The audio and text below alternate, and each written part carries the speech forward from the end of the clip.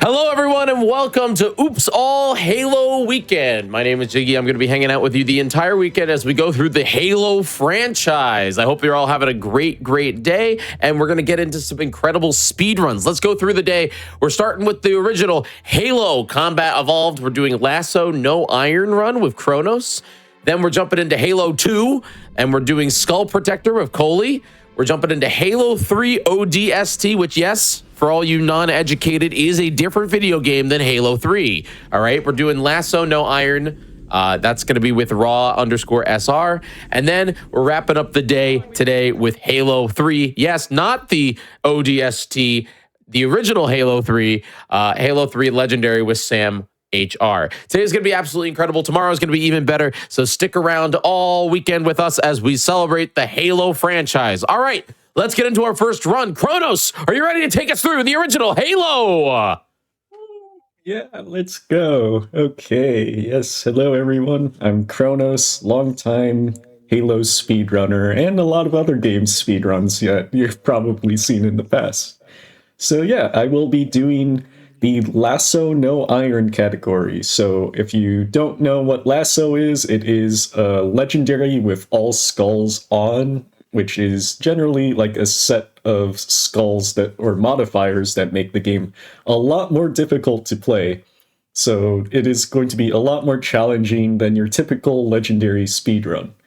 We also don't have the Iron Skull on, which is one of the quote-unquote required skulls because of marathon safety, and there are ways to bypass it that are not that fun to watch. So we just decided to remove it as a community, and yeah, this is going to be a run for this, so I will start in 3, 2, 1, and go. Okay, so yeah, this is a very difficult run, I can tell you that, and there's been a lot of strategies and stuff that have been implemented that are very different than your typical legendary run. And something you'll notice, like right off the bat, is I don't have like some HUD elements. So at the top right, I don't have my shields, which you'll see right now that like currently I don't have any shields either from the explosion. But that is one of the skull modifiers, which is the malfunction skull, where I have a missing HUD element. And it's a random element, could be your crosshair, it could be your ammo, it could be your grenades, and it switches upon every death or mission. So it's going to be pretty annoying to get used to. And yeah. Kronos, can you tell me, just as a non-educated Halo enjoyer but not speedrunner, can you tell me like what are these modifiers? Like what is Lasso No Iron? Like, can you tell me like what's the difference between me just playing this on a casual basis or doing a classic any percent and then this run what we're doing? Yeah, so like I said, there's a bunch of skull modifiers that change how the game's played. I just described one of them, which is the malfunction skull, but there's another 10 different skulls that we are using in this run that are modifying how the enemies, how player works. So another one is the Black Eye Skull, which is kind of hard to see because I don't have shields right now. And that is where I only get my shields back by meleeing an enemy. So if I don't have shields, they don't regenerate like normal. Another thing that you did probably notice as well is these grunts are exploding when they die. So if I kill this grunt, you can see it blew up. And that is a very dangerous skull to deal with, which is the grunt funeral skull. So basically, I have to be very wary about how I kill the grunts, because if they die, they will blow up on top of you and easily kill you. So you have to just be very careful with how you deal with them. So I was kind of scared here. Normally there's another wave of enemies that come here if everything dies, but that didn't happen, so I kind of lucked out. I am playing this a bit safer. It is a marathon run. There is a lot of very scary things that can happen, especially with these tight corridors. If you're close to any explosions, they will really easily kill you too. And another reason of that is because not only are the grunts exploding, but there's another skull, which is the boom skull, which amplifies explosions by 2 times the amount. So you have to be very careful with how you deal with that as well. So right here is an example. These elites are still alive somehow, which is pretty annoying.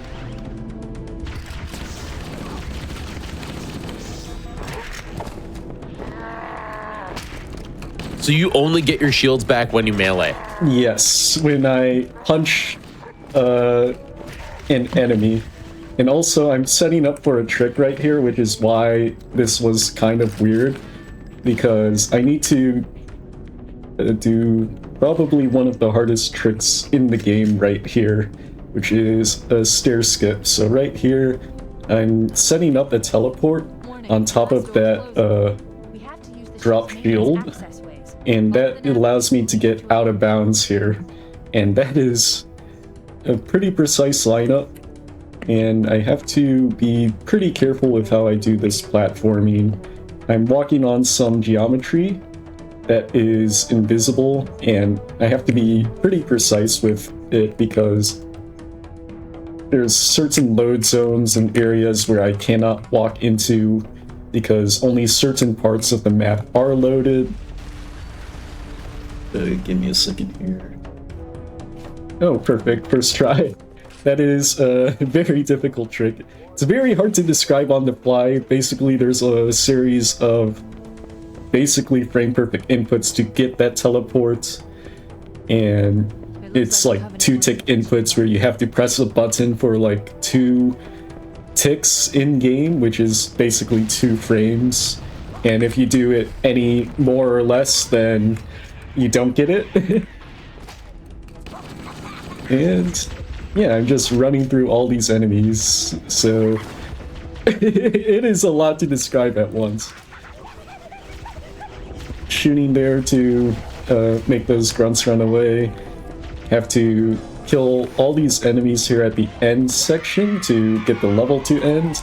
And I'm just hiding to make sure that all these explosions don't go blow up on top of me.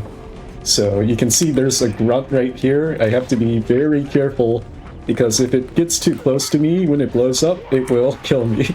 And as well as all the grenades that enemies drop.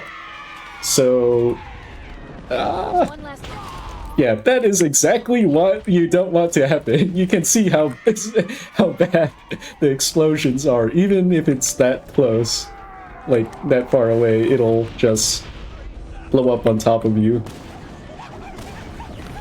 And yeah. Okay. But you can use them to your advantage though, like that. Like, yes, yeah. So that is the primary gameplay of Lasso when dealing with grunts, is you use the grunts, their explosions, to blow up elites. And the grunts are basically your primary source of damage in a lot of these early missions because of that explosion. And so you have to kind of plan how you kill the grunts, try to kill them like surrounded by a bunch of enemies in order to get past these sections here. I guess I should keep going through the skulls since I only touched 3 of them, which are Black Eye, which is the meleeing to recharge your shields, the Boom, which is the explosions having the twice amount of radius, Malfunction, which this time you can see I don't have a grenade counter on my ammo, so that's the missing HUD element. There's also the Fog Skull, so the motion tracker, which is normally on the bottom left of the screen, does not exist, so I can't see where my enemies and allies are on the radar. there's the eye patch skull, so there's no auto aim features for your weapons.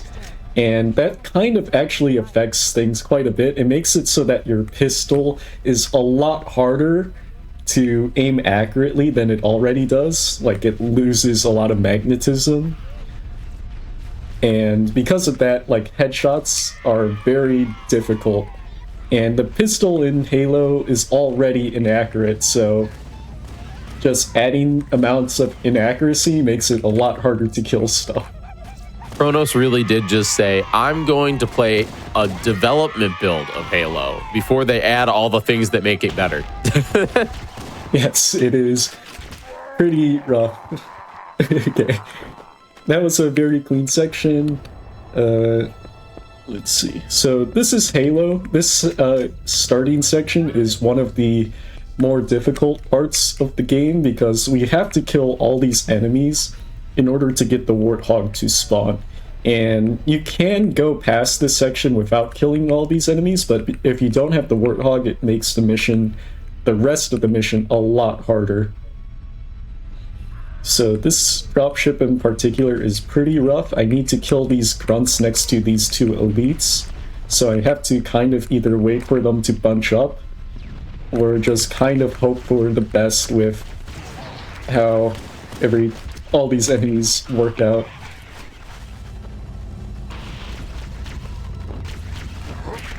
And you'll see me flail on these melees a lot because that's probably the only safe way to kill these elites is by keeping your shields regenerated the entire time by doing these melees. And with how these elites always run, it is pretty irritating. Okay. This is going pretty badly because I need these elites to bunch up to the grunts, and I'm going to have to do a lot of improv here because of how these elites are reacting. That's okay, we adapt. We do it. Yes. But I am kind of stuck in a corner here, actually. Yeah, let me see. Is there... Like, the grunts are the opposite side of these elites right now, which is very bad. And I don't have a checkpoint. I might die here, which is a very big revert, so I'll try not to. Okay, I got a checkpoint.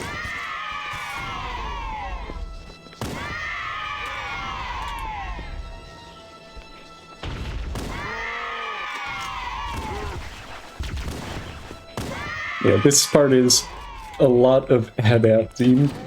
Okay, so there's now just one elite left.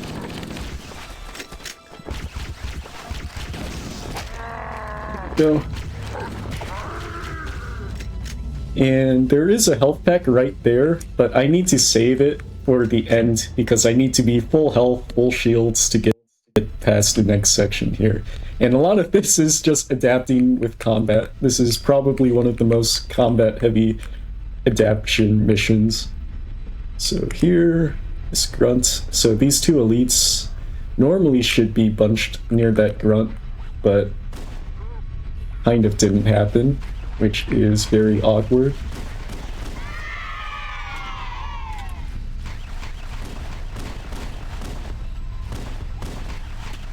And yeah, this is it really not is optimal. so much skill because you have to land those headshots, obviously, because everyone's moving in order to get the explosion, right? Yes. So it is a lot of just trying to get there. It feels like a casual playthrough right now with all this combat, but it is so difficult to do this without dying. Okay, I have a checkpoint. I have 1 health, and I don't have a lot of grenades as far as I can tell.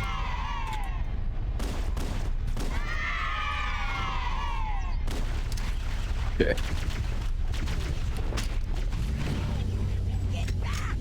Have to make sure that grunt is running from me.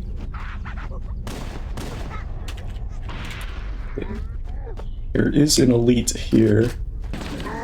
Oh, there's two. Okay, that was not optimal. Let's try this time.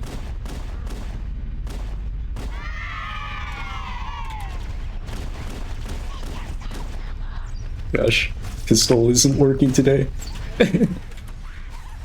The pistol decided that it was going to make you work for the win here, Kronos. Work for the win.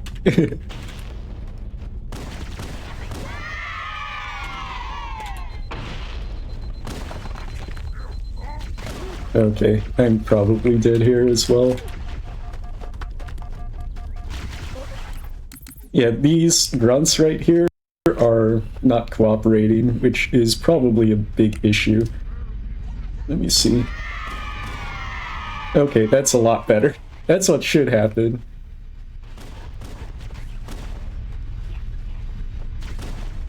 Okay, I kind of need to hope for the best here.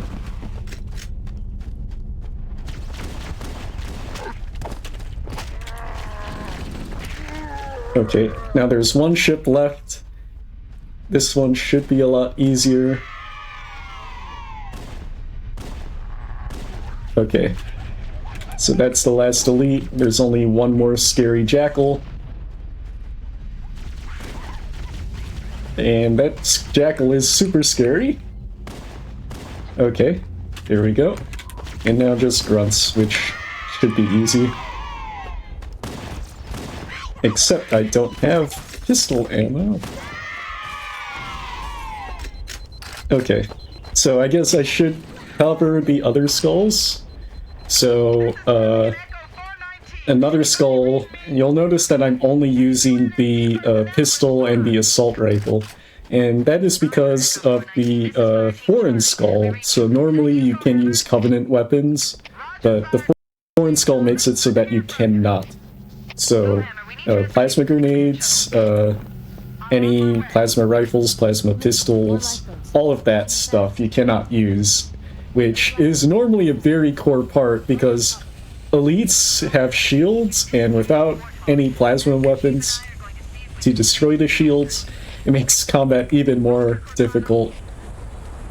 There are some missions where you do start out with plasma grenades. I'm not sure why that is, but those are 343 Guilty Spark and 2 Betrayals. The game, and the Maw. The game just gives you a couple plasma grenades to start the mission. I'm not sure why specifically those, but yeah, otherwise you just don't get any Covenant weapons.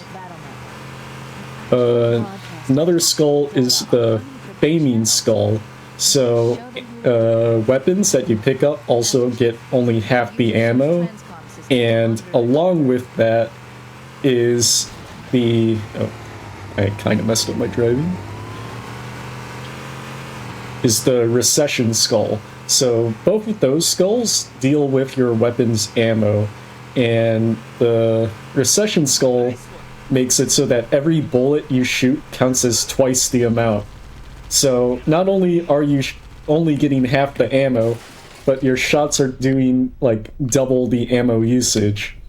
So, you are very ammo limited on a lot of missions, and that'll be very apparent in TNR for your sniper rifle ammo, and on Library, where you're going to have, like, no shotgun ammo. And it'll be a thing for the Maw as well when you need to use rockets to destroy the reactors, since you only get 5. And yeah, that is a very difficult thing to deal with. And the other 2 skulls that I didn't touch on are the Grunt Birthday Party Skull, which is pretty much cosmetic. It just makes it so that when the grunts die, they celebrate by cheering. So if they die with a headshot, they just blow up with confetti. The last skull is the Mythic Skull, which makes enemies also have double the amount of health, which is very, very difficult. So Yeah, From what I'm all of learning, those skulls Kronos are actually hates Halo. You don't like Halo. You know, you play it like this. Yeah, this is meant to be a challenge. That's why it's very popular in challenge communities as being one of the most difficult things you can do in the game. And there are challenges to do this deathless as well. So there are deathless completions of this category, which is pretty cool. And I do think the deathless in challenge communities for all of these sorts of things are pretty cool to look into. And there is a challenge Discord for these things specifically as well, so that's all pretty cool. So right here we are killing our own allies here. This is standard in the normal speedrun as well, and this is just because we can complete the objectives here by either killing all of the enemies or having all your allies die. So the fastest way is to just have our allies die for that reason. And you'll see that in 343 with the Sentinels as well. We want those Sentinels to die that are our teammates. But yeah, there's quite a lot of there's a lot of scripting that does happen behind the scenes. A lot of things that like this that are found out are a lot that are found in the game engine. The Blam script is what it's called. So a lot of people have done a lot of deep diving into the code to see how enemies behave, and it's pretty cool. Okay, so something that we're doing different here than a standard legendary speedrun. This is a very old strat that was used to be used in speedruns back in like 2016 or something. And basically, nowadays in modern runs, you don't need to bring these two allies from the top to help with the ends clear, but because it's lasso, it makes it a lot easier. And by bringing these two allies, along with having all your Marines dead in the area, that also counts the objective as completed. If everything's done correctly, I should get a Cortana dialogue line here. So let's see if I do get it. And there we go, we get it. So that's search for last survivors, which means we just need to clear this last area to beat this mission here. So that'll involve me killing all of these jackals and the reinforcement dropships. So just have to be very careful with how I kill these guys. Don't have a lot of sniper ammo. There is some more here. Well, and you can see why we bring the sniper marine, because he is like a what is it, like if you play Counter-Strike, it's like a CSGO bot. Like someone cheating. Aimbot, yeah. Yeah, I was gonna say he defended you while you can line up those shots, because again, you don't need sniper ammo if you just, you know, shoot them in the head. Yeah, he has infinite ammo too, so pretty cool. He's just I like too that strong. you're just using him as like a pull focus as well. Yep. And that is all of the enemies dead, so that is Halo, the second mission. So coming up next is probably the second hardest mission in the game. It is probably the most skill-based mission though, and involves a lot of cool tricks, a lot of them that you'll see in the standard speedrun as well. But we're going to also do a lot of combat that is very, very difficult, so I might be focusing for the lift fight section of the run, which is coming up in TNR here. Would you consider this combat evolved? Evolved? Probably. I mean, I know everybody in chat laughed at that. I know it. No one cringed. Everyone laughed. Yes. There's a gravity lift that varies. Speaking of Combat Evolved, there is the planned coming out soon campaign Evolved that is planned on being released sometime this year. So it'll be very cool to see how it differs from the original with all the mechanics and everything. Is it in the Infinite engine? I think they're going to Unreal Engine. Completely different game engine than what Halo used to be on. So right here, this is a combat section where I'm just focusing on clearing all these enemies here. It is very difficult to just run by like you would do in normal speedruns, and this makes it a lot safer for hitting a checkpoint here in case of dying. Wait, it's on PS5? Is the world okay? What is happening? It is Halo on PS5 as well. I think I would have assumed Halo on Switch before PS5. I'll be honest. Yeah. It's a new world now. Okay, so I have to kill all these enemies that have ran around here. I have to be very careful of any grenades and stuff that are on the ground too. I don't know if I touched on it yet, but there's something called chain reactions. So any explosions that occur, any other explosions, like, or things that can cause explosions, like grenades lying on the floor because they get dropped by enemies, they will also blow up. So you have to be very careful with any grenades that are on the floor that get dropped by enemies. So here, I should get a checkpoint here. For those who are just joining us here, this is Halo 1, but we are doing Lasso No Iron with Kronos. AKA Kronos plays all of the hardest parts of Halo forever. And the enemies explode when you look at them. Yep, it is just that difficult. And you can see here, I'm already running out of sniper ammo. I only have 4 shots left. No, 3. 2 shots. 1 shot left. And I just have to be very careful with how I use all of this. Yeah, I was wondering, is there a reason why you don't just call it all skulls? So, it's not only, there are technically other skulls too, like helpful skulls. There's also skulls from other games that are now included as well. So there's even more than just what's listed. But it's also the fact that this is on the legendary difficulty. So that's another factor. You could do it on easy with all the skulls on as a different category. So that is why it's Lasso, legendary with all skulls on. Okay.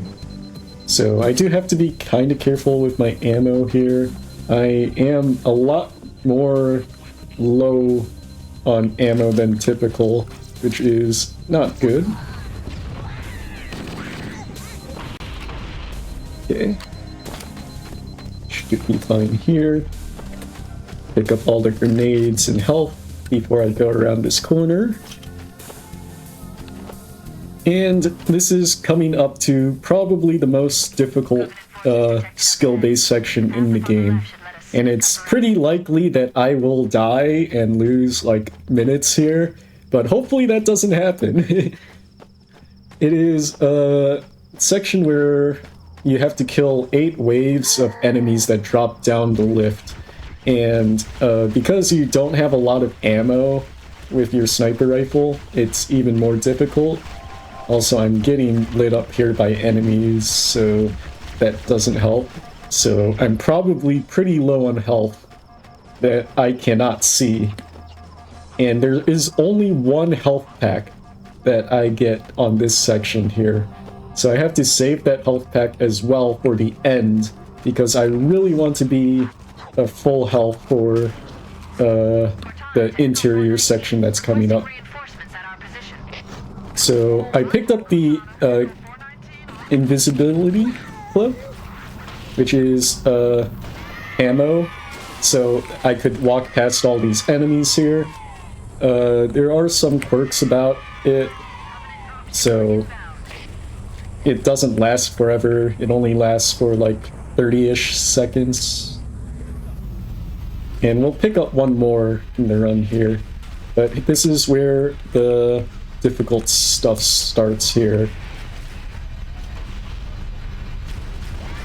So I have to kill one grunt and hope that all the enemies die from the explosions that happen. Otherwise, they'll come running towards me, and that is not good. Yeah, like that. Okay. So, yeah, you can see how difficult it is. And I don't really have that much health here, which is kind of concerning. So let's try this again, and hopefully it goes better.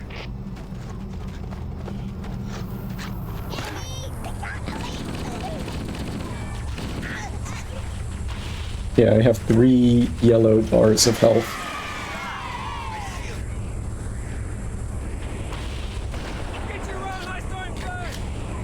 Okay. I also have to make sure I conserve my sniper ammo. Don't want to use it all. And grenades are especially important. I need 4 grenades for the next section.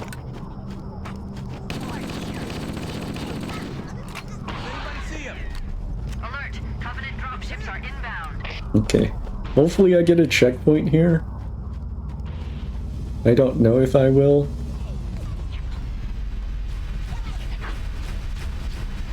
Okay. Okay. That is just so unlucky.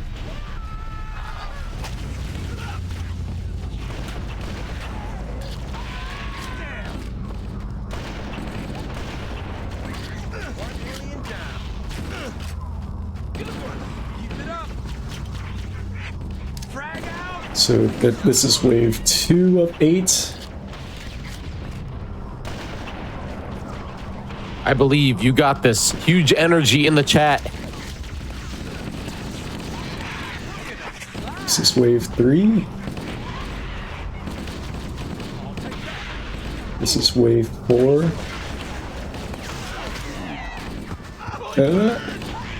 This is wave 5. Wave 5.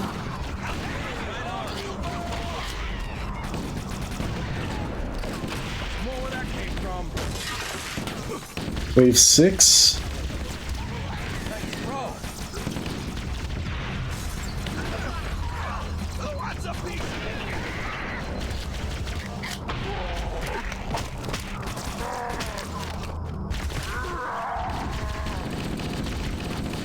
Wave 7. Oh boy, I'm 1 red with no shields. I believe you got this.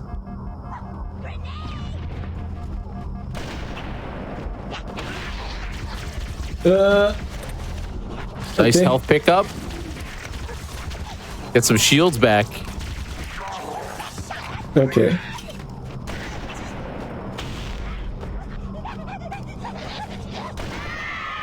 And last wave.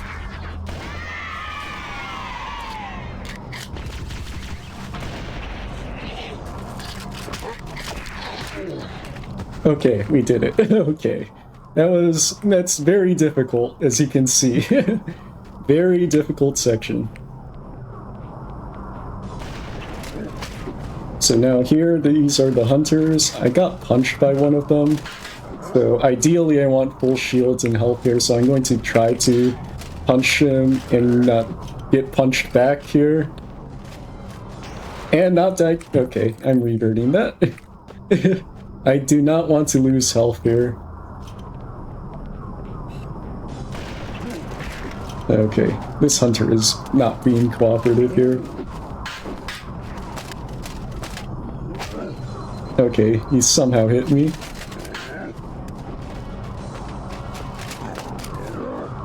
He's not cooperating.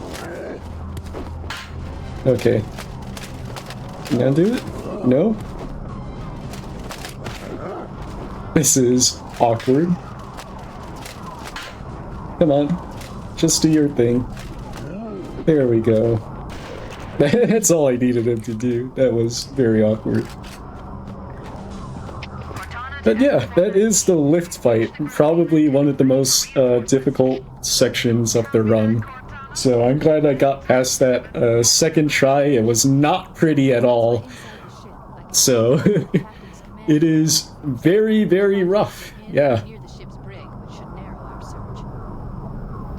That's okay. You did awesome, and now we get to hang out and go to the next level. Nope, that is the halfway point of the level here. This is probably one of the longer levels, so we had to wait for reinforcements here because all our Marines die. If you save all the Marines, then you don't lose another minute waiting for them to respawn. But now we're coming up to one of the biggest tricks of the run here, so hopefully it works out.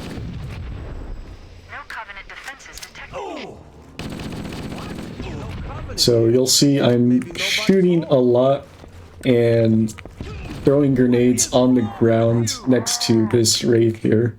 And this is for a trick called Belly Skip. Normally you can do it with plasma grenades, but we don't have plasma grenades, so we have to improv here with assault rifle shots and just frag grenades. And this is a teleport so we're basically teleporting inside of the raid, and then we're going to use this teleport into the Wraith to upwarp. I don't know why this is so finicky right now. There we go. And now we are out of bounds, and hopefully we can just do all this platforming first try here. So again, showcasing that walls are but a humble suggestion here on the GDQ channel. Yes. So this upwarp is based off of a lot of shenanigans with the Halo CE's game engine. So teleports in this game are by collisions of like different objects. So when two objects like occupy the same space, the game doesn't like it, so it will push you to a different part. And oftentimes that'll be in a certain direction based off of the inputs that you do.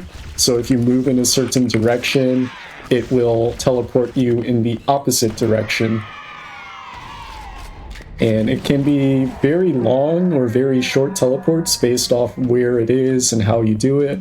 And it's one of the main things with tricks in this game, which is pretty cool. Lots of them were discovered by Burnt, one of our big trick and tool developers in the community.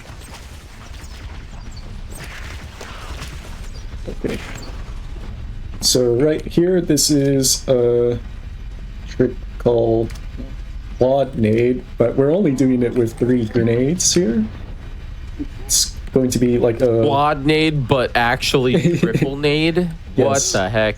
So normally you use 2 frag grenades and 2 plasma grenades, but we don't have plasma grenades, so we need to do a different lineup.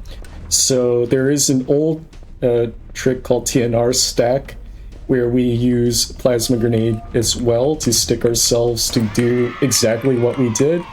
But right there we now have our own setup, which allows us to do it with only 3 grenades, 3 frag grenades, and then we pick up another 2 as we make our way. Also, what are you doing, Mr. Elite? He's hanging out. He's doing a dance. I like that guy. Look at him go. Yes, but I don't like it. He's kind of not cooperating. I don't know. I think I like him. Chat, I like him. We need a good name.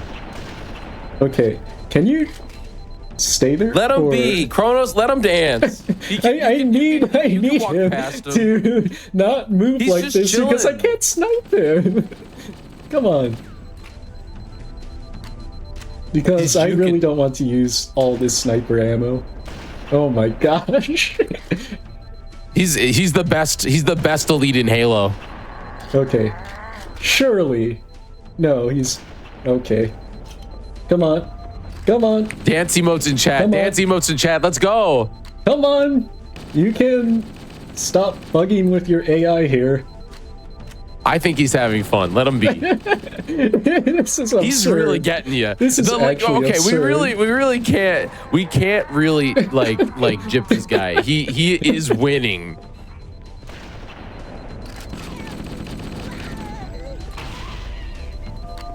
Okay.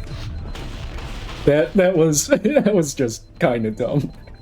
That was great. We're through. That So, ruled. Yeah, I didn't want to use all my sniper ammo, but I ended up having to. Well, yeah, but he was getting you. Like,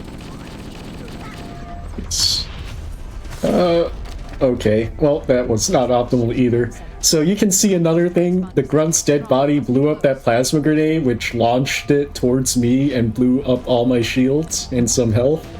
That is also not optimal, but at least I do get a health pack here. So I have to also be very wary of these grunts flying all over the place. I'm gonna throw a frag grenade here. You can see how I place the grenades too as well. I want the grenades to blow towards the enemies and away from me. So when the bodies of these guys are flying all over the place, they aren't flying towards me like how the other parts did. But yeah, so we're taking a small detour here. There is a camo and a health pack. So I'm going to go ahead and grab it. And there's going to be some replenishment of grenades here as well, which is pretty nice. And we're going to use this camo to clear this next room here. And we're going to make way for probably the other most annoying part of the mission, which is the escort section of keys. And if you know how escort missions work, yeah, they're not fun when, depending on how these enemies react. Also, I can't see. What are you doing? Okay.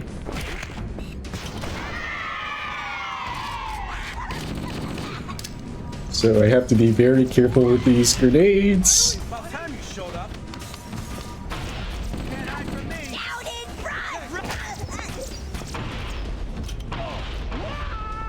Okay. We should head back to the shuttle bay and call for evac. Yeah, so now I have to rescue Keys, the captain here. And he's going to be doing a lot of probably not good stuff because any grenades that our allies and stuff throws are very, very dangerous to everyone. So you have to be careful with all of that.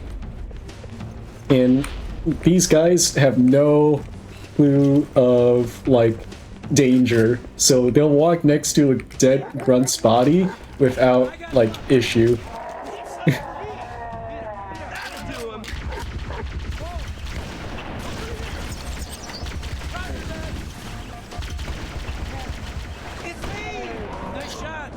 So that's why I'm standing back here, so these grunts that are around the corner don't, like, get bothered with.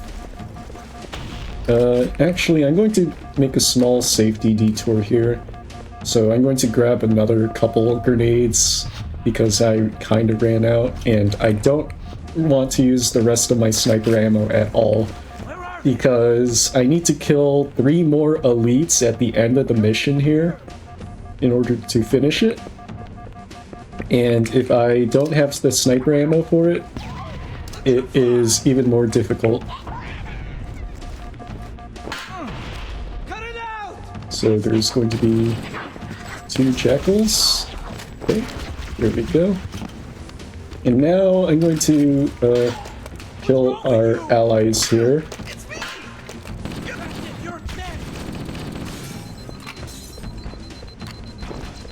And when they're angry, okay, that is not good. Dude, that is actually dumb. Okay. He just decided to throw a random frag grenade and kill himself. That is just great. And because of that, we have to restart this escort mission. Oh boy.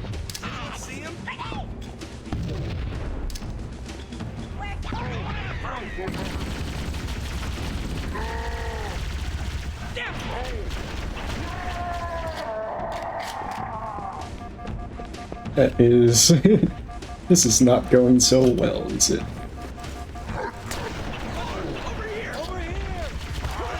Dude, Keys walked in front of me when I was meleeing! What is that? Okay. Welcome to Lasso.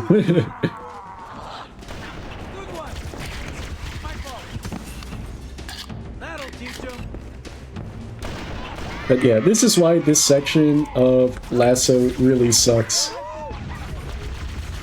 It is just enemies that... or allies that are not cooperative at all. I know you're there.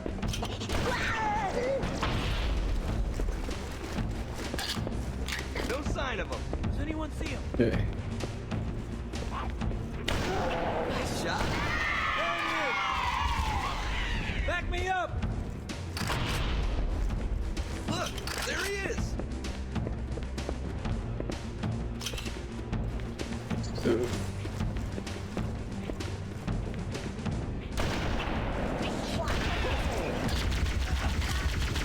Okay, I'm dead here, probably. Well, Keys is dead. I wasn't dead.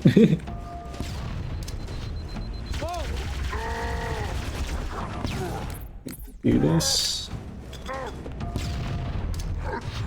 Yeah, this is definitely not going with how it's planned here.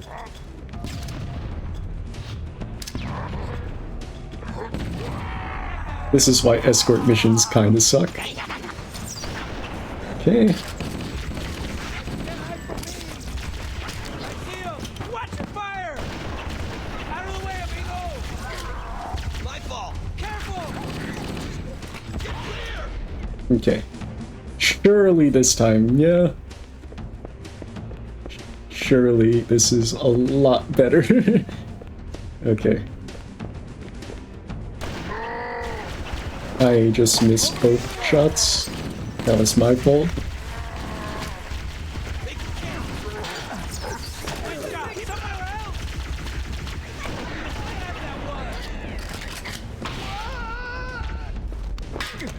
What were you thinking? Okay. Man, that was grim.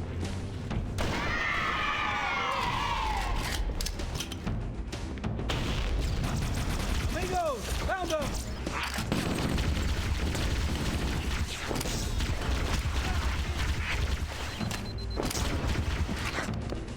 Okay. Surely this time. Okay. So I didn't get Keys to be angry, which isn't good. It means that we'll lose another 40-ish seconds at the end here.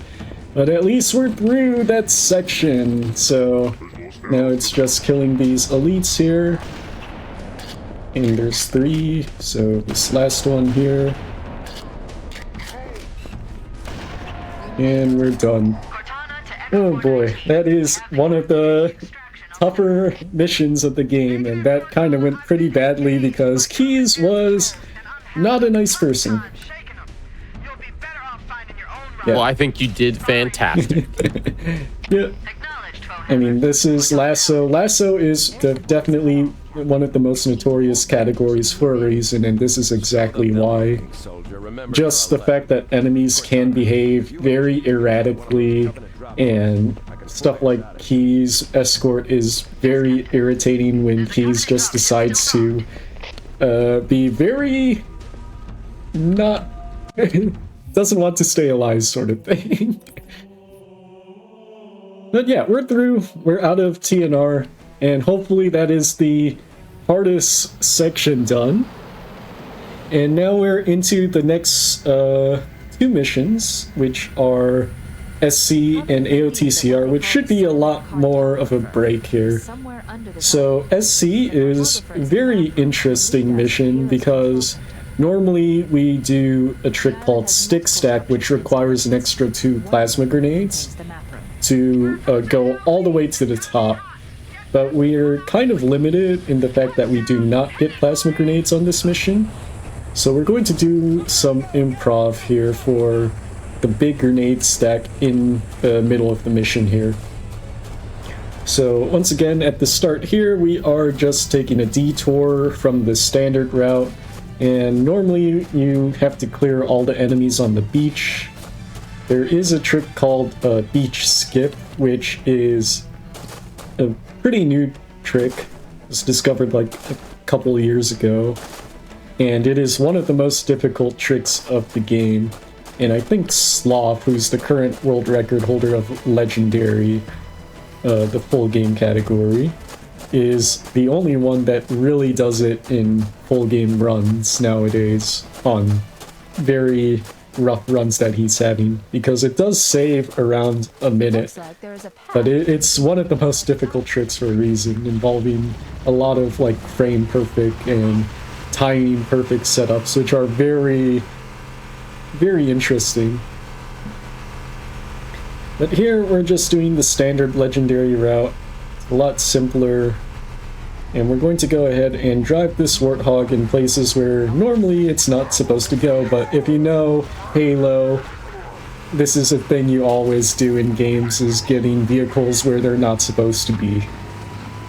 So right here we're going to get a checkpoint by driving slowly, and we're going to go and fling through this door, punch that elite for shields, and drop all the way down to the bottom floor here.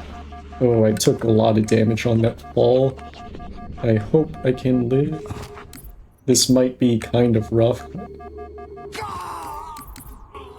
Oh boy. I have to time this crouch perfectly. There we go. But yeah, being 1 red here is not good. So I have to kind of YOLO my own setup here. So let's go ahead and wait for this first safety checkpoint here. Oh, okay. So, going to do 3 grenades. 4th grenade. Okay, that wasn't it. And because I have to do it at a precise timing where I throw the last grenade, normally I shoot 5 shots. But if I don't have the ability to shoot 5 shots, then, let me time this actually. 1, 2, 3, 4, 5. Okay.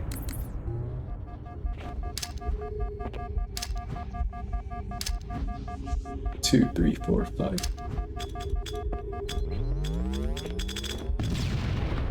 This is not going well.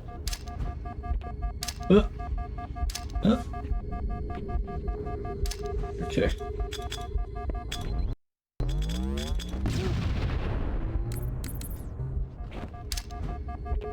Two.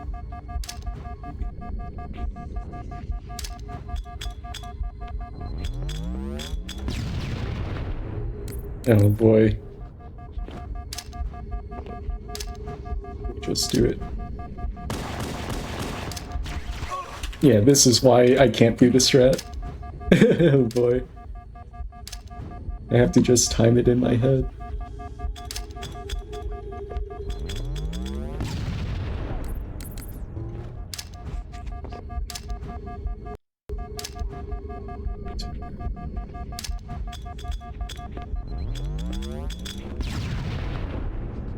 So close.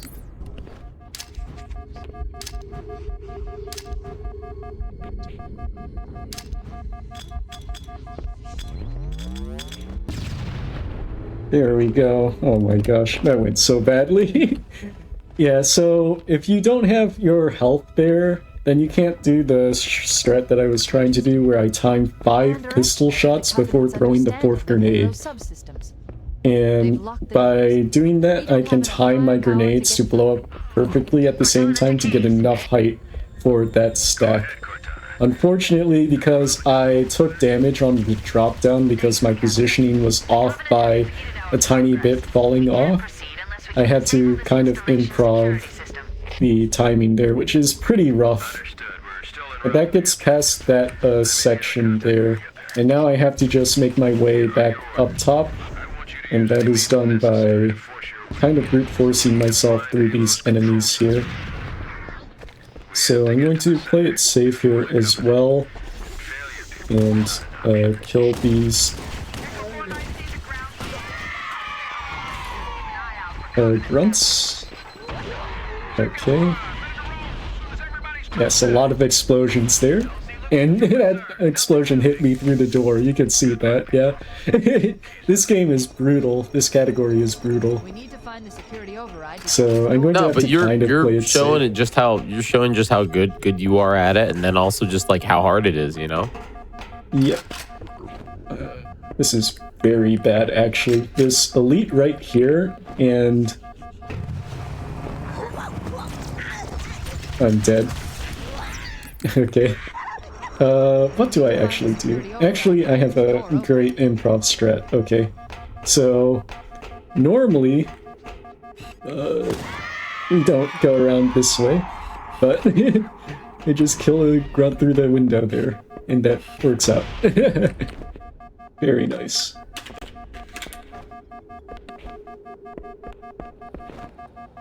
Whew. But yeah, that is a silent cartographer. That was way worse than it should be. But yeah, going to have to now deal with these elites. So this is my own strat, which might be kind of risky because of the low health. So I'm trying to headshot to kill all of these guys without taking that much damage. All the enemies here always get manipped into this one corner here. So if you stand at a certain spot, they just all bunch up there and you can just line up headshots. That is silent cartographer in probably about double the amount of time than it should be, which is kind of rough. Oh boy. Okay, last mission before our short break here. So this is Assault on the Control Room. And this mission is pretty chill. We're going to need to do some strats differently here. There's a bunch of enemies coming out this door, and normally you can just run past them, but because it's lasso, it's a lot safer to do the strat that we're doing here. So we're going to go ahead and use all our frag grenades and just keep all these enemies inside this door to blow up on top of each other.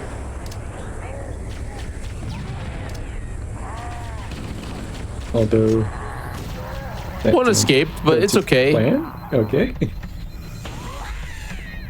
Yeah, and you can see these explosions are devastating.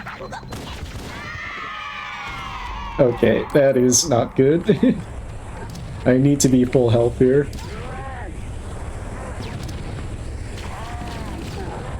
That's more like it. Yeah, you can see, this is why Lasso is crazy. These grunt bodies just flying everywhere. It's like random explosions happening all around you, and you just have to play around it. Okay, so here, X-smack this guy, and we're going to kind of run through these guys here.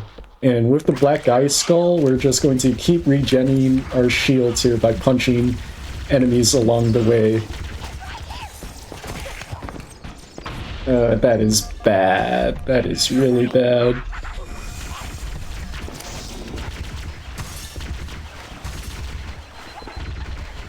Okay, I guess this will do. It's not optimal.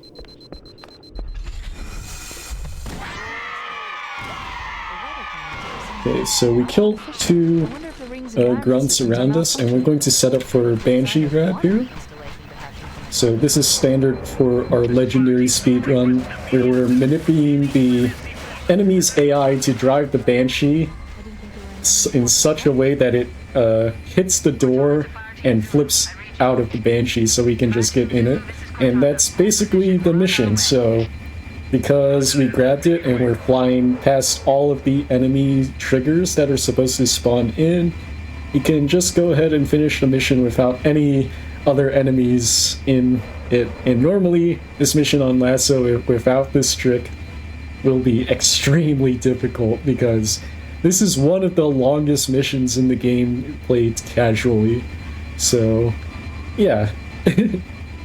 And the Banshee grab setup that we do there is a lot more difficult because we're spending a lot less time lining it up, because the grunts next to us, their explosions will also hit us if we're not careful from that far away. So we have to kind of shoot the grunts in such a way that they don't blow up on top of us. Also, I was trying to delay the checkpoint there for safety, but I didn't get the delay properly. I needed to shoot a little bit longer. But yeah, we're just going to fly all the way through to the end of the mission, and we're going to do a couple small teleports. This Banshee grab does not work on all difficulties. I saw that in chat. This only works on heroic and legendary difficulties, because on easy and normal, there are no Banshees that spawn in. So on easy and normal, we have to do a trick called bridge fall instead, where we fall carefully down all the way to the bottom without taking fall damage. And that's a lot more difficult than the Banshee grab, but it's also a lot slower too.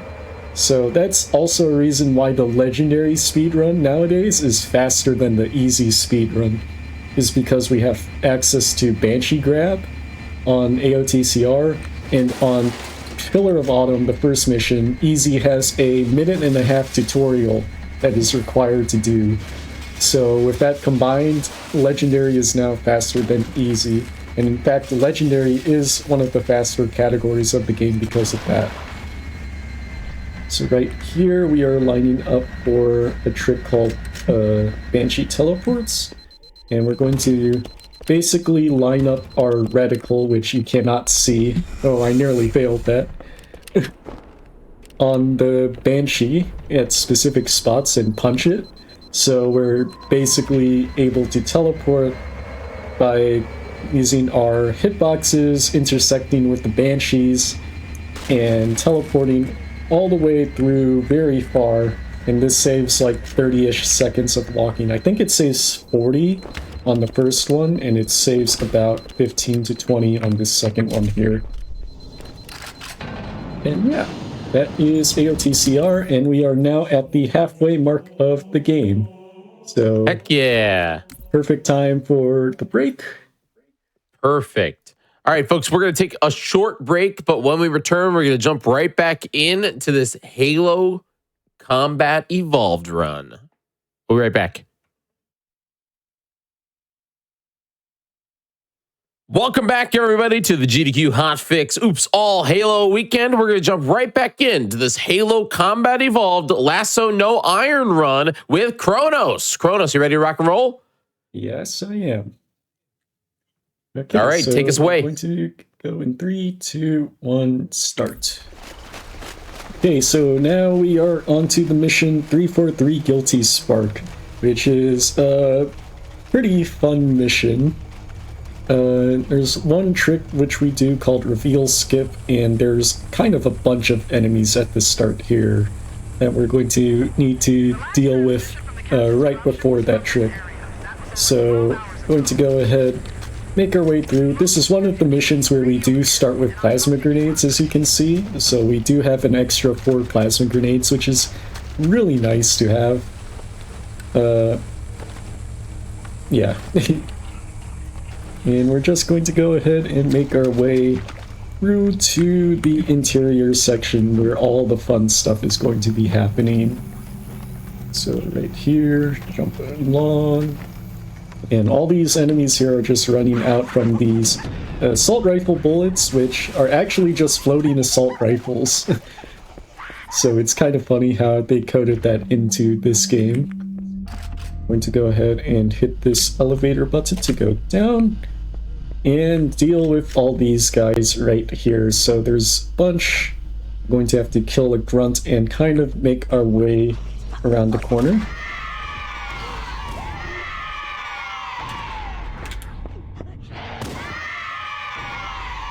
And just not die to these explosions. Nice. Grenade and set up for reveal skip. So going to do this. Frag grenade. Boom.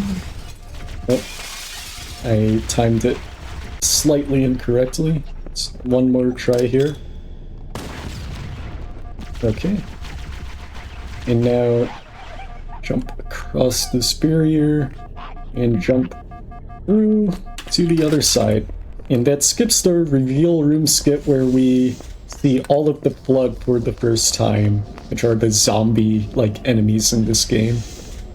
And the flood are very annoying in this game for Lasso, primarily because of the grenades they drop, which if they're a reviver, they'll drop a grenade. They're also very tanky because you can't headshot these guys either.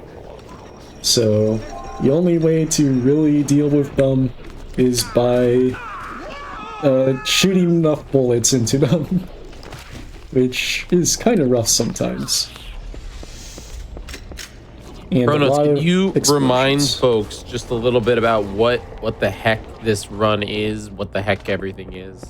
Yes, so this is Lasso once again, legendary all skulls on. The skulls are modifiers that make the game a lot more difficult. Makes it like 10 times more difficult, I would say, personally. But yeah, there's 11 skulls that we are using. We are not using the Iron Skull, which makes it so that whenever you die, you restart the mission, which, as you can see, is probably not good for a marathon setting. So right here, second. Okay, I got jumped from behind and in front.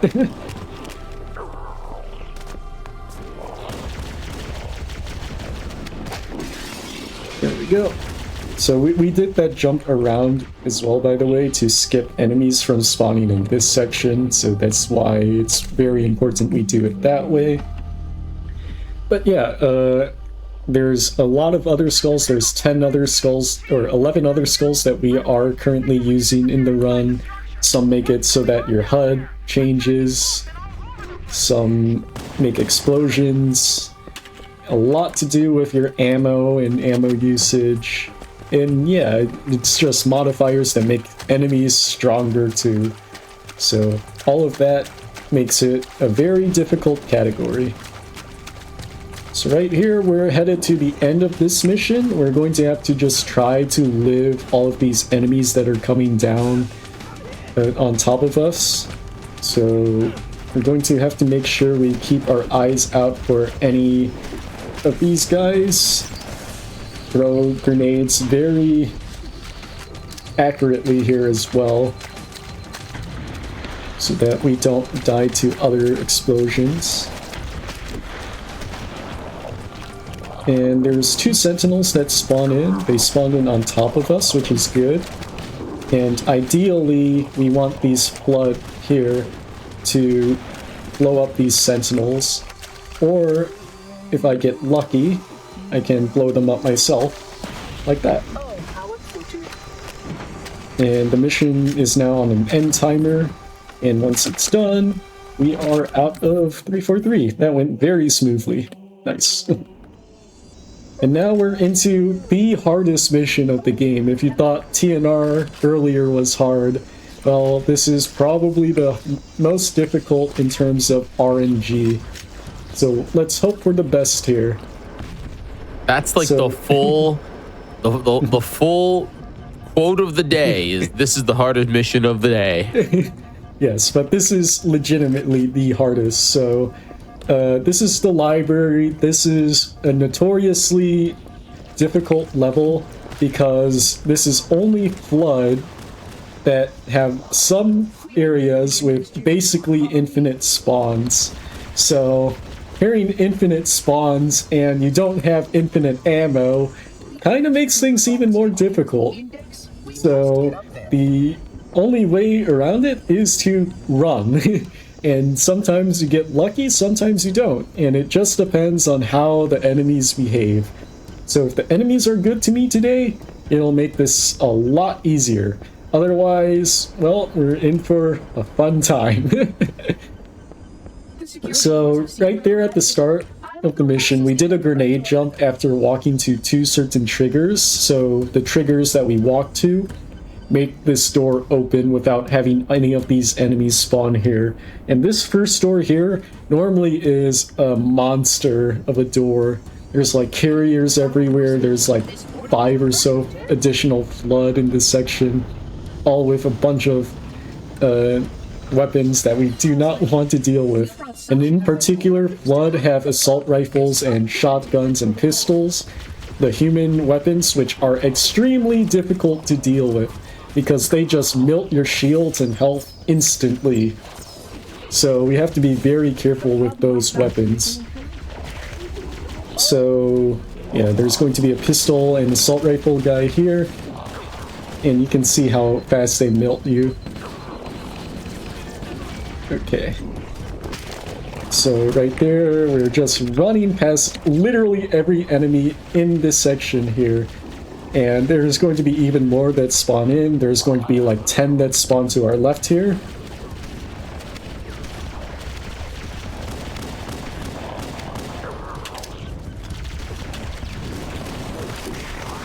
And we're dead here. Yeah.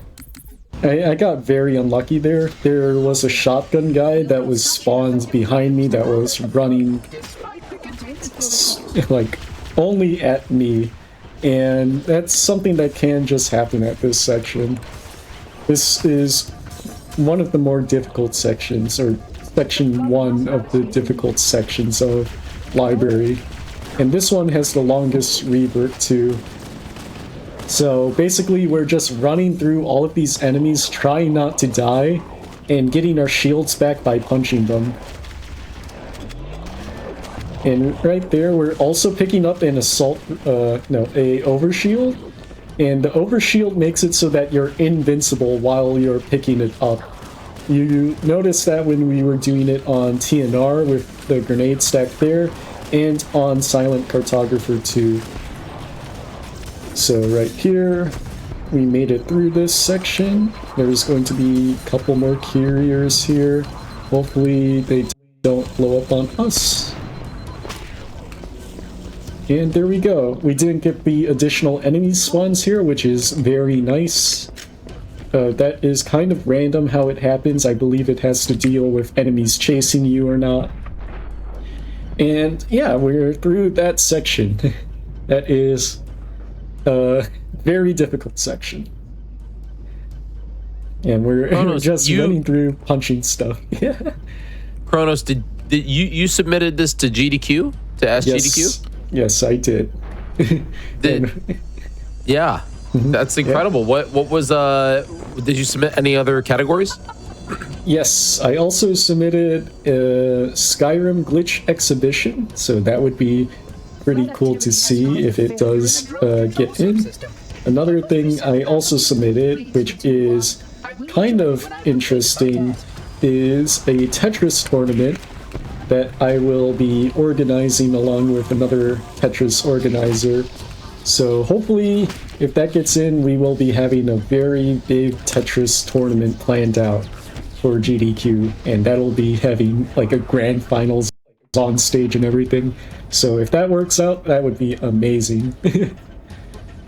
That would be super cool. That would be a real fun way to also get involved with being on site too, you know, because I assume you'd have to compete on site in the Tetris tournament.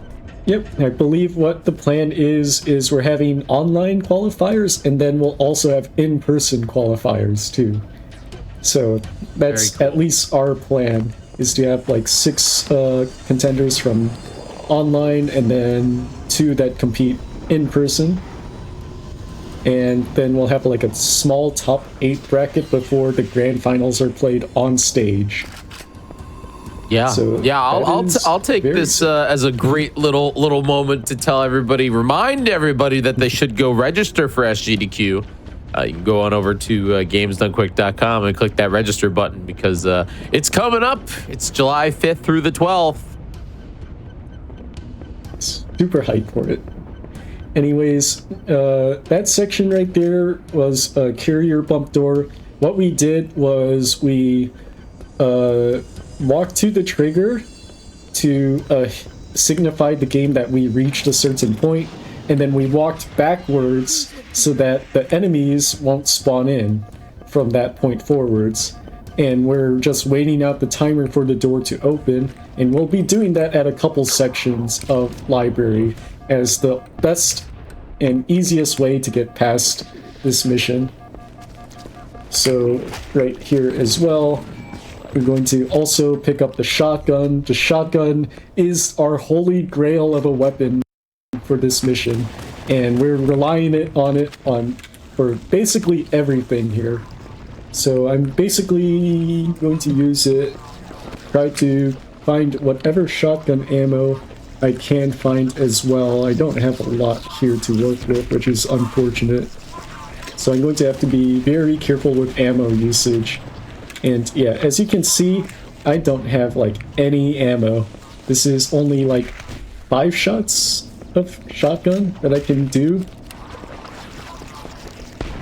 So I'm going to have to kind of take care of these carriers as well by walking towards them and walking back.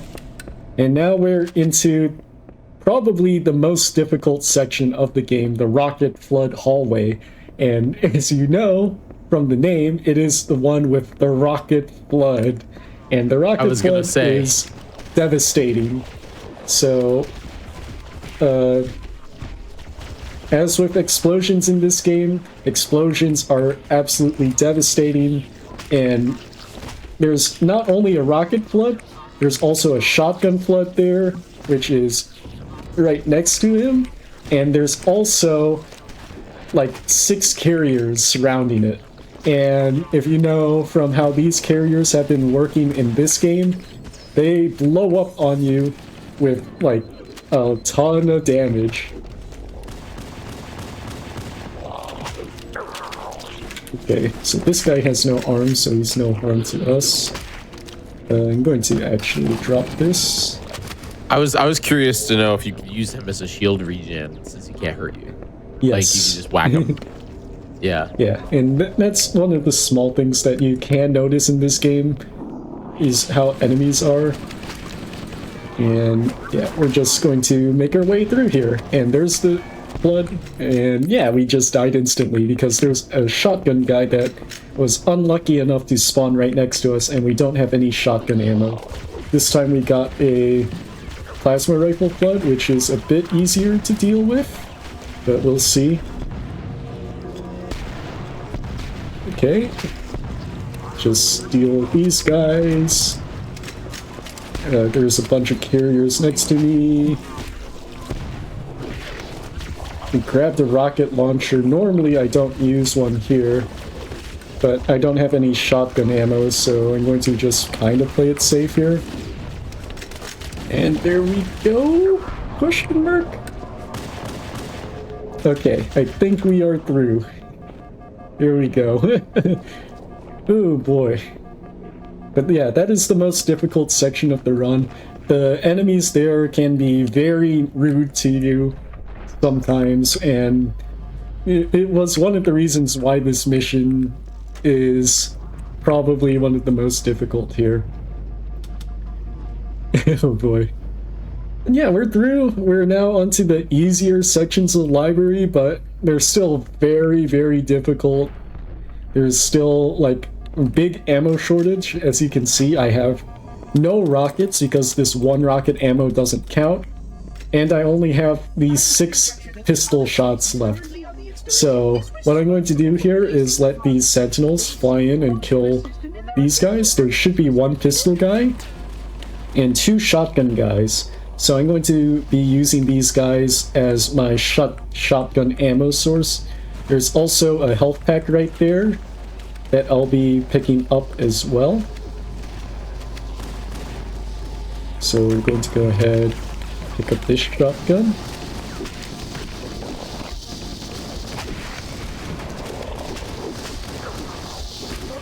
And I got killed from the pistol. But this is what happens when you don't have shields too.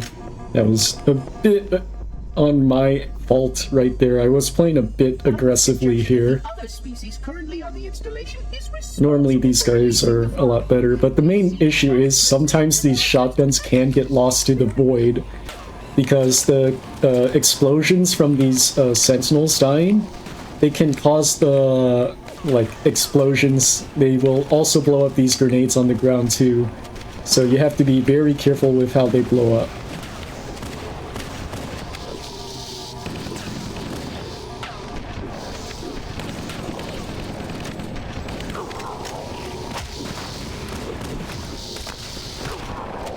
You got him, though.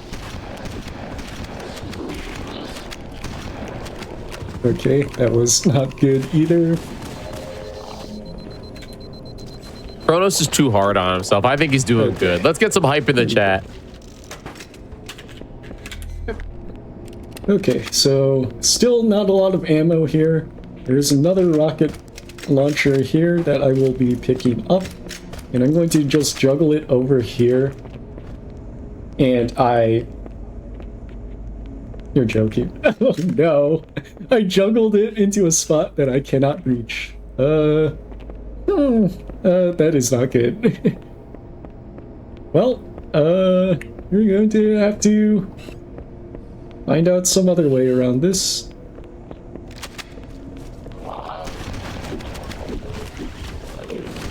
I didn't even get other ammo to work with either.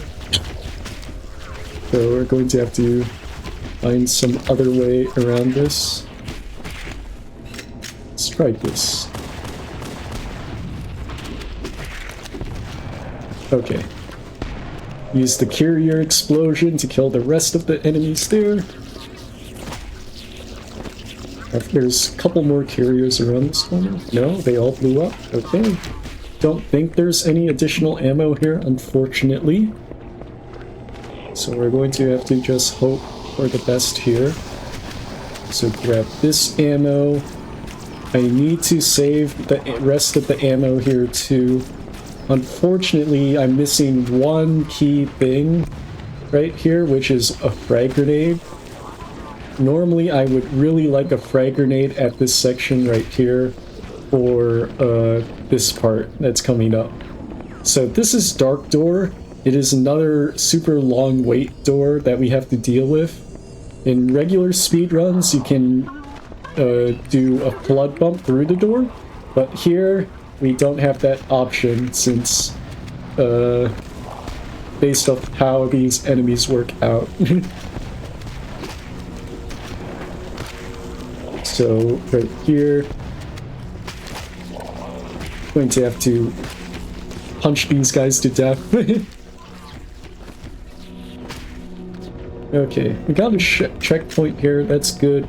Unfortunately, there are a couple more enemies around this corner that I really want to deal with because after the door opens, they'll still be there. So I'm going to probably do the safe pathing route, which is going to be a long walk around, but it's a lot safer, hopefully.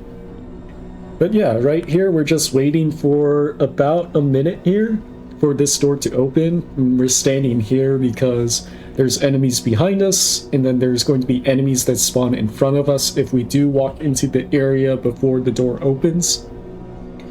And we also only have 2 shots of shotgun and like 8 pistol shots left in our ammo counter. So yeah, this is why the Recession Skull, along with the Famine Skull, which are the ones where you use double your ammo, and you only get half the ammo from enemies, it makes it like a combination of you're always low on ammo on Lasso, especially for this mission. So yeah, this is one of the toughest missions for this exact reason. So now we just chill out. Yep, Just for a minute. For a little bit, and then we're into the home stretch of library. And there's a couple more tricks, but we should be good to go, hopefully. So here there's going to be 3 flood that we need to kill. That I didn't kill earlier. There's also a rocket flood to my right here. Okay. I guess there wasn't a rocket flood. Sometimes that rocket flood is an RNG spawn, so I didn't get it that time, so we are fine. Unfortunately, I have no ammo. I have literally 0 ammo, 0 grenades, 0 health. This is very not good. Yeah.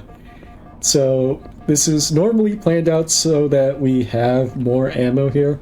And there are strats that you can do to get infinite ammo in a way, but it is pretty weird to do. It's called a rocket storage glitch, where you can backpack reload a weapon that has a empty clip but ammo in the chamber, and if you reload it while dropping it on the ground, it'll refresh like the magazine.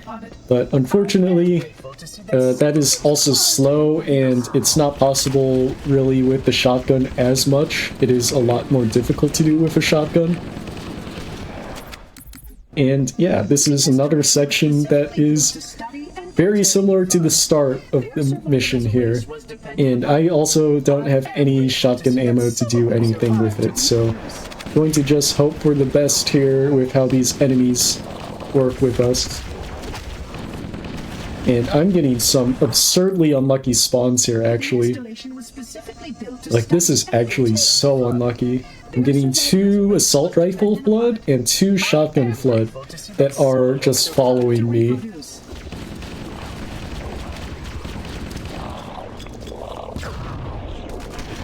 Yeah, like that. That is not good.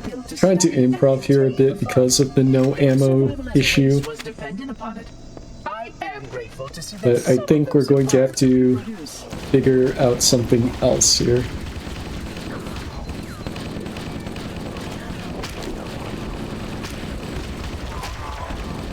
Okay. It just shows Kronos how like each one of these runs can be so different, you know? Yes, it is very different for each run. I am the world record holder of this category too, by the way. So you can see you're doing great. This isn't like this is a lot more difficult than your standard legendary run when you don't have ammo and you're just trying to hold W through certain sections here. I am grateful to see that some of them survive to reproduce.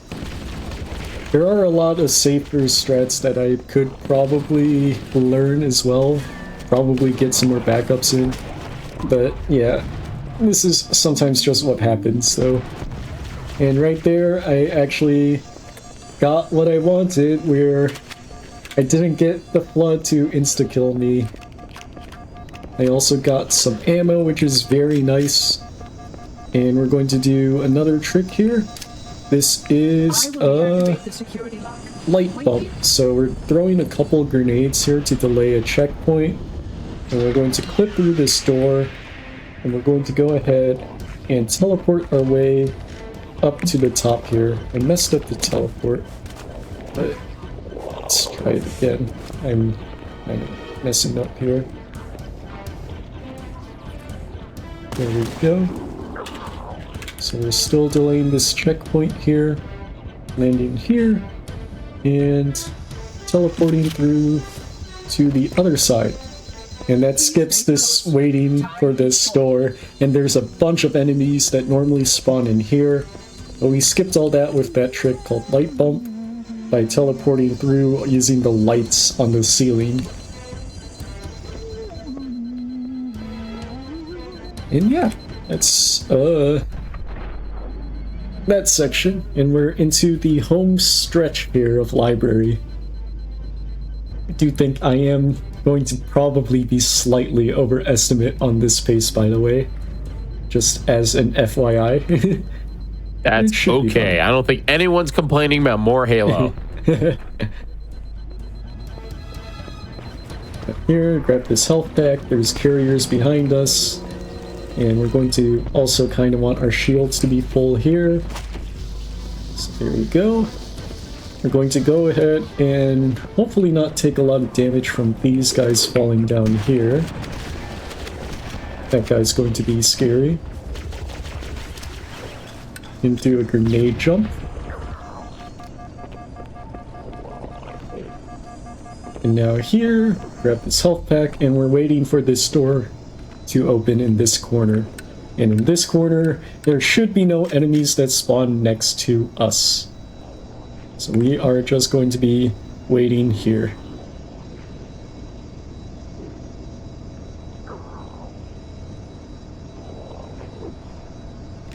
Nice and chill. And yeah, the reason why for these waits is because in these sections, there's basically infinite numbers of enemies that spawn in, and as always, we don't have ammo to deal with that, and this is just the safer option. So now the door's open, we get our checkpoint, and we're headed to the last hallway, and there's going to be one door that we're going to need to grenade jump through with a bunch of enemies around it. So going to go ahead and clear out these enemies with 2 of the frag grenades that we have, and then use the last one for the last door. So throw those 2 frags, jump around here, and grenade jump past this door. Bye, door. And I'm going to take the safer route here. Half around the side here, there's a bunch of enemies that spawn to our right, and I just don't really want to deal with them. So jump across here, and we're safe. That is library. Now we have this 63-second cutscene before 2 betrayals, which normally is one of the toughest missions of the game. It has like a ton of enemies that we normally deal with, but we have a trick called Banshee out of level, or Bool, where we're able to bypass all of these enemies except for the ones at the start here. And that really helps us out for Lasso. It makes this category a lot more bearable, because without it, it is extremely rough, because it's similar to AOTCR, where there's just so many enemies and lots of rocket flood, lots of explosions, and we're skipping past all of that. Fall into the hands of the flood before we reach the control room and activate the installation. The flood is spreading. We must hurry. Okay, so now we're finished with this, and we're going to probably revert a bunch of times here to make sure we get 3 of these sentinels killed with 1 plasma grenade. So there we go, actually get it first try. And we're going to go ahead and kill this last guy with our shotgun here. There we go.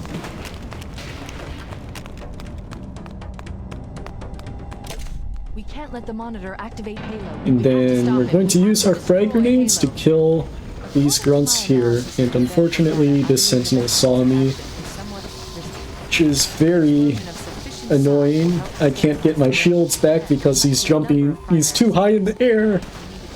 Oh my gosh, that is so unlucky, actually. Oh boy.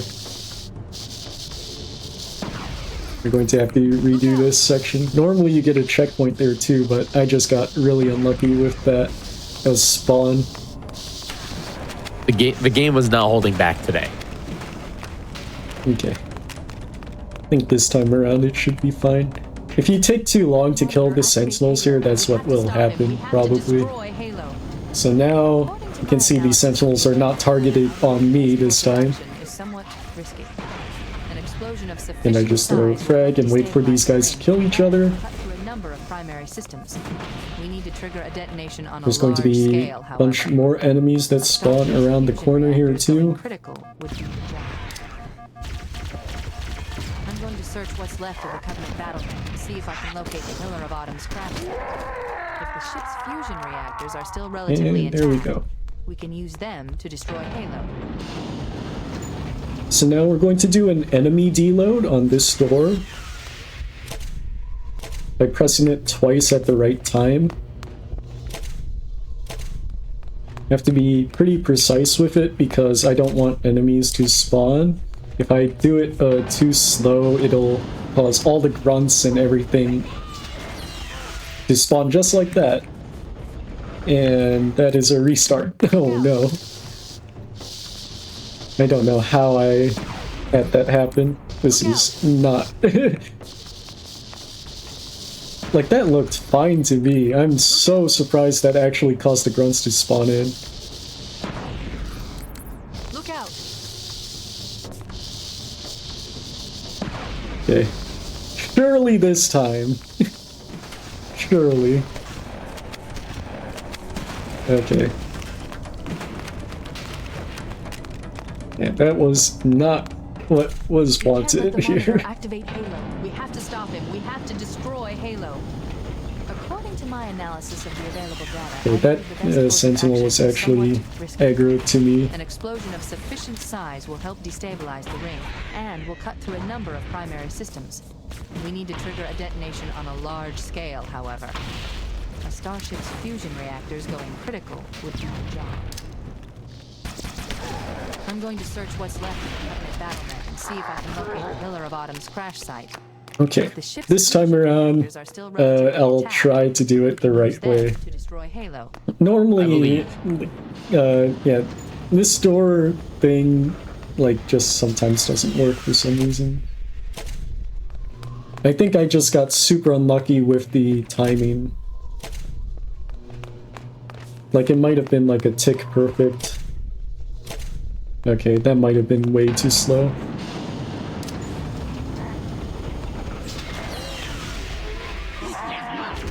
Actually, it worked out fine. Yeah. I don't know how that worked, but the other one did not, because that other one was a lot faster. I might have gotten super unlucky with the tick cycle. So basically, in this game, there's timers for how areas are activated. So areas are only checked on cycles.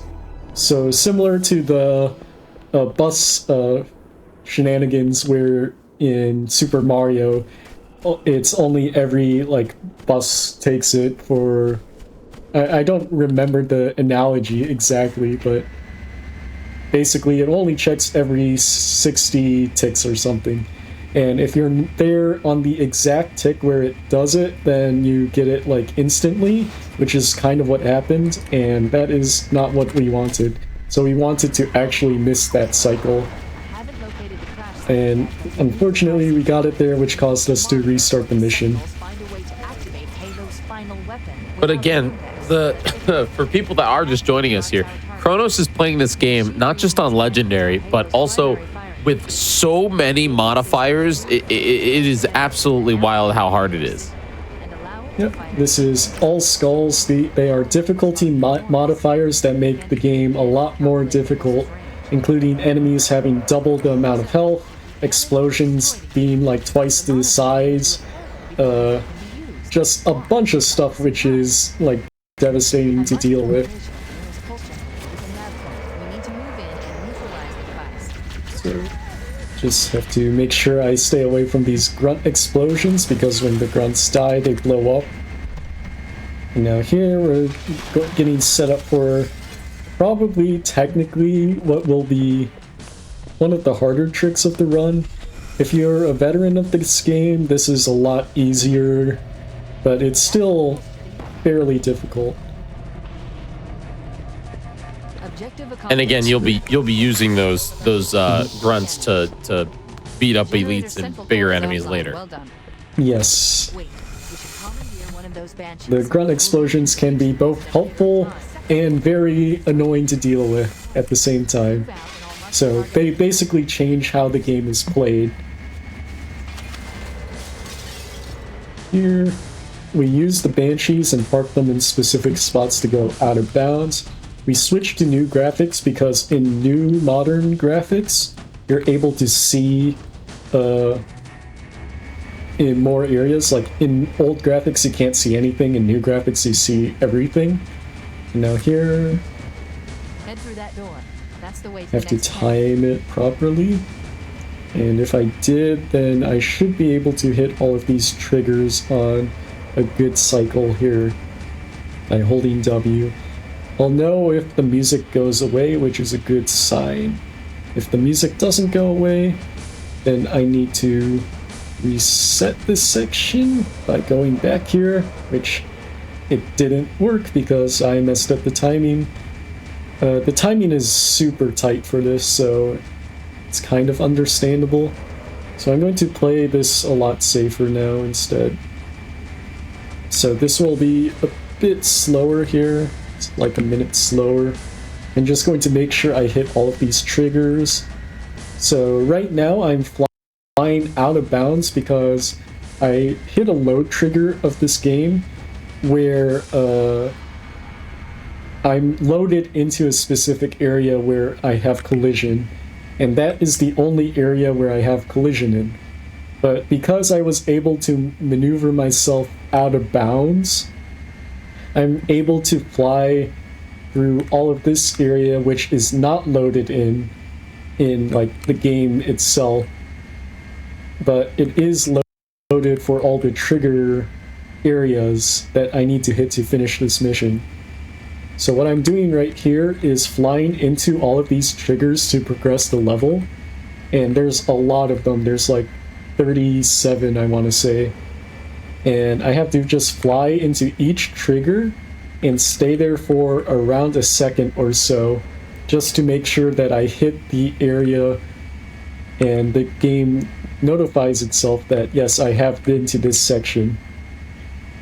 And if you do fast triggers, is what I was trying to do before, is if you're at a certain time interval from the start of the first trigger, you can just go through this section a lot faster by holding W and just fly through like most of it without having to worry.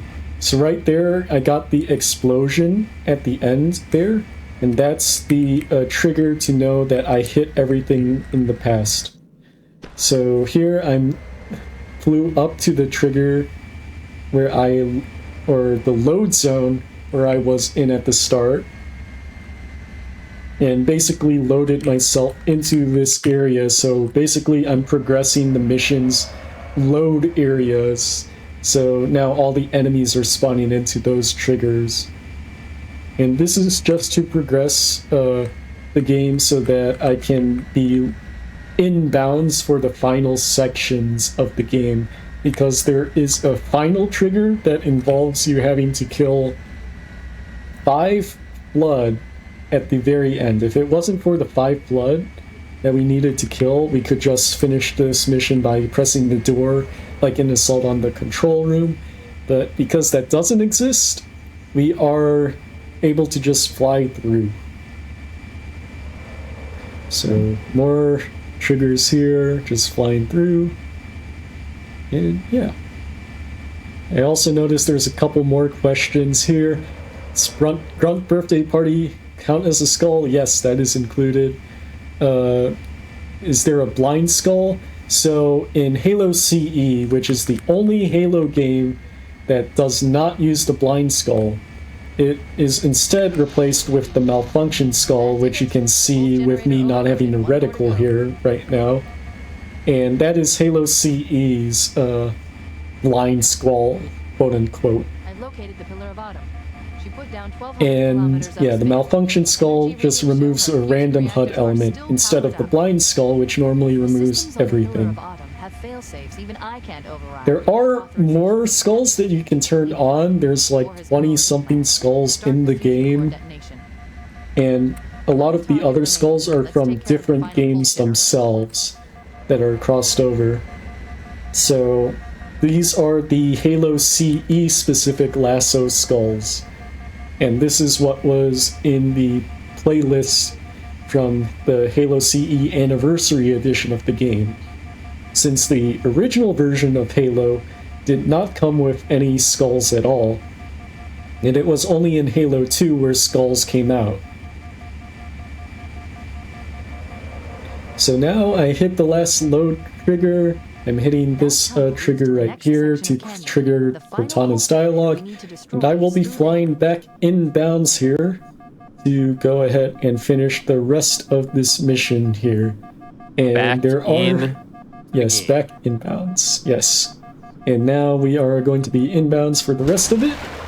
And the reason why I do it this way, there is a faster way to hit a last load trigger through this door, but this one gives me a guaranteed checkpoint in case I fail the last load section, which is entirely easy to do by mistake, and I don't want to risk losing 5 minutes of progress of flying in random triggers that are very hard to tell.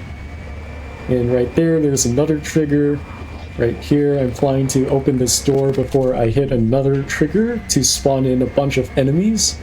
And there's a ton of enemies here, so they'll spawn in right here now. And as you can hear, there was a rocket flood too. Rocket flood are always devastating. Now here, last door, and we're flying out of two betrayals here into the second to last mission, Keys, which is the shortest mission of the game, but on Lasso it actually has a lot of quirks. So kill all these guys. Going to fly up here and try not to get hit by any of our enemies below us here. If I killed the 5 flood, then once I hit this trigger here, more enemies will spawn in the next section, which they did.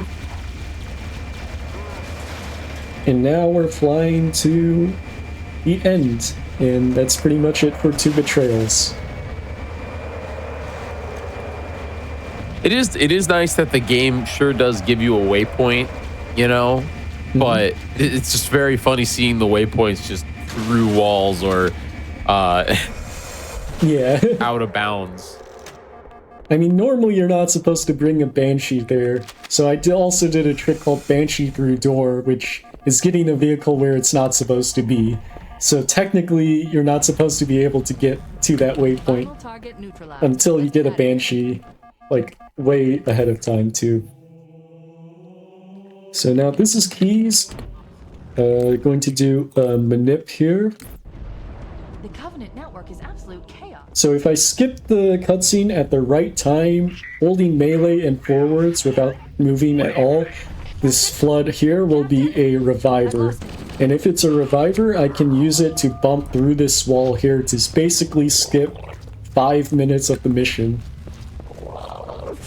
So right here, I'm going to line up against this wall, and then crouch around this flood and shoot it.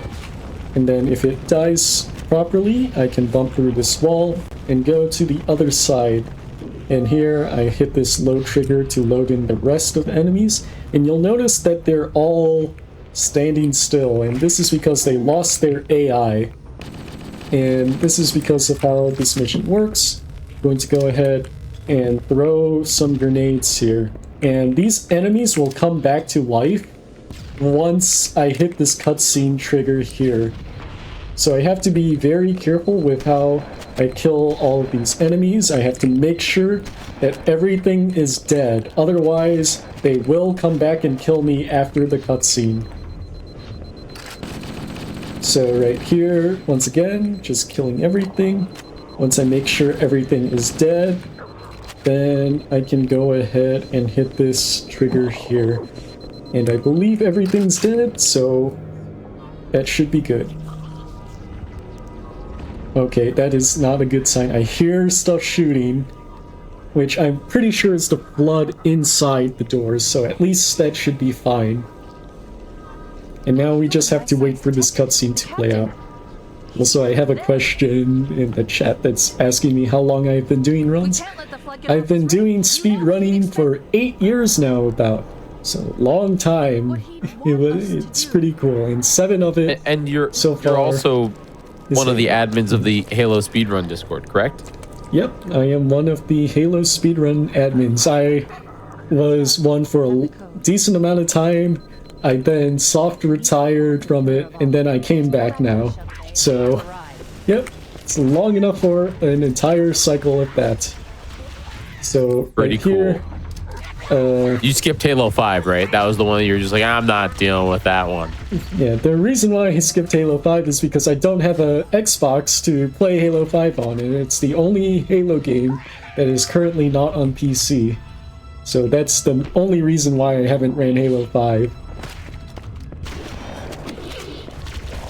Yep, that is keys. So right there, we just threw a grenade and ran past all the enemies in that hallway. And yeah, that is keys. Very short, sweet mission that went a lot better than normal, which is good. Sometimes, like, the enemies can be very weird. Sometimes the keys bump doesn't work because the trick is very precise. And it is a lot more finicky on Lasso compared to standard Legendary. And now we are into the last mission, which is the Maw. And the Maw is kind of a monster at the start. So we'll see what happens. Who knows, I might be able to still be underestimate here if I get a good Maw. So that would be I believe you got this. We're watching. Send But big yeah. energy in the chat, folks. So Maw is very difficult at the start here because there is a lot of flood and carriers and explosions here at the start. So there's that explosion, and then there's going to be a bunch of enemies that come around this corner, and I don't have anything to really deal with them, so I'm just cornering myself here and kind of punching. Yeah, this isn't how it's supposed to be going. I am currently stuck. Okay. Maybe that's fine. Maybe this is fine. And now we're going to crouch through this door and do, okay, and I just failed the jump. Of all the things to fail there, I failed the jump. Oh no. So we're going to have to redo that section. But yeah, we're doing a Maw bump, which is the cafeteria bump to skip most of the mission here.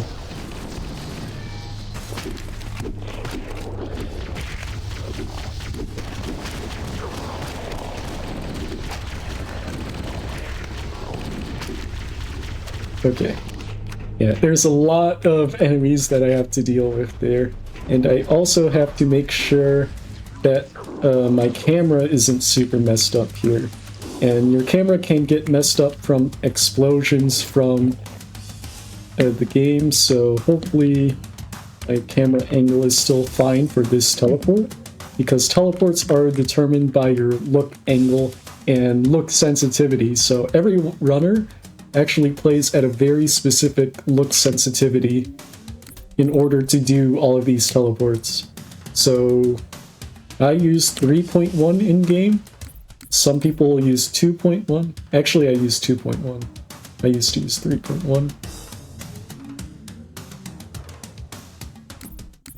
And this is for certain teleports like this teleport that I'm trying to do right here. Here we go. And yeah, some teleports only work on certain sensitivities as well, which is why we play on them. And to get your mouse sensitivity adjusted to that is also a factor, so I have to change my DPI.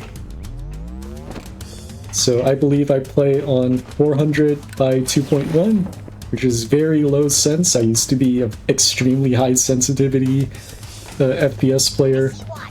But yeah, I switched after starting to speedrun because I realized yeah, if you want to be good at FPS games, it's highly recommended to play at low sensitivities. Okay. So we're through that section, and now we are into the reactor room, which is the last difficult section of the run here. So there's 4 reactors that we need to blow up to progress the mission, but normally on Legendary they only take 1 rocket. But because we have the Mythic Skull, these reactors actually also have increased health.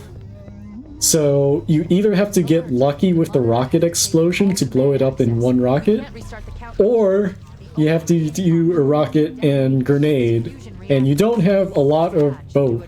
So as you can see, I only have 4 grenades and 5 sets of rockets because I only have half the rocket ammo from the Recession Skull. So I'm going to have to be very precise with how I place my rockets and my grenades. So rocket and a grenade should blow it up. Trigger the next one. And then sometimes these flood do give me grenades. So I have to be wary of it. And there's also like a lot of enemies that are spawning in too that I have to deal with. There's sentinels right there. There's more flood that spawn in. And I just have to be very careful and cautious about what these enemies are trying to be doing here. Okay.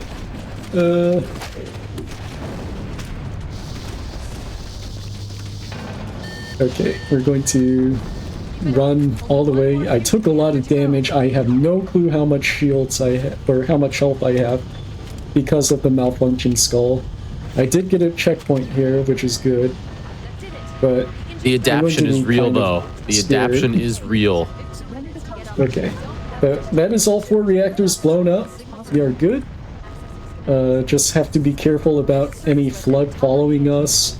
And there's now this last elevator of enemies that we have to kill. There's a lot of grunts here. We're going to have to kill them all with grenades here and have the grunts' dead bodies blow up and do the rest.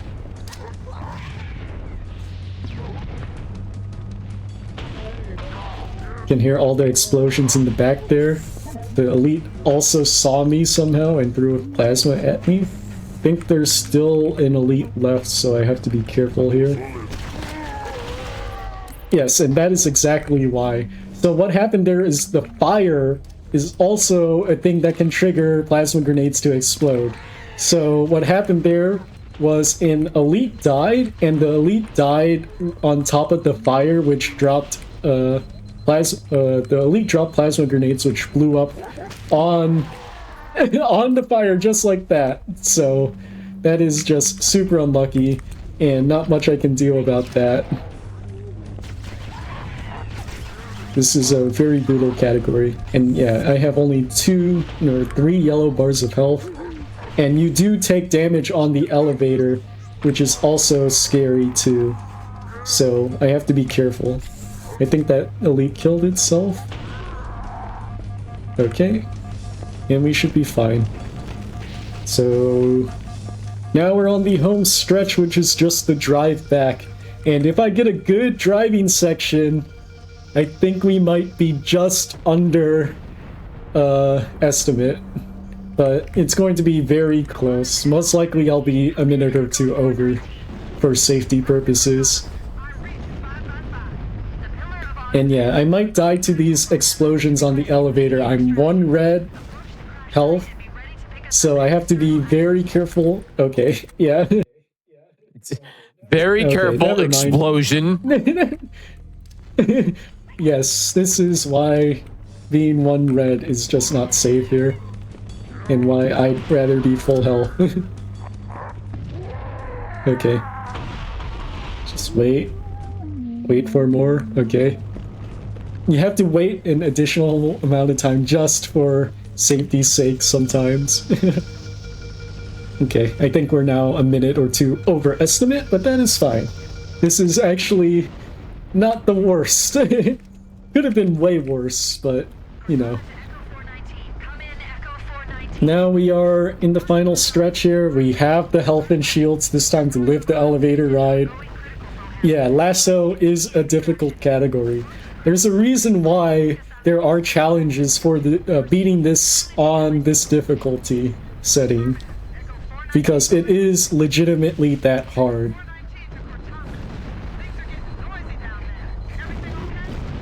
So now, not only do we have to live that explosion, we pick up this health pack and we don't drive off yet because there's another explosion right here, and we have to pick up a second health pack just because of that explosion.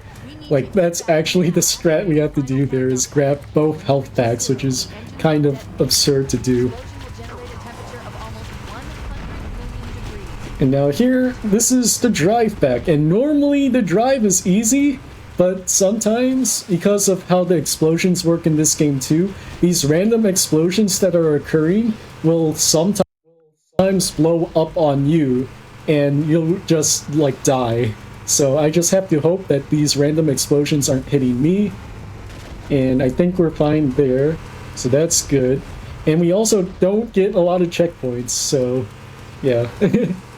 So that explosion kind of took a little bit of my shields, but that's fine. And we're actually going to go ahead and do a small reroute towards the ending section here for safety purposes. So, just more driving. This is a very cool run to showcase as well. It is so cool to see this category. I started it like a long time ago. I used to hold the record when it was just standard lasso at like 2 hours and 40 minutes, I want to say. It was a super long category, and there were like no strats for it because of how like different the game was. And then since then, I believe people like Alex Stremo and Guns have been pushing this category a lot. And then I came back to it for the Lasso Relay, which happened a couple months ago, I want to say. And that was organized by BT Whitebear, who is one of the challenge creators for Lasso and other challenge run categories. So there is a challenge community for Halo, where it's all about beating the game with certain objectives like Deathless or all these lasso skulls. And yeah, it's really cool to see this category evolve to what it is now. The record is 1 hour and 41 minutes by me. So as you can see, it is a wildly difficult category with how things can vary. And there are a lot of safe strats and stuff that I have tried to implement. And it would be cool to see some more as the category grows and evolves, as a lot of these developments have happened over the past few months, so it's really cool to showcase this category here. And now here Kronos, we're going to make our detour. if you wanted to start running this category, what's your recommendation? Like, how do you train up for it? I would highly recommend just starting with Legendary. So like learn Legendary and then add, and then go from there. So a lot of standard Halo speedrunning tricks are very much used in this category. It's also a good starting point to get your toes dipped in on how to play the game. So yeah, just play speedrunning like Halo in general, and then try the Lasso category and see how it evolves. I do know some people did start with Lasso as well and just try to do the category on its own. It is very tough to do it that way, but props to you if you do it that way. Also, I did take a detour there to say hi to the Thirsty Grunt, and that is so I get shields for this ending sequence here, as we're going to try to do barrels here, and time will be once the screen goes white. I didn't get barrels because the Warthog got wedged. So we're just going to walk to the end, and we're finishing at just above 2 hours here. And that is it for Halo CE Lasso. GG! GG's. Final time Kronos, for me. Yeah. Amazing. Seriously, thank you so much for showcasing probably the hardest way to play Halo 1. You know, Yes, like it is definitely the hardest.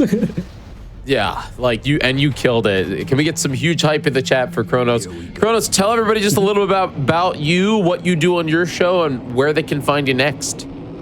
Yep. So, yeah, I'm Kronos. I'm longtime speedrunner of like many different games. You'll see that I speedrun Halo, Elder Scrolls, Baldur's Gate 3. I do like a lot of stuff with Tetris, and recently I'm involved in a Uma Musume, the gacha game thing. So I will be streaming that quite a bit the next 2 weeks as well. And yeah, just a lot of speedruns and cool things on my channel. So if you want to catch me, you can just go follow me at twitch.tv/Kronos. I have uploaded some YouTube videos as well. Lots of times it's like tutorials, and I do hope to getting back on these uploads, but I'm just so busy with a lot of stuff. So if I do upload videos, I'll try to in the future as well do just a bunch of that stuff. And yeah, I'll probably be running more of this for future events, hopefully. So maybe you'll see this at SGDQ if it gets in. If it doesn't, I'll try to submit it in the future as well. Otherwise, maybe other events I'll be doing are potentially going to be announced. So we'll see what will happen in the next 6 months or so. Lots of cool announcements from me. So that love to hear it. For me. Yeah, love to hear it. And we will be seeing you later in the Oops All Halo event for some commentary, right? Yep, I will be commentary for Sam's Halo 3 Legendary run. So that'll be in around 4 hours from now. So make sure to keep tuned in for that. Absolutely. Hello, everybody. We're back with Oops All Halo Weekend. I just want to say thanks so much for going and checking out the new GDQ 24-hour channel. It's really fun. You can like vote on what run you want to see next. So it's a really great place. If we're not live here on the main channel and you still want speedruns, you can go over there and join the community and chat. It's a really, really fun little place. All right, folks, we're going to jump into Halo 2 Anniversary Edition Skull Protector with Coley. Coley, how are you? I'm doing good. I'm pumped that you're here. This is going to be a blast of a run. I love Halo 2, so this is great. What are we seeing today? Yeah, we're going to be doing a very unique category that I made up. I think there's going to be a lot of glitches and unique stuff. But yeah, this is Skull Protector. We're going to be pretty much taking the skulls that you find in each level all the way to the very end of the level. Yeah, there's going to be a lot of unique stuff. But I'll refer to my commentaries if y'all can introduce yourselves. Hey everybody, my name is Dabbleduya. I am a fellow Halo 2 speedrunner alongside Coley. I'm a current game mod over at HaloRuns.com, and I'm very happy to be here. I'm thankful for Coley for inviting me.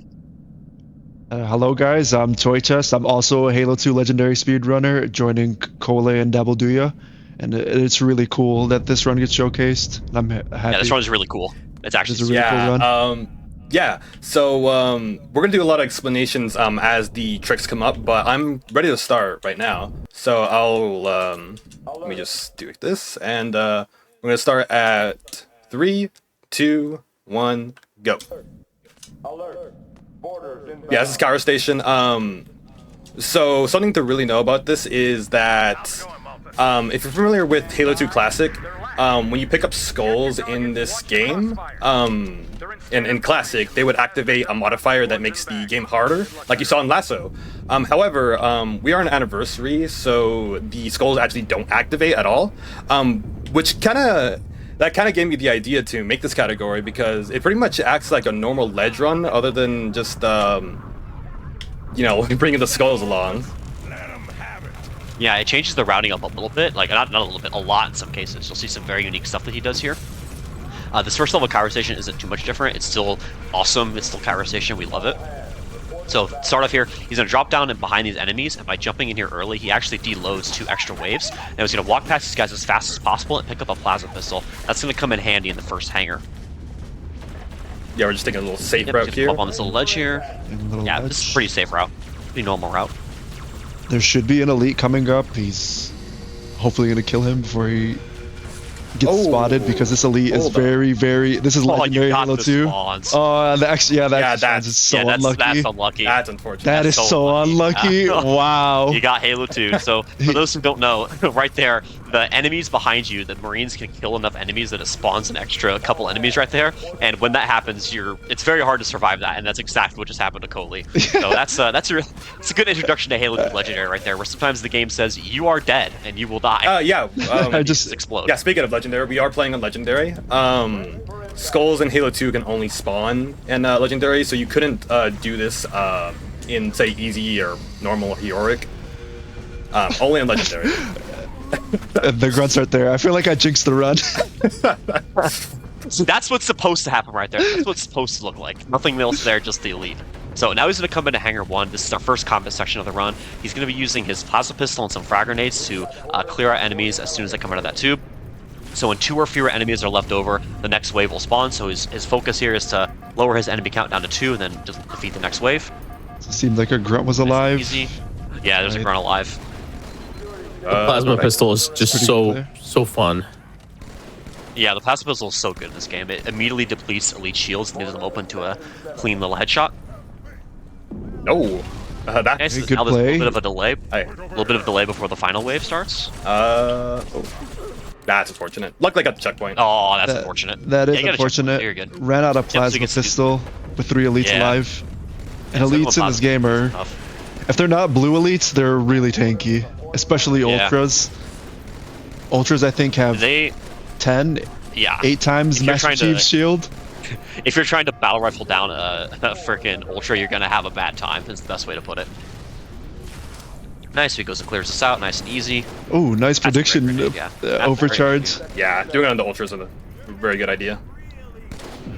And their shields recharge really fast, so if you ever overcharge an ultra, you really need to prioritize them, even if you're gonna die from some other enemy. That's how hi there, aggressively difficult the combat is. Yep, sometimes you just die. You explode in about under a second sometimes, and we like it. We love it here in Halo 2. So now he's going to exit Hangar 1. Some enemies are to come out of a door. Actually, looking at this window allows you to activate the dialogue as soon as possible. So this does save time looking in this direction.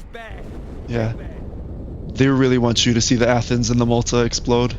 Yeah, apparently. Good lord. Yep, so enemy's going to be below him. He's going to drop down behind them and actually get right through nice and easy just like that. So now he's going to enter Hangar 2, which looks very, very similar to Hangar 1. It's the same objective, but just a little bit different routing. There's going to be a bunch of enemies down here on the floor, and he's going to do his best to clear them out quickly. Same rule set, where then 2 or fewer enemies are left, the next wave will spawn. He's actually going to jump up here on the catwalk and bring 2 plasma pistols with him. There are a lot more elites in this hangar than there are in the last one, so he's definitely going to need the extra firepower to take them down. Yeah. So in Hangar 1, it started off with 2 elites on the bottom. This one starts off with 3, and then you get 1 per tube in Hangar 1. This one is 2 per tube, so it's way more combat intensive and way more chance to die just for because the elites just chose to. They just chose to all shoot you, and the plasma pistol you can miss an overcharge, which he didn't, which is really good. Okay, like run. And yeah, that was actually very efficient clear. Yeah. So now 2. That was a really good Hangar 2 ultra elites with double plasma rifles are going to come out. These guys kill you like immediately. That you really don't want to be down there with them. So you see, he hung it back and took his time.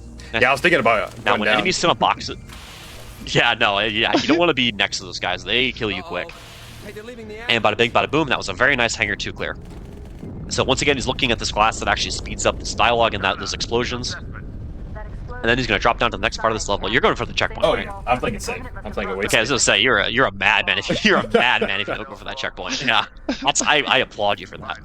Holy. I'm just going to wait right here for a checkpoint, and that door below him is opened up.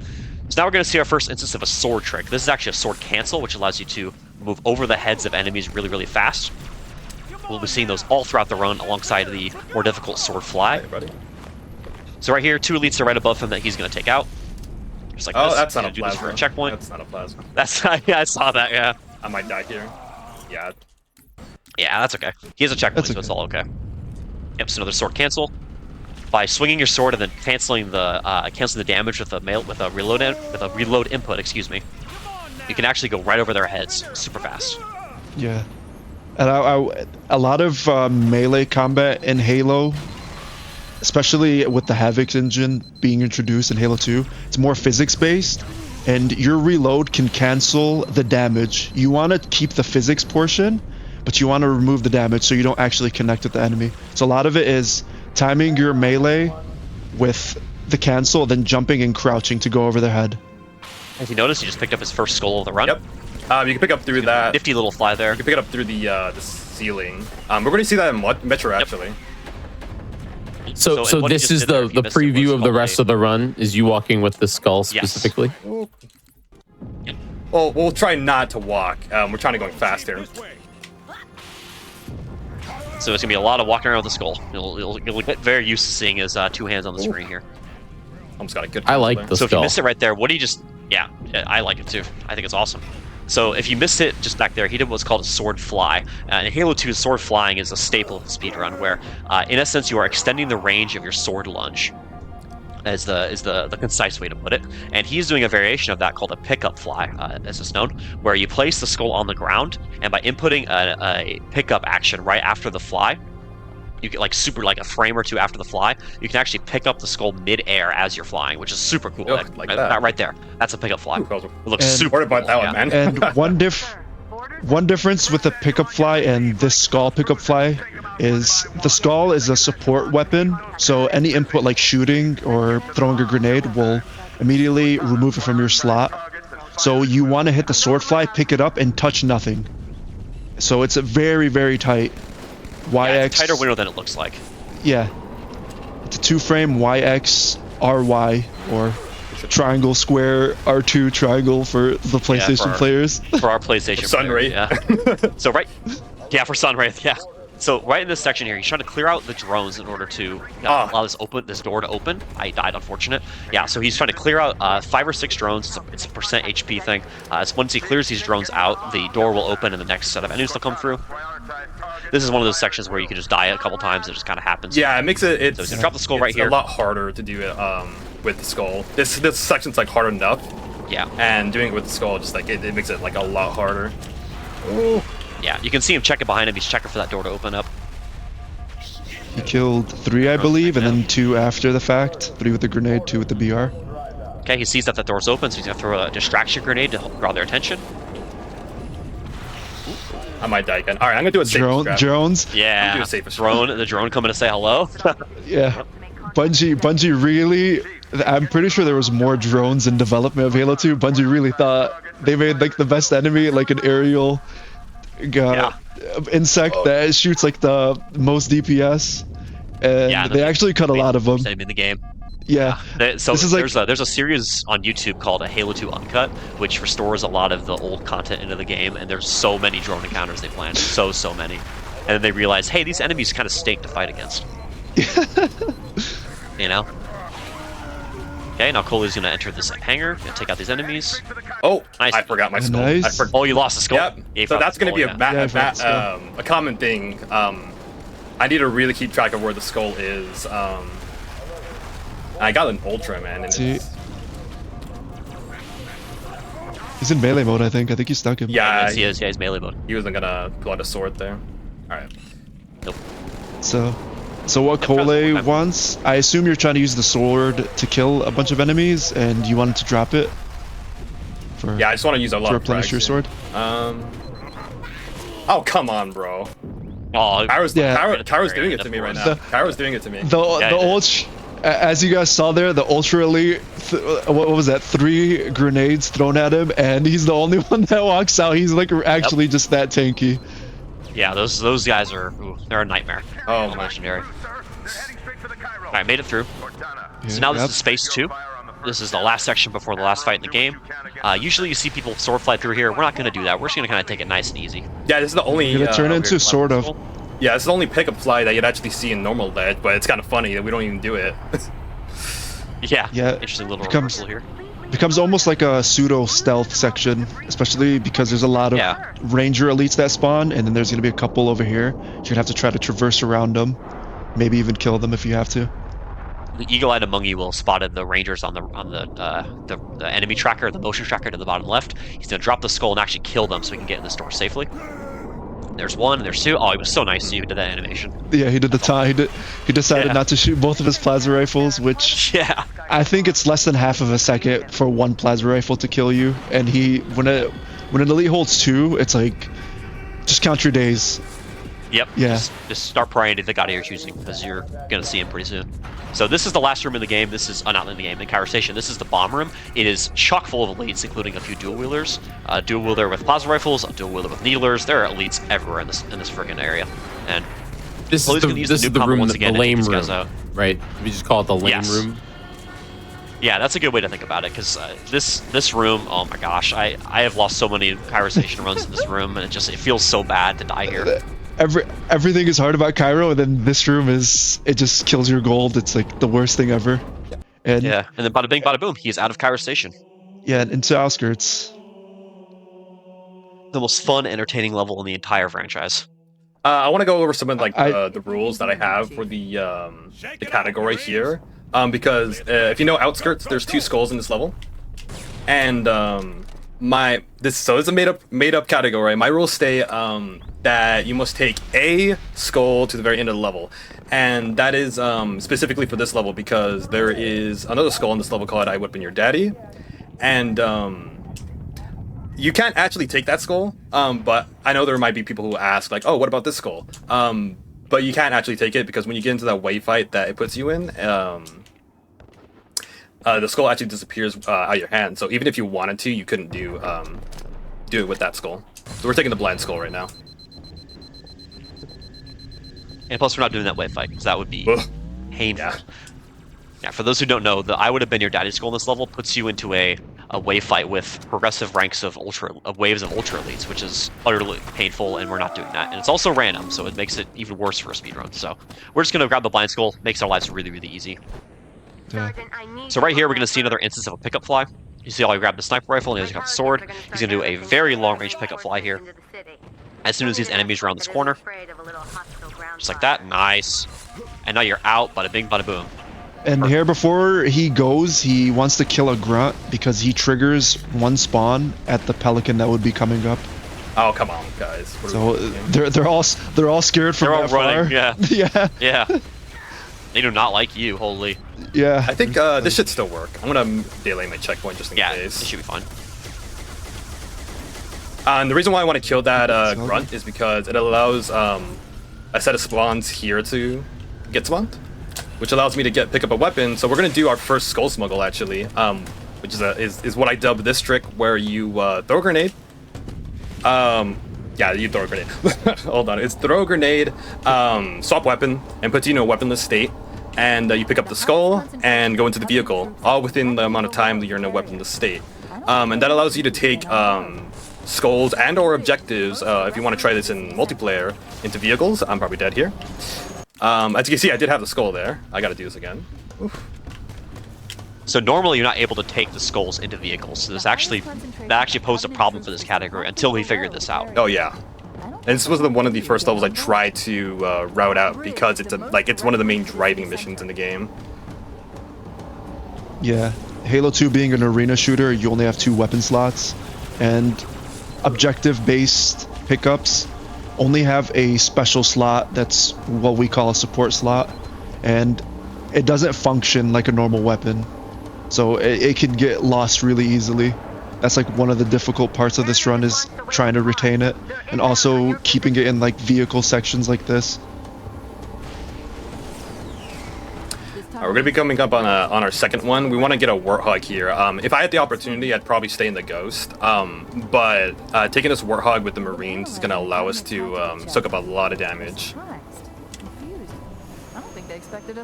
And it's faster. It is. It's actually very surprising. The Warthog in Halo 2 is faster than the Ghost, and a lot of people would think it's otherwise. And I actually think it's across all Halos too, that the Warthog beats the Ghost in pure speed. So you'd want it for speed and protection.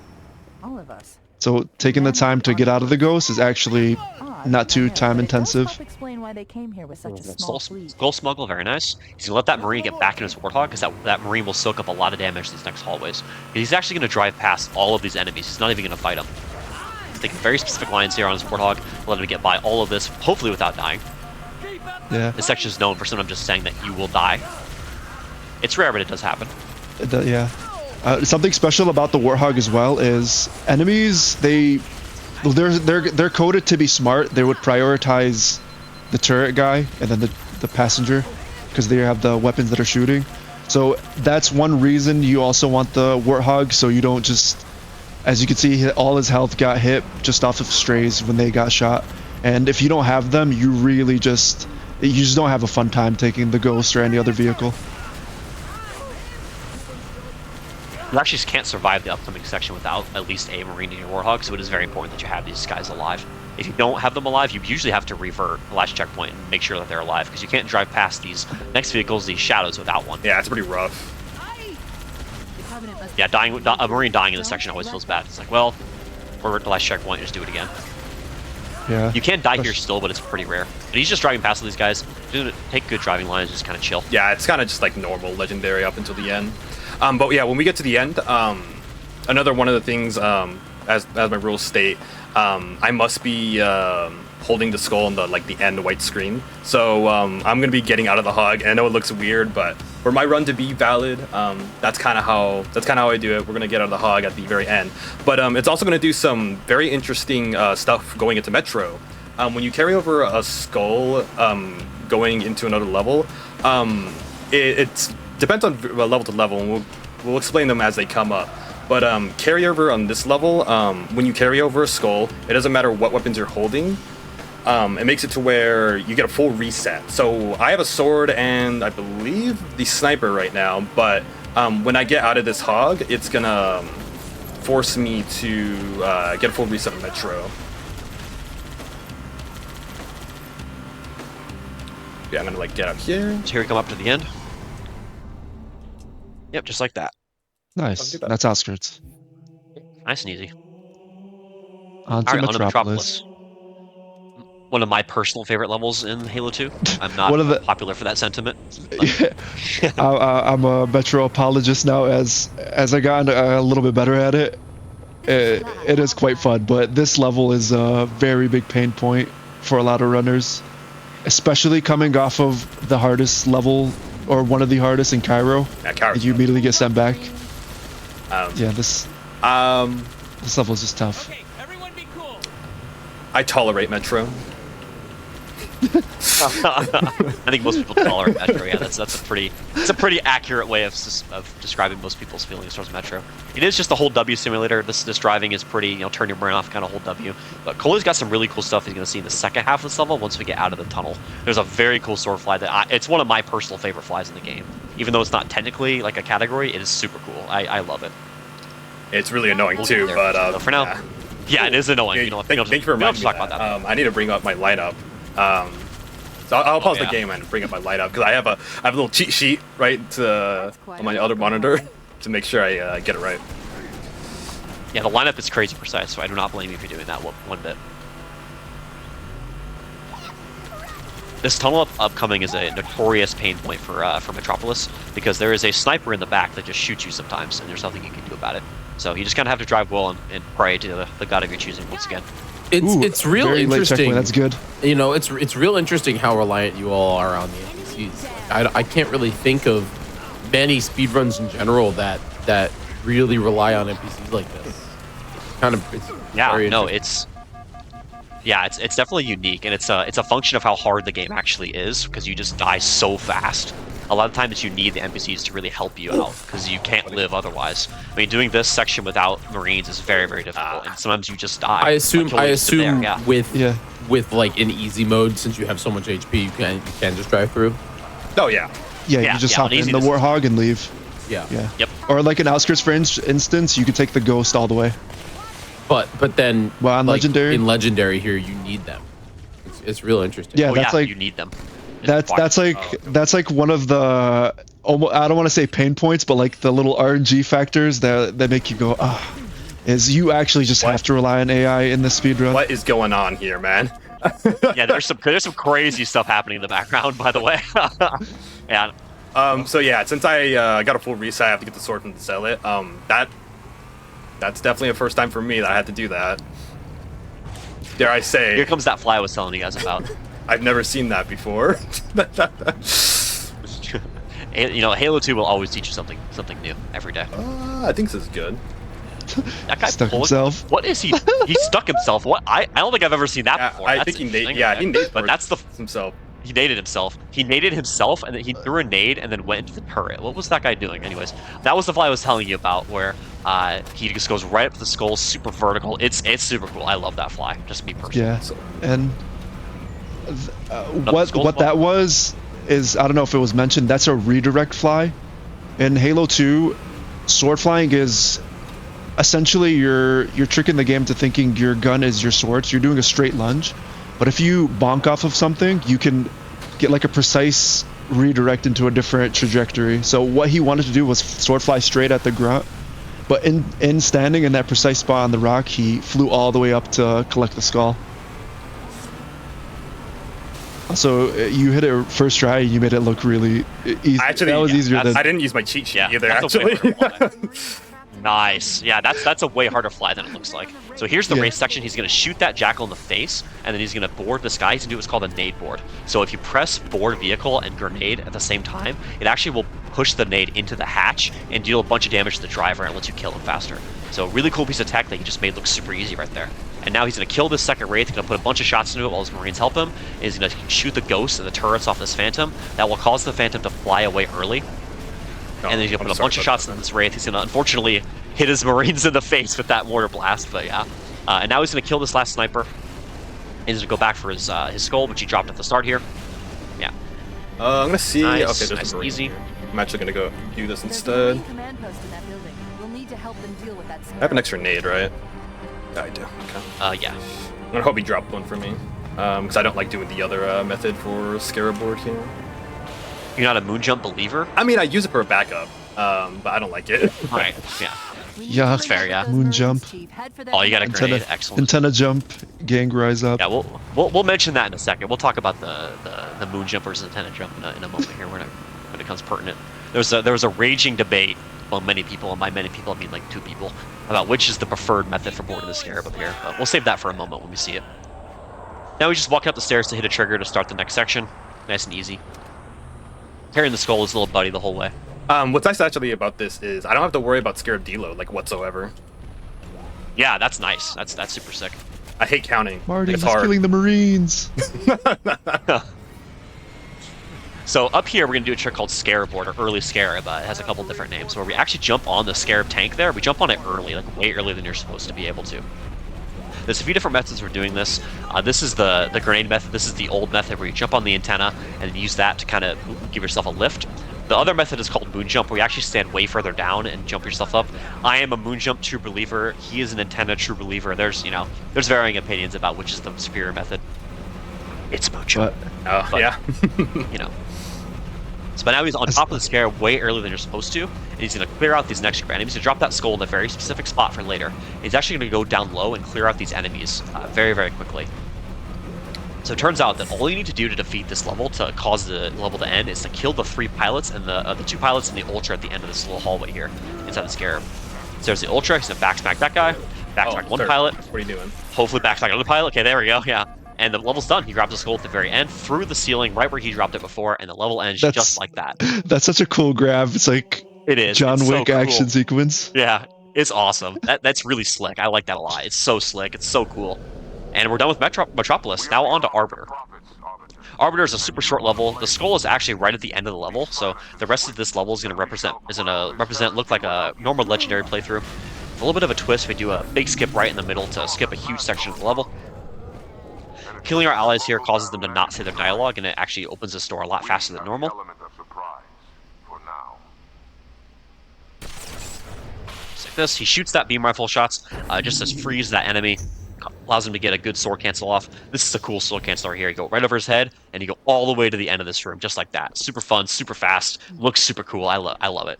I like that cancel a lot. It's one of those cancels that gives you trouble when you start, but once you hit it and you're consistent, it's just the coolest thing ever. It's so good. So now he's going to set up for a trick called Hanger Skip. This is actually a fairly recent discovery in the history of Halo 2. Usually you have to fight this entire area, and there's a bunch of waves of enemies, and it's quite annoying, and it takes a long time. But with this, we're going to skip this entire section. So I'll go over a short little version of this trip. I'll give you the cliff notes. So what he's going to do is he's going to do a series of movements that are going to line him up perfectly on a piece of geometry that's underneath the floor.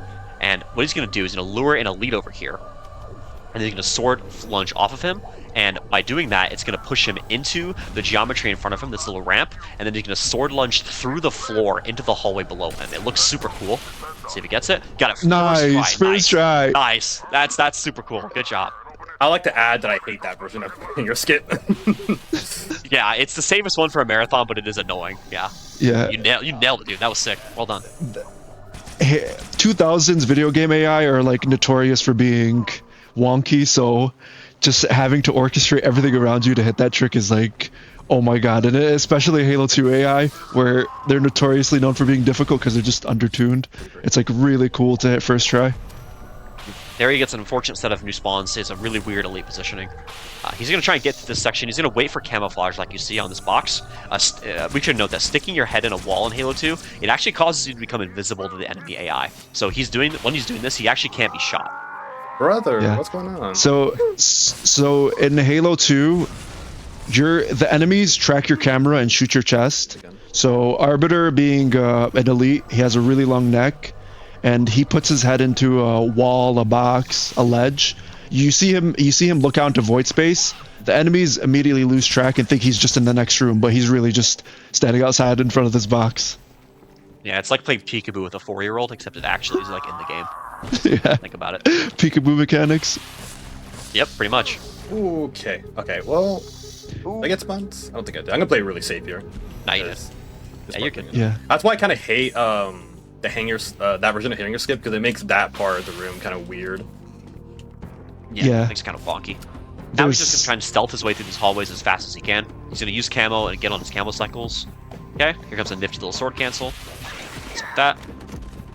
Nice, kills those grunts before they're alerted. Oh, no, I didn't.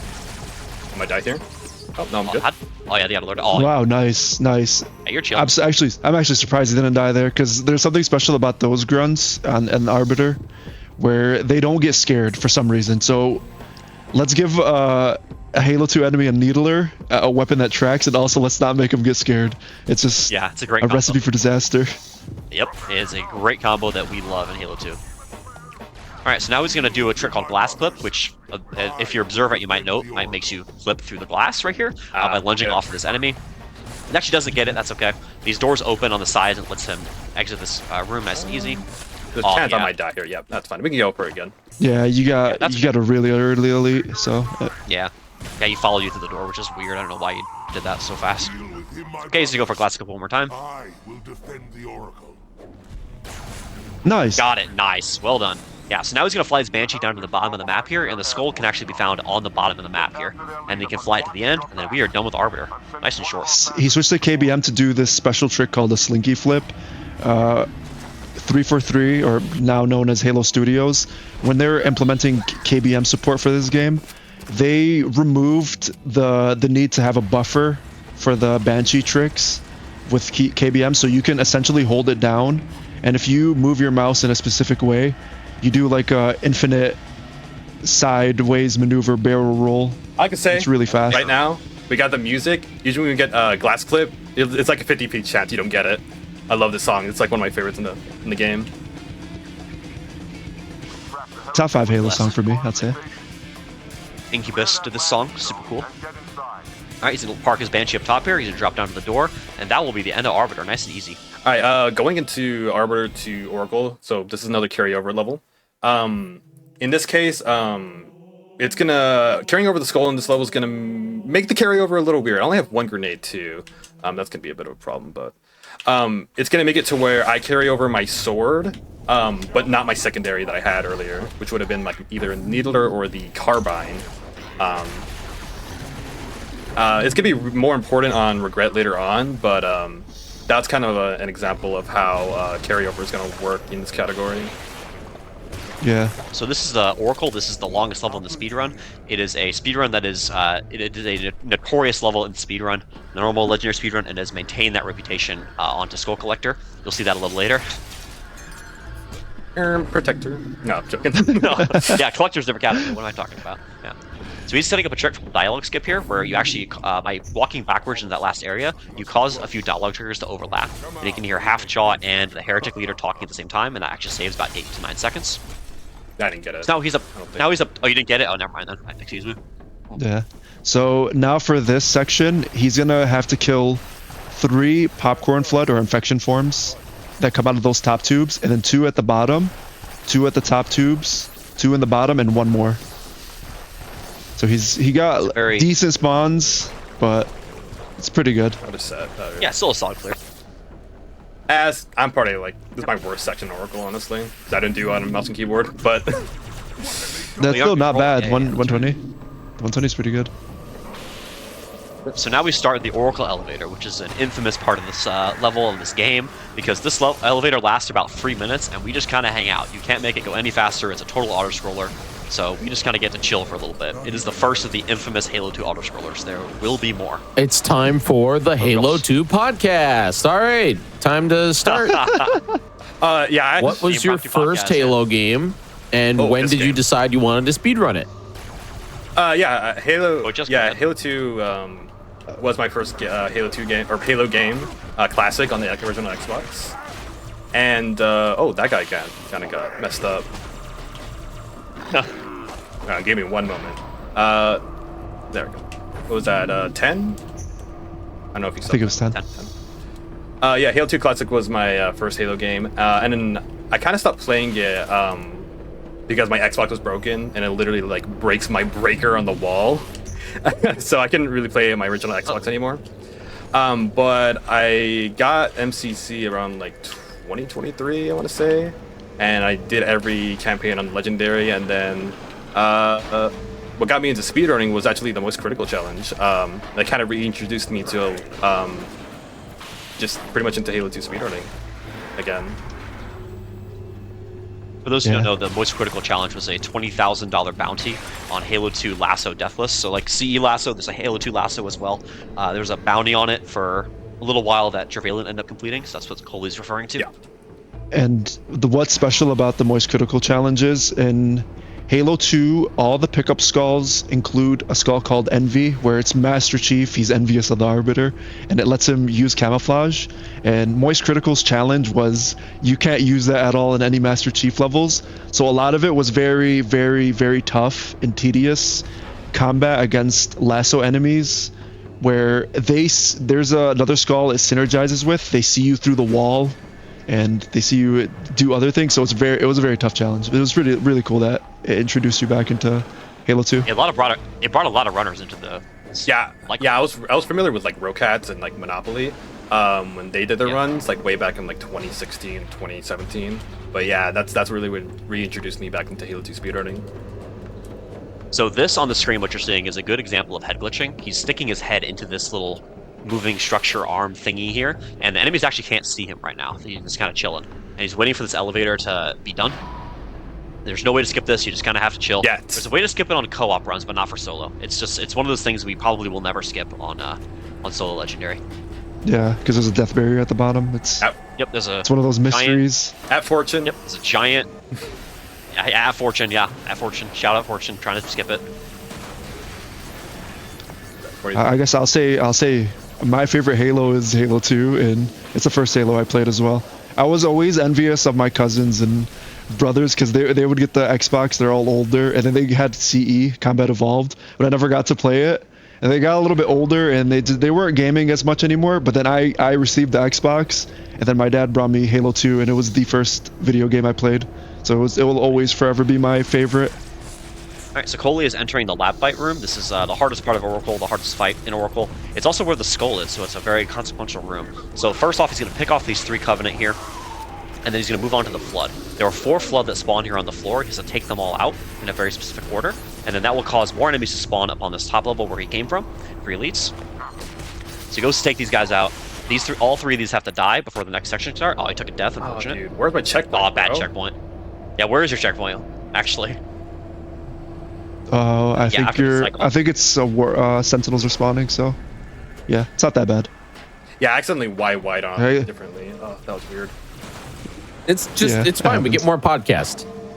Yeah. Yeah, we get to hear Dabble's favorite Halo game and when he started playing. So my favorite Halo game is unsurprisingly Halo 2. I started playing this game back in I think 2012 on a Halo 2 Classic on the Xbox 360. And then I stopped playing for about 6-7 years, and then I was reintroduced to it on MCC when it released on PC. And I've been playing it ever since then, pretty religiously. So see if I can't just like super fun. I love this game.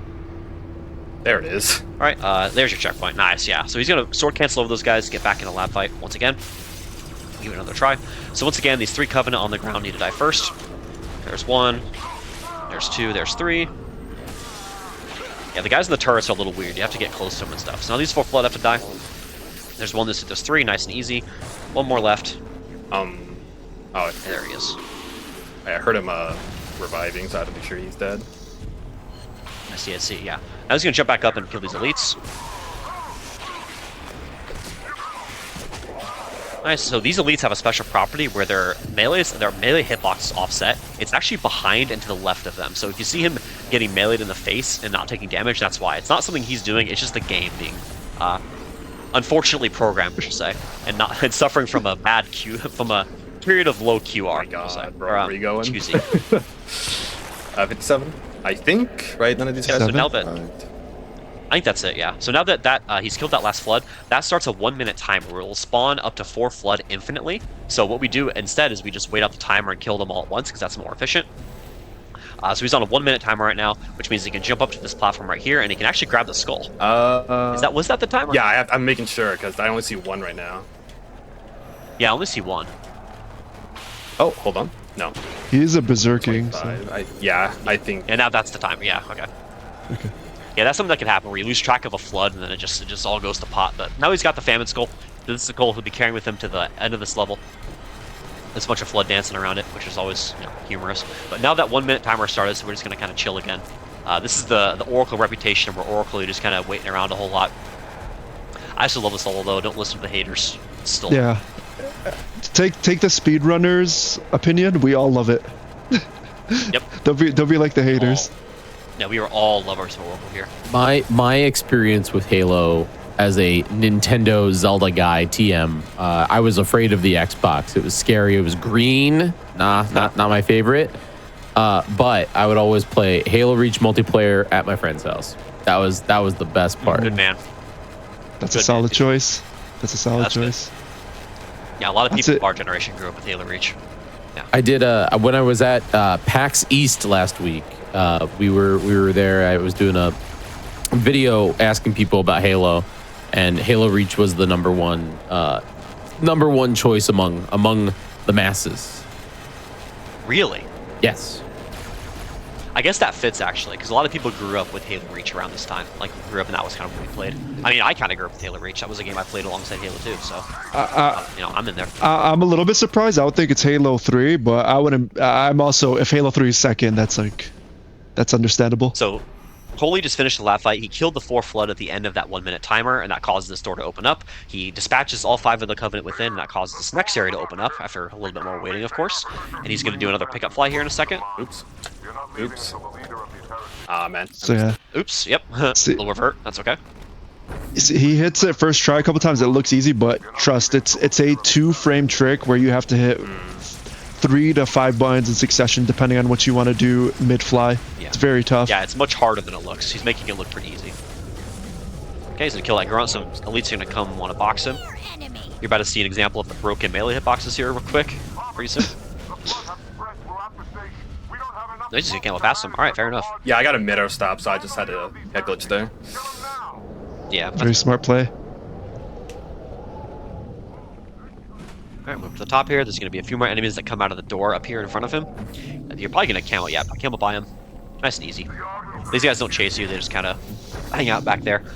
Alright, now there's 4 Flood in this room and 3 Sentinels he has to dispatch, and that will start the next section. We're actually going to start up a very important trick starting here. So this is actually the hardest level in this category, and that's because of the cutscene. Not this cutscene, but the upcoming cutscene on the Banshee.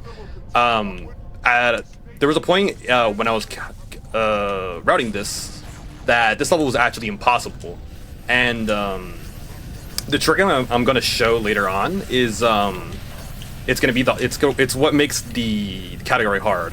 I'll get to it when we get to it, but right now I'm gonna be looking for a plasma pistol because that's what's gonna make the trick work. I heard it. Where is it? So what he just did right there was a pressure launch. So by calling the elevator up and then back down again onto his head, it launches him super high up into the air and it actually gives him invincibility in this case, because the game likes to make you invincible in the elevator so you don't die. But since the elevator never reached the top of the shaft, we're now invincible for the rest of the level. So he doesn't have to worry about getting hit by anything now. He just can kind of chill. Yeah, a lot of what Bungie did for physics-based things, like an elevator moves off physics, the Havoc's physics, and it goes really fast, or like falling down something, and they put a volume in there that turns you immortal or invincible, and you essentially just pressure launch through it, and it deactivates when the elevator goes to the top, which it never will.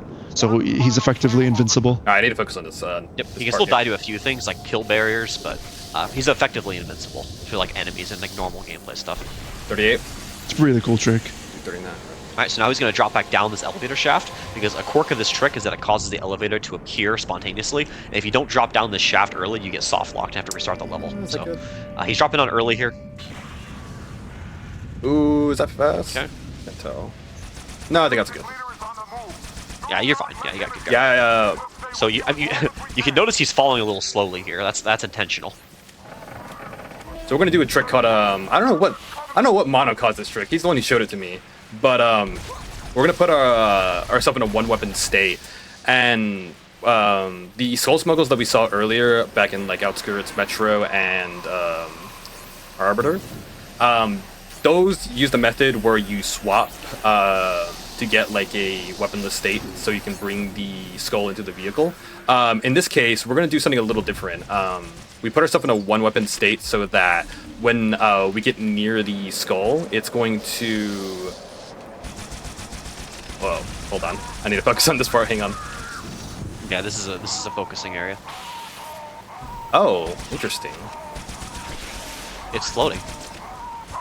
I don't know if you hear that heretic elite. Yeah, we gotta reset here. I can hear it. Yeah, we can hear it. Yeah. Yeah. So he has to throw that skull through that open door, and it's very finicky and it's weird, especially with the gravity being the way it is. It's super weird. So it might take him a couple tries to get this. This is the hardest part of the run right here, by the way. Yeah, a lot of the hurdles with the Skull Collector run is getting it past load zones for new BSPs. And yeah, if we were to take the tricks are really precise. Yeah, if you were to take the skull, like just through, like in your hands through that cutscene, you would, it would put you in the Banshee, and the skull would like go all the way up. I have some not so good gravity actually, because I'm skipping a trigger to load these guys a little later. And yeah, you are not being nice to me. Yeah, we're gonna have to do this again. I think I'm gonna have to do a different method here. Yeah, your gravity's a little too light. So the gravity gets messed up when you jump down the shaft because the station like jerks and it's supposed to jolt you upwards. But when you're falling like that, it gets all weird. And he dropped a little early there. I think you were like a second or two early. Yeah. And that causes you to be really, really floaty, as you can see. So usually your gravity's a little stronger than this, but it just kind of is how it is. I might have to bring up a safety checkpoint specifically for this reason. Using HCM. The one area where I kind of have to if I'm in this position. I'm a faither. I think you can get it through. Yeah, it's gonna be really hard. Yeah, I'm trying to match shift right now, which is my crouch button on mouse and keyboard. Yeah. I don't know if you can hear that. So crouching. Try throwing a grenade on the ceiling to propel you down, maybe. Maybe.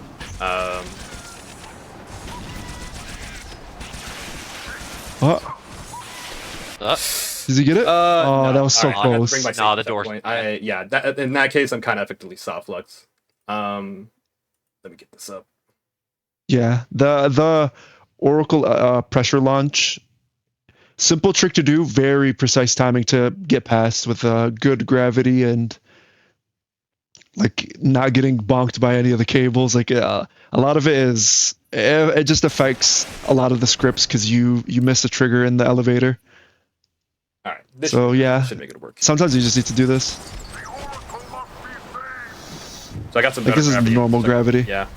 There you go. That's how it's supposed to look. So the skull goes into that next room, and it'll be very useful right here. So he's actually going to backtrack here, and he's going to shoot the ground with his Banshee Bomb to shoot the wings off his Banshee and make it fit into this little room here. And this is the room where the skull is. So as you can see it on the ground on the right there, that's where he just threw it.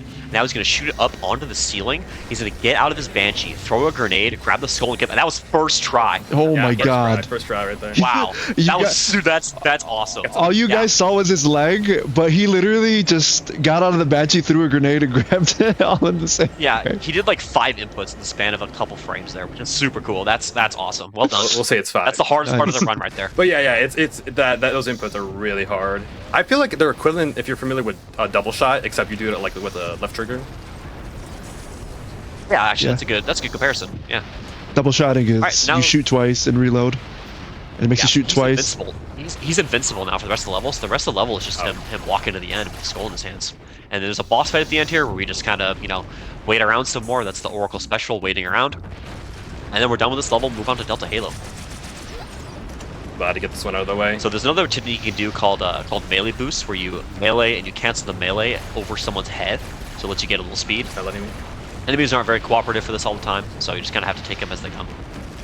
Yeah, and a lot of this trick is almost like a sword cancel, but because it's the melee, you're taking the melee's physics. It's effectively like 2 feet in front of you. It's very, very hard. You have to like time it with like when to melee over the enemy, and you have to measure how close they are. And if they move, it's like it just ruins it. Like that was a really good one.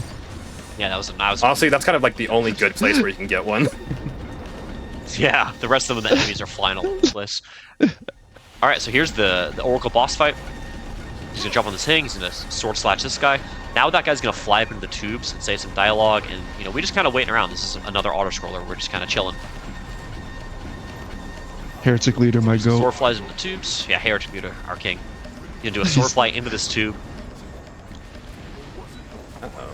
Yeah, this is a hard fly. It takes a couple tries. This is deceptively a difficult fly. There you go, nice. Alright, so once you hit him again, he flies up in the tube, and that's another cycle done. He's got 2 more of those to go, and then we're done with this level. You guys kind of play around with him and do whatever you really want to. He can't touch you right now. I feel like since his dialogue is level locked and people didn't play Legendary, he's actually just describing everything that the Oracle told him that you would miss on easy, because it's usually you walk into the room and kill him. Yep. So if ever it feels like you missed exposition, you might need to do a Legendary playthrough, guys. Yeah, just go play Halo 2 Legendary. That's a really good idea. That's a good thing for you. That's a good thing. Yeah, that's a good thing for your mental. Just low-key getting them to torture themselves on the weekend. Alright, this is the last cycle, so I can just kill him, and then that ends the level, just like that. Yeah, I was bringing him down here just to make sure I have enough time to pick up the skull. Oh yeah, that's smart. I like that. That was Alright, really now we smart. move on to Delta Halo. A lot of people's favorite mission. Yeah, this is a really fun mission. My personal favorite. And we're gonna skip basically all of it. And for those just joining us here, this is Halo 2 Anniversary Edition Skull Protector with Holy. I love protecting skulls, man. So we're just gonna... Apparently, yeah. Holy. Like Dabble said, this it's a fan favorite. It's personally my favorite mission, and it's like, let's take everything cool about it and let's just skip it. Let's just go. About it. Let's just go. And it's honestly one of Dabble mentioned this before, and I agree. It's one of the easiest skips, and it's like something that you can do if you load up in this game, and it's really cool. Like he just effectively walked up to hit a trigger, and he just jumped out of bounds. He's just on top of the mountain. You can walk all around the mountains here, go out of bounds. They did not care about out of bounds at all when they made this game, which is awesome. It makes our lives really easy. And that's like walking out of bounds here. He's walking to the next area. There's going to be a ghost he's going to steal. And he's going to do a boost with a grenade across this big chasm here. So normally you have to go into this big structure here and press a button to extend bridge. That's really slow, so we don't want to do that. So we're just going to boost across the chasm just in our own way. I'm going to shoot a rocket there to kill the other ghost. And jump in this one and get a boost across the gap. Drives in a specific spot here. Oh, he got the checkpoint? That's huge. Nice. Nice. He's going for the sweaty launch over. Yeah, I was going to go for it if I get the checkpoint. I'm a little less confident in it, but Yeah, it's still fine. Yep. just Nope, like that. second try is really good. That still saves you Yeah, time over the other one, I believe. Yep. All right, he's gonna hit a trigger there, and he's gonna drive through to the next section. He's gonna drive right past all these enemies right here. There's a bunch of enemies here that all want to end him. He's not gonna kill him. He's gonna completely ignore them and drive right past him to the next section. This next area past this one is where the skull is, so this is very important to stay in bounds here. Normally, you'd see people skip all this fighting and all this everything, but we're not doing that in Skull Protector. Goes around this corner here. Nice. checkpoint. He's gonna up and to the left here, and that's gonna be where the envy skull actually is. You gonna make it? Yeah, you're fine. Ooh, I got a little Nice. momentum there actually. That's first try. Coming up on another structure. Yeah, that was pretty cool. That's one of the hardest sections in Delta Halo. Of course, if you do, That really is. yeah, if you that- do it the way I do it. Yeah, yeah, that section is harder than it looks, 100%. So he's just to do a couple jumps out of bounds here. There's going to be the envy skull lying on the ground right below him. There he goes, nice. Gonna drop that there for later. He's gonna grab an energy sword out of this little hut here. That'll be useful in a few seconds here. Do a nifty little grenade jump up into this geometry. That lets him skip all this section, get him skip through past all that fighting, all that stuff. Don't have to do it, just go right past it. And now we're entering the grotto section. This is one of the most infamous sections of the game. There's a whole bunch of snipers in here, a lot of stuff to deal with, and we're not going to deal with any of it, actually. We're going to drop that right on the floor. We're going to do another pickup fly. Just like that, and we're just going to walk right on through. And hopefully nothing sees us. That's the goal. Yeah, usually you shouldn't get anyone noticing you here, as long as you kill that jackal like that. Yeah. Yeah. And if you guys saw that, when you see him sword flying and canceling, you'd usually see an enemy. That's not required. Usually it's just a red reticle. So you base your inputs off of when you get the red reticle. So he knew that the elite was there, and he knew to fly at a certain time when he gets his checkpoint stuff to line up there safely and get past. Now we just walk into the end of the level here. Gonna see. You do this fly, right? Yeah. Yeah, he does the... Yeah, do another pickup fly here to this jackal sniper here. Always feels good to get close to these guys. I feel like punch him in the face. Yeah, exactly. Just punch him. I love that. It's so Always funny. feels good. They got drones. I'm dead. Okay. You got drones. drones, Ooh. yeah, that's Yep, best enemy, Bungie. Best enemy. Really fun. There's a trigger here he's flying through that can spawn drones if you get unlucky, and he got unlucky. So I just get a punch. like that Get a sometimes. punch him again. Exactly. Yeah, that's the positive. Oh, I got him. Right here. Oh, you got him. Oh, okay. Yep, just hide from him. Nice and easy. That guy's taking his time. Nice. There he goes. Good adaptation. Okay, and he's gonna kill these two enemies, and that will end the level nice and easy. And you guys saw he sword canceled over him. That was because if you go up to the top when you start killing them, you actually despawn 2 extra elites. Yeah, normally when he killed these guys, there's 2 extra elites that spawn, but those motions he did prevented that, which is super awesome, super cool. So now we're on to Regret, which is another infamous level because it has several auto-scrollers, several sections we just kind of have to sit through. Oh the no, actual that gameplay sounds is like a super fun time to me. We get to bring back the podcast. Dude, fucking sign me up for that. Yeah, everyone start posting your podcast questions in the chat, or if it's a YouTube comment, we'll make sure we reply to it. He's going to do a fly across this gap real quick on this jackal. That just gets him past a lot of these snipers here. Okay. I'm gonna do your method. It's a deceptively hard section. Yeah, usually you want to, kill jackal snipers or dodge them in the run, but this is one of the reasons why this mission is notorious for being like difficult. It's because you have to fly directly at a jackal sniper, and you're just at the mercy of him. It's a harrowing start on any sniper because every revert costs you like 10 seconds and you just die sometimes. It's very sad. Do you know if I loaded that section to a chest right there? If you're close to the door, you would, but Yeah. it seems like you're good. I think you did. If you didn't, it's We fine. got everything here. Gets him a checkpoint. Makes this section a lot comfier. There it is. Nice. Okay, so Now he can just fly at his leisure. Was he already out? I might revert that. Yeah. Yeah. yeah, you got unlucky. You didn't get the extra spawn across the bridge. Yeah, he's coming out. Yeah, one thing that's good about that strat is when you kill the elites and the marines, not the drones in that instance, it actually keeps this area patrolling, even though they just heard a war zone happen inside the temple. Yeah, that's a good example right there of the jackal snipers where they just take you out of the sky sometimes. It's like, well, that stinks. Something I would like to mention is that from going to Delta Halo to Regret, Dabble should be used to this, getting like a beam because he plays on season 7. Yeah. Or season 8. But the way that the carryover works here is that it replaces your rocket with the beam. So I'm carrying over a beam and a sword, or I carry over the sword and then it replaces my secondary with the beam. And it makes the fly a lot harder. I would be doing it with a rocket if I could, but yeah, I don't have that luxury with this category. Oh, hi, buddy. Okay, so once he kills all 5 of these snipers, it will give him a pretty guaranteed checkpoint right here at the end. Right below, right here.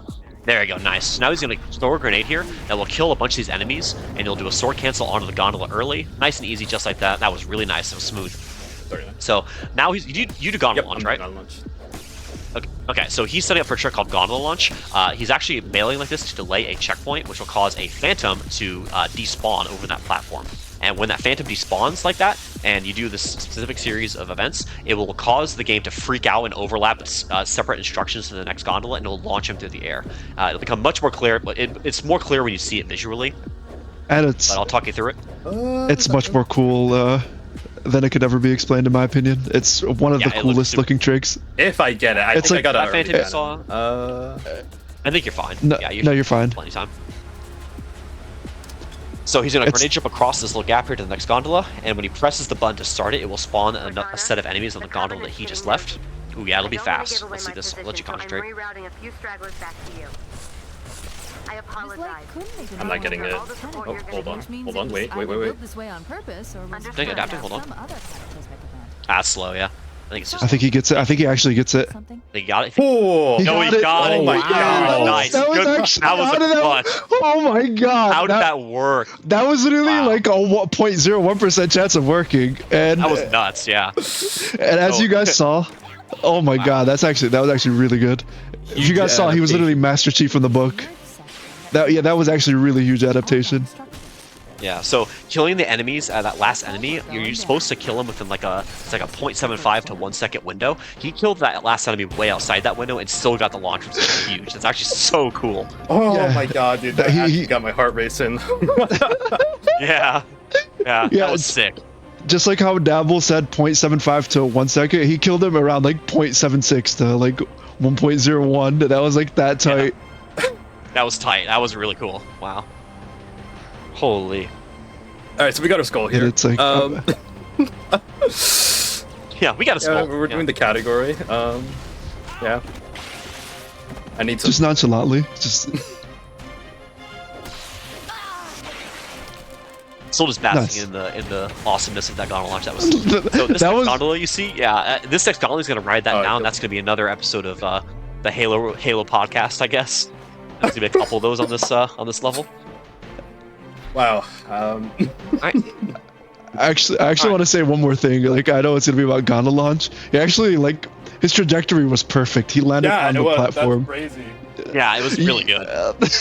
You could go up really high up to the sky, skybox, or all the way down to the water. So it's actually a very tight pixel lineup, and he did it really well. Like, I'm actually like very, very proud of you on that one. That was a really good one. Me too.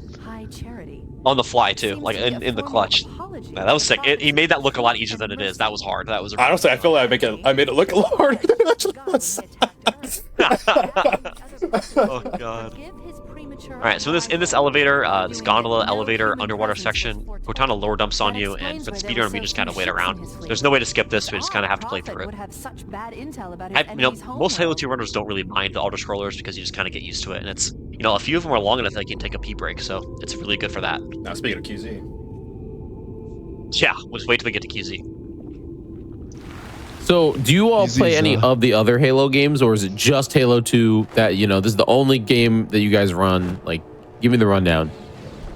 For me, this is the only Halo game I run. I do run other games. I don't know about y'all guys. It's your only game, right? It's my only game, but I've dabbled in ODST. I've done a deathless run in it, and it was pretty fast. It was akin to a speed run, and I like Reach. Go ahead. I like Reach, but I haven't got to speedrunning that. But Halo 2 is forever my favorite, though. Yeah, this is my only game. I specialize. I said Halo 2 is the only game I want to run. It's the only game I'm going to run, so, you know. I just kind of roll with that. Excellent Walking choice. right down to these guys, no fear. Zero bias on my end. Backsmack. Yeah, exactly. Collusion has some nice backsmacks on these invisible enemies. It's got a really nice spawn set for that, actually. That was sick. Did he spawn the third elite? Nah. I get that. Didn't get the Fabled Carbine Elite. What Carbine Elite are you talking about? I've never gotten this so There is. Yeah, you're just. Yeah. There. So if you get through that section while stealthing it, while nothing sees you, that's a rare Carbine Elite will spawn behind the sword guy. It's super rare. You almost never see it because who stealths that section anyways? I think I've seen it twice ever. I just recently saw it. I got a clip of it, so I have that clip now. But it's super rare. You almost never see it. Yeah, the special way to get him is to stealth both of the elites, and he's already super rare. And then there's another rare spawn that's more common than him, is the plasma rifle elite that comes from under the stairs. But he's just like all stoically there with his carbine, and he's as you're walking up the ramp, and he could just end your life as a sword elite is accompanying him. It's really scary seeing an elite pop out and he has a carbine in his hands and not a sword. That can strike terror in the hearts of pretty much any Halo 2 runner. Yeah, carbine on legendary is, I would say, it's adjacent to a jackal sniper. It's they shoot like less DPS, but they're just firing it. Yeah, it's crazy. Alright, finishing up our last auto-scroller here, until the next one, of course, because it's Regret, so there's a bunch of them. Well, it's not much of an auto-scroller here, actually. That's true, yeah. The next one, you do fight a little bit, so. But, like, I have to swap a lot of weapons in order to set up for going into the temple. That's right, stealth section? Yeah. Yeah, stealth it. Good. Alright, he's gonna walk right past all these enemies right inside. Ooh, nice checkpoint, yeah. He's gonna walk right past all these enemies, not care about any of them. Oh, might have to care about them. Oh, I got bad spawns. Yeah, you have really bad spawns too, with the two elites right there. Gonna hopefully get a melee boost with this guy. That'll do. I might die. They were so nice. They were just taunting you. They really wanted to end Master Chief, but they're like also not ending him. So we take that. Yeah, I don't know if you noticed. I brought up my sword to aggro the elite to make sure he melees me instead of shoots me. I did see that. Yeah. Yeah. It's a nice little micro there. For all of you that don't know what he just said, weapons in Halo, they have a scariness factor, and the sword has 16 out of 16, so it makes elites want to really retrieve the sword, because it's like a holy relic to them, and it makes every all fodder very scared. So it's a very smart play on your end.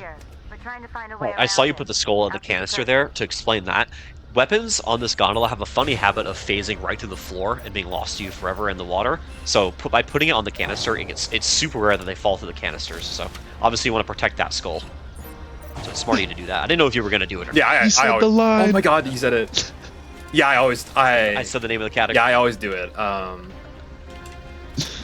There was a point I wanted to actually bring up on Outskirts, on how I originally was going to route out this category, because it was before when I discovered the skull smuggle trick. My idea was to like put it on a box and just push the box with the warthog. I actually did that. Oh my god! And I think it took like 40 minutes to do. Yeah, legendary. Yeah, that sounds diabolical. Oh my. That sounds nasty.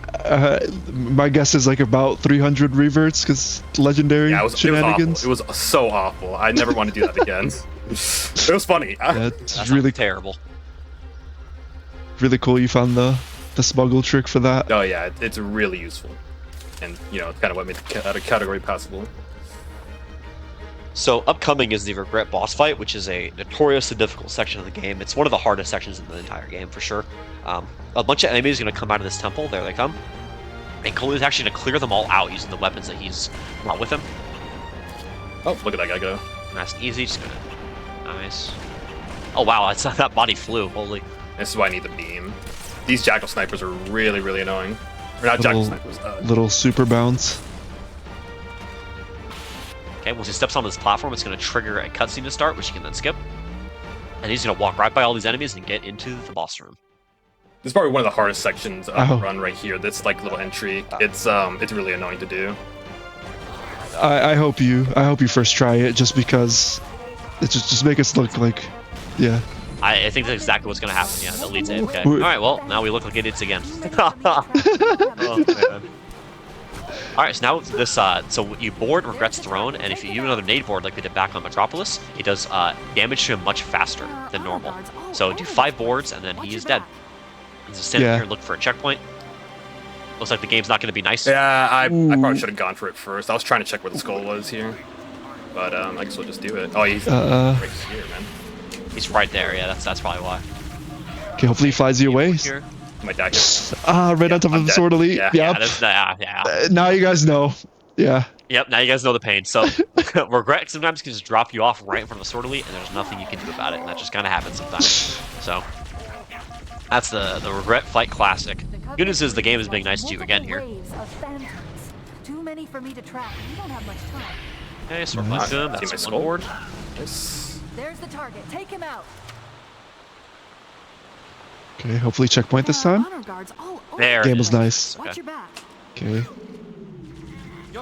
Oh, that's not gonna work. That's fine. There's a second board.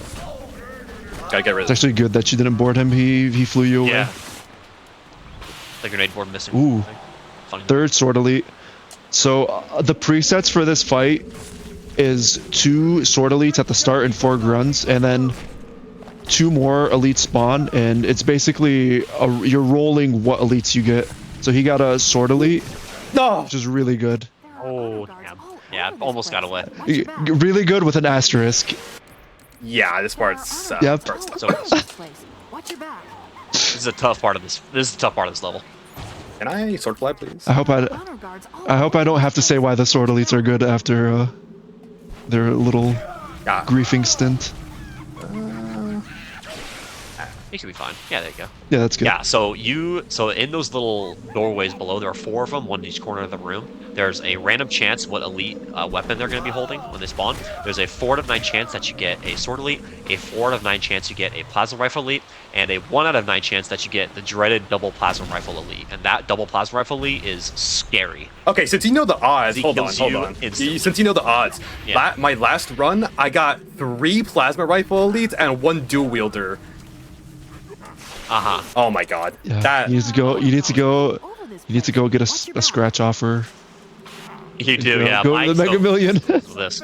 Not that long ago, I got 3 dual wielders and a plasma rifle guy. Oh my god, One of 3. one of my runs. Yeah, Yeah. it was. So they spawn in batches of 2, by the way. So it's like double dual wielders and a plasma rifle guy is so rare. It's unbelievable. But it is known to happen, and it's almost funny when it happens. You just kind of have to Yeah. laugh and shake your head. I mean, I survived, Yeah, you're like all my effort. man. Yeah, you laugh or you'll cry. That's a good way to describe Halo 2 Legendary. You laugh or you'll cry. You know? it's kind of how it goes around here. But it's fun. We wouldn't want it any other way.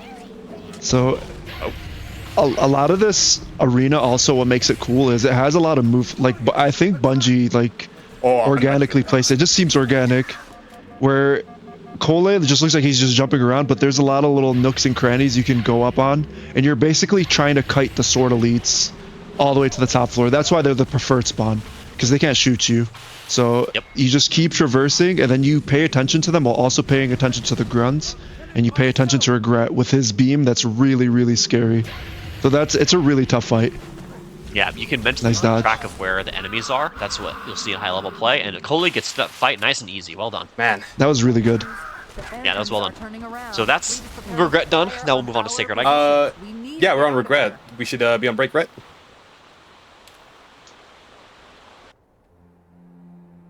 Really not. I think we're just gonna keep rolling. No, yeah, we can absolutely do that. All right, we're gonna take just a short break, and then we will be right back to continue Halo 2. Welcome back, everybody, to the GDQ Hotfix Oops All Halo Weekend. We're gonna jump right back into this run here. Coley, are you ready to jump into Halo 2 Skull Protector? Yeah, I'm good. Yeah, we're ready to go in like 3, 2, 1. Oh, we're on a yeah, there we go. Yeah, we're good. All right. Why don't you reintroduce the run? What are we watching right now, and what are we gonna finish out? Yeah, we're doing Halo 2 Skull Protector. It's a category I made up. No one else does this besides me. And it's essentially you take the skulls that are hidden in each level all the way to the end of the level. And there's going to be a lot of cool glitches that not a lot of people have seen before. But we're in second icon right now. What's your PB on this? Okay, funny story. So it's a 147.40 right now.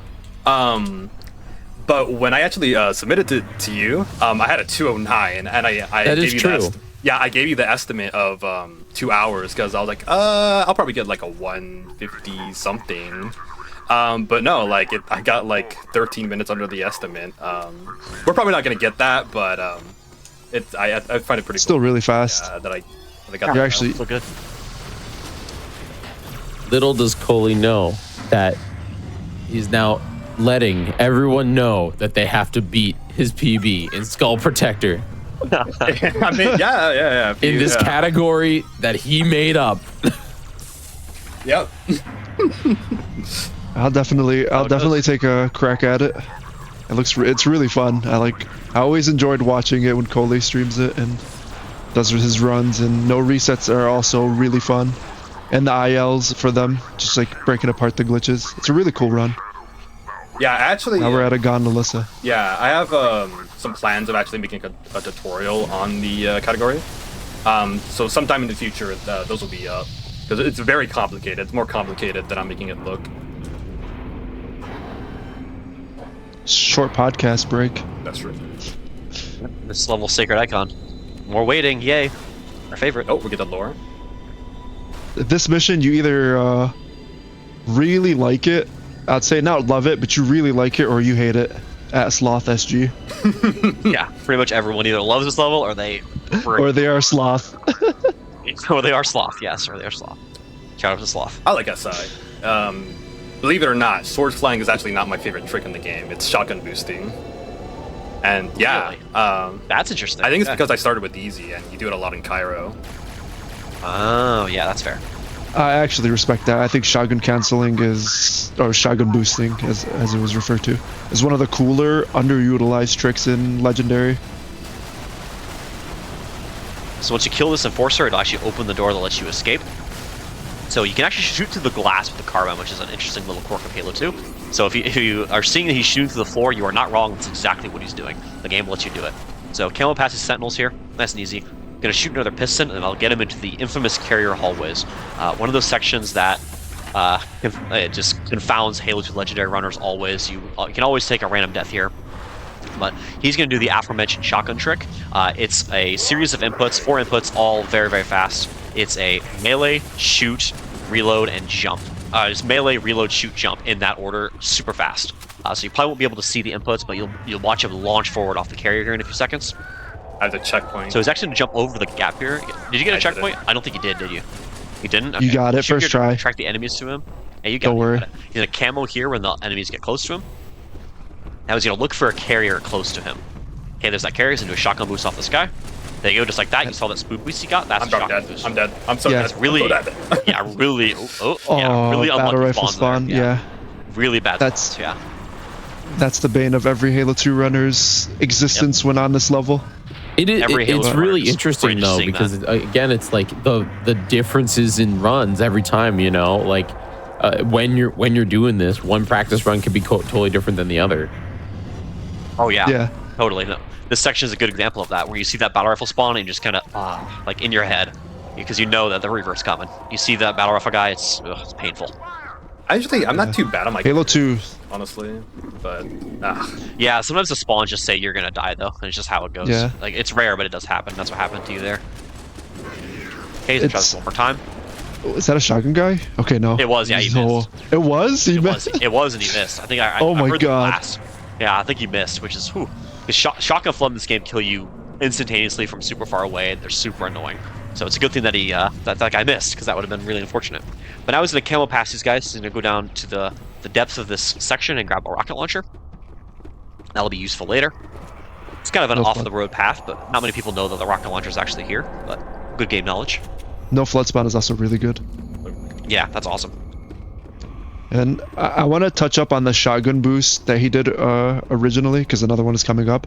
It looked like his shotgun didn't move, That's because I believe that the shotgun doesn't have a fleshed out weapon switch animation. It just spawns. So when you see him fly, it's because he shot to kill the carrier, and that removes its collision model. So he shoots to kill the carrier, removes the collision model, and he does almost like a regular melee cancel that he did in Oracle, and that still propels you forward because it's the enemy biped is there. That was a pretty good one. Speaking of melee boost. Now he's got the skull, and now he's going to be doing some melee Please boost. tell me Enemies hopefully staying unseen. Ah, close enough. That's good. Nice. Yeah, that was nice. Nice and smooth.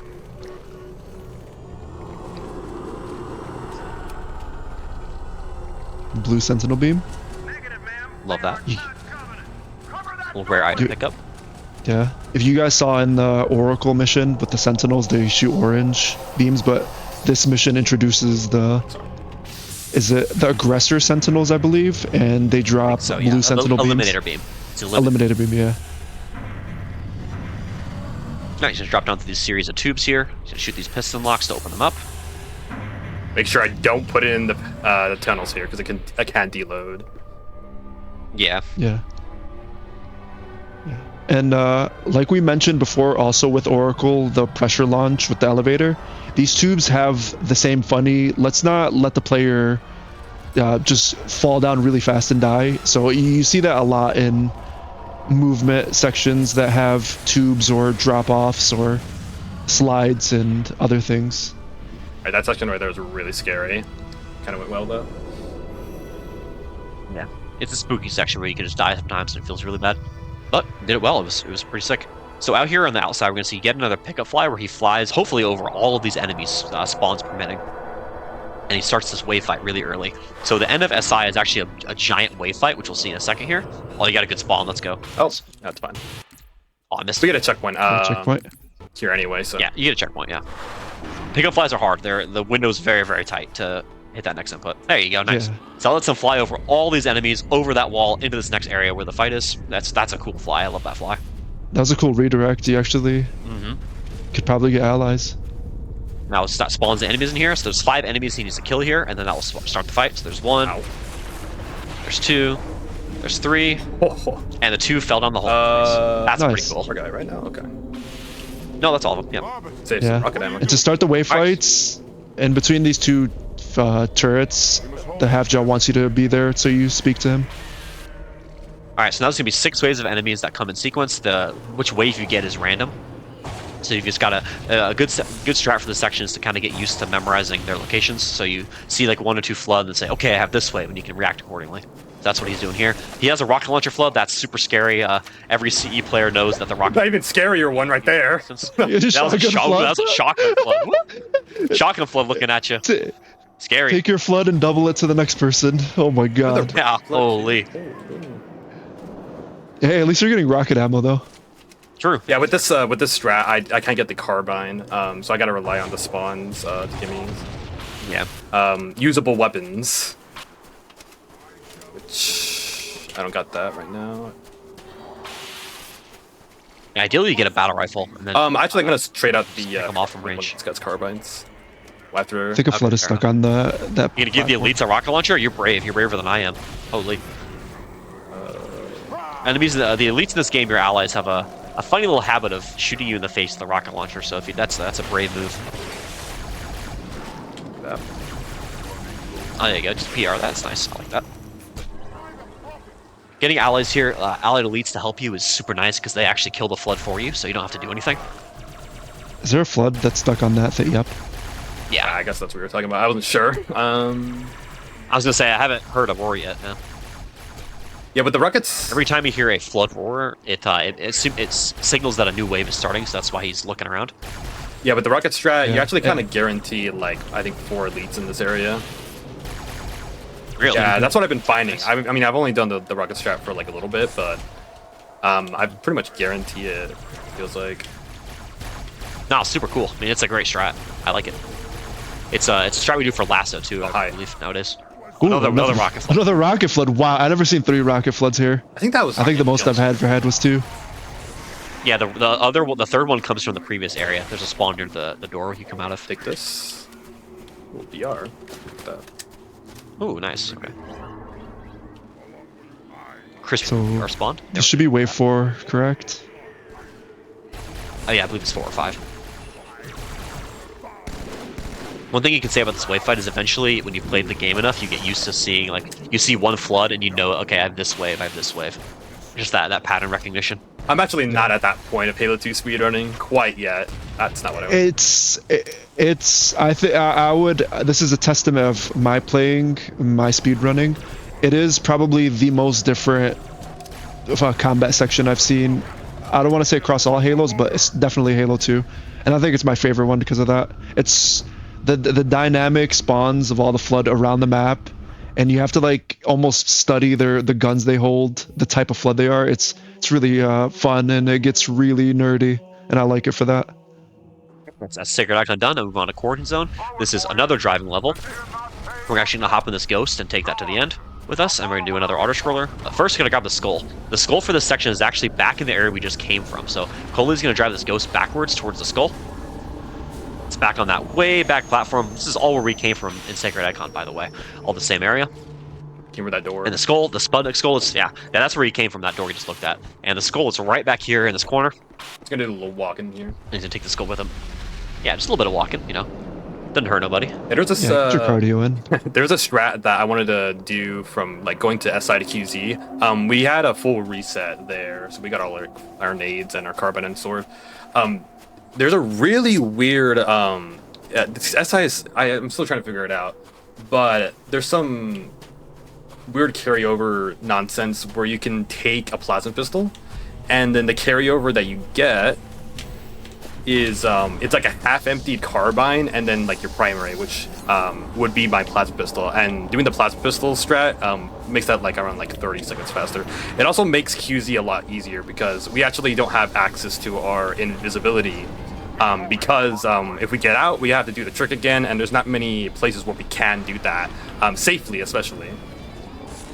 Also, do I have this? Oh, I gotta be sure. Yeah, I gotta be sure. You don't want to get to the end and not have it. Yeah. Yeah. So usually on this level, you get out and pop your camo. So when you jump out and get it and pop camo and get back in the vehicle, the game still treats you like a camouflage, and enemies don't shoot you, which is a really useful mechanic for this level. Let's just drive past some things. Coley doesn't have access to that because if he gets out, he can't get back in with the Skull. It's kind of hard to do. So he has to actually take things kind of slow, kind of safe, which is perfectly fine. Check that. Yeah, and for instance, the crux of this area is Johnson is in that Pelican with a Scorpion tank, and he can just missile pod, and as you saw the Scorpion shot, and he could just choose you. Dome you. Yep, he can just dome you out of the air sometimes, which is very funny when it happens on a run. It will happen eventually. This is definitely one of those. It's definitely one of those things you want to just like nudge your fellow Halo 2 speedrunner and laugh at them, be like, yeah, it happened, but you don't want it to happen to you. Exactly, you know, it's a treat. It's like Santa coming, but makes you angry. I got the checkpoint. Am I good? Did you get a checkpoint? Yeah, I you're think good. you're good. Oh yeah. Okay. I think you're good. If you got a checkpoint, you're good. Is that? You got that's super rare. That's super rare too. So the trigger that advances the level and the one that spawns the enemies are separate triggers. So he hit one trigger but not the other one. That's super rare. Oh, there you go. Yeah, so that's super rare that it happens. Wow. We have okay. Nah, that's fine. Now you spawn him in because it's just that close. So that was a very rare despawn. Yeah, that's only happened to me like once ever. That's really cool that you got that in a marathon. Holy. All right, now we're just driving past all these enemies, waiting for that debris to drop so it doesn't crush him. I waited there mostly because copium checkpoint. This should happen. Okay, good. Yeah, this part is one of the hardest sections. I just got to brute force it. Oh, cool. Yep. Yeah. And that hallway, shotgun flood spawns and a rocket flood. Shotgun floods, we said initially, are the scariest, or Cole and his reactions. But once you're in a vehicle mission and you have a rocket flood, wait, these fun. Just say goodbye when you hear it flying through the air, because the tracking in this game is insane. The rockets track you, so if they shoot a rocket at you, you are dead. Yeah. Oh gosh. Oh gosh. Oh no, that's a Gauss hog. He's dodging. What? Nice. You gotta be kidding me, bro. What is bro doing? Why is bro there? What in the world? QC can be either the easiest or the hardest level in the run, based on if you get deload or not. I just killed the shit there. I'm not gonna lie. That happens. But hopefully you don't show. Oh my God, the rocket almost curved down. Yeah, you see the rocket curving around towards you. That's the tracking right there. Like even when you're at this exit where the rocket, you stop seeing rocket floods, it could go through that tube and curve right. It could like actually take a full 90 degree. Yeah, remind me. That it's done that before, where it curved on the corner and still gets you. You remind me of one of the runs I had earlier. That exact thing happened. Oh my God, it's painful. It's so painful. So this is the last section of the level, and then we go on a 5-minute auto-scroller where we just kind of get to chill. Want to drive past all these enemies nice and quick. You actually got the worst spawns possible. Turret, double ghosts, and door glows, but that's fine. You move right through it. I could have. And then we drive through here, we get on the gondola, and then it's time to wait. Could have been worse. I could have got the plasma rifle spawns too. Nice. And then the best part of all Halo 2 speedruns is coming up. The podcast. Yeah, the podcast. Yeah. Ooh, purple die. Actually, wait. The best part is we can change colors of the armor. Yeah, and that too. I just can't wait for this. The most insignificant glitch to any run, but also the most significant to all runners. I think you have to nade the bodies away. Oh, do I? Yeah. If you see the purple, the purple elite, that's gonna happen to us in a second. Here, we're gonna be a different color. Ooh. Oh, black. Ooh. Wait. Oh, hold on. Black. I seen a really cool hot pink. Ooh, that's a really cool. Oh yeah, I need it. I need that. I need that color, man. That's a rare pink. That's a very rare pink. That's a rare pink. Yeah, that's a rare Please. color. Oh, get it. The flood are coming, dude. You gotta be careful. The flood are coming. I can't get it. Yeah, you just gotta go with black. Okay. Oh yeah, we'll take And jet black is cool. That's a rare color. We got a little sneak peek at why Halo 2 runners love it. So now, instead of fighting this gondola, there's waves of flood that jump on this gondola and try to fight you. Instead of doing that, we're just going to come up here and fall through the elevator into the center, where we are now perfectly safe. The flood cannot see us, they cannot shoot us, and we're just going to sit here and ride this gondola all the way to the end. About the podcast. Yeah, about that podcast. Yeah, podcast. When's the question? It's time for the podcast. If you were to tell anybody in the chat what Halo game that they should start with, not speedrun, just casually, they've never played a Halo game. They're a Mario player like me. Where should they start? I mean CE. I feel like. I let Cole take it. I feel like you have to start on CE. I started on CE when I came back to Halo, just in general, just like in chronological order. If you care about the gameplay, if you care about the story and everything, you got to start with CE because it's the first one, right? But if you want just like a fun gameplay, I would say Halo 3 because it has the best gameplay of any of the games in my opinion. Yeah, that would one of the two. Yeah, and if you're trying to play all of them, like you're just very excited to play all of them on like a weekend Halo marathon, and it depends. You want chronological order or, in my opinion, gameplay. So if you want gameplay, start on Reach and then go up. Or no, chronological. Start on Reach and then go all the way. Or if you want gameplay, start on CE because you definitely see the gameplay evolve. And like myself, I am a very gameplay-oriented gamer. I like seeing mechanics and stuff evolve, and it's very cool seeing the history of what Bungie did and also 343 in their Halos. So mine is more ambiguous. It's either Reach or CE. Technically, Reach came first, so. Yeah. True. Yeah, in chronological order. True. Waiting. We just wait. Yep. I actually want to tell a quick story real quick about Oracle. Do it. So, I said before that Oracle was at the time impossible. And I was streaming way back in I think early January this year, trying to make things work. I was trying to do an MSL through the wall, and it was stupid. That's how I know you were desperate. Yeah, I was desperate. But Mono was in my chat. If you know Mr. Monopoly, pretty cool Halo 2 classic speedrunner, and he told me that he never saw the skull smuggle trick before, and he was like, "Oh, yo, you wanna? I kind of want to showcase this in a YouTube short." I was like, "Oh yeah, go ahead." So we did that. A day later, there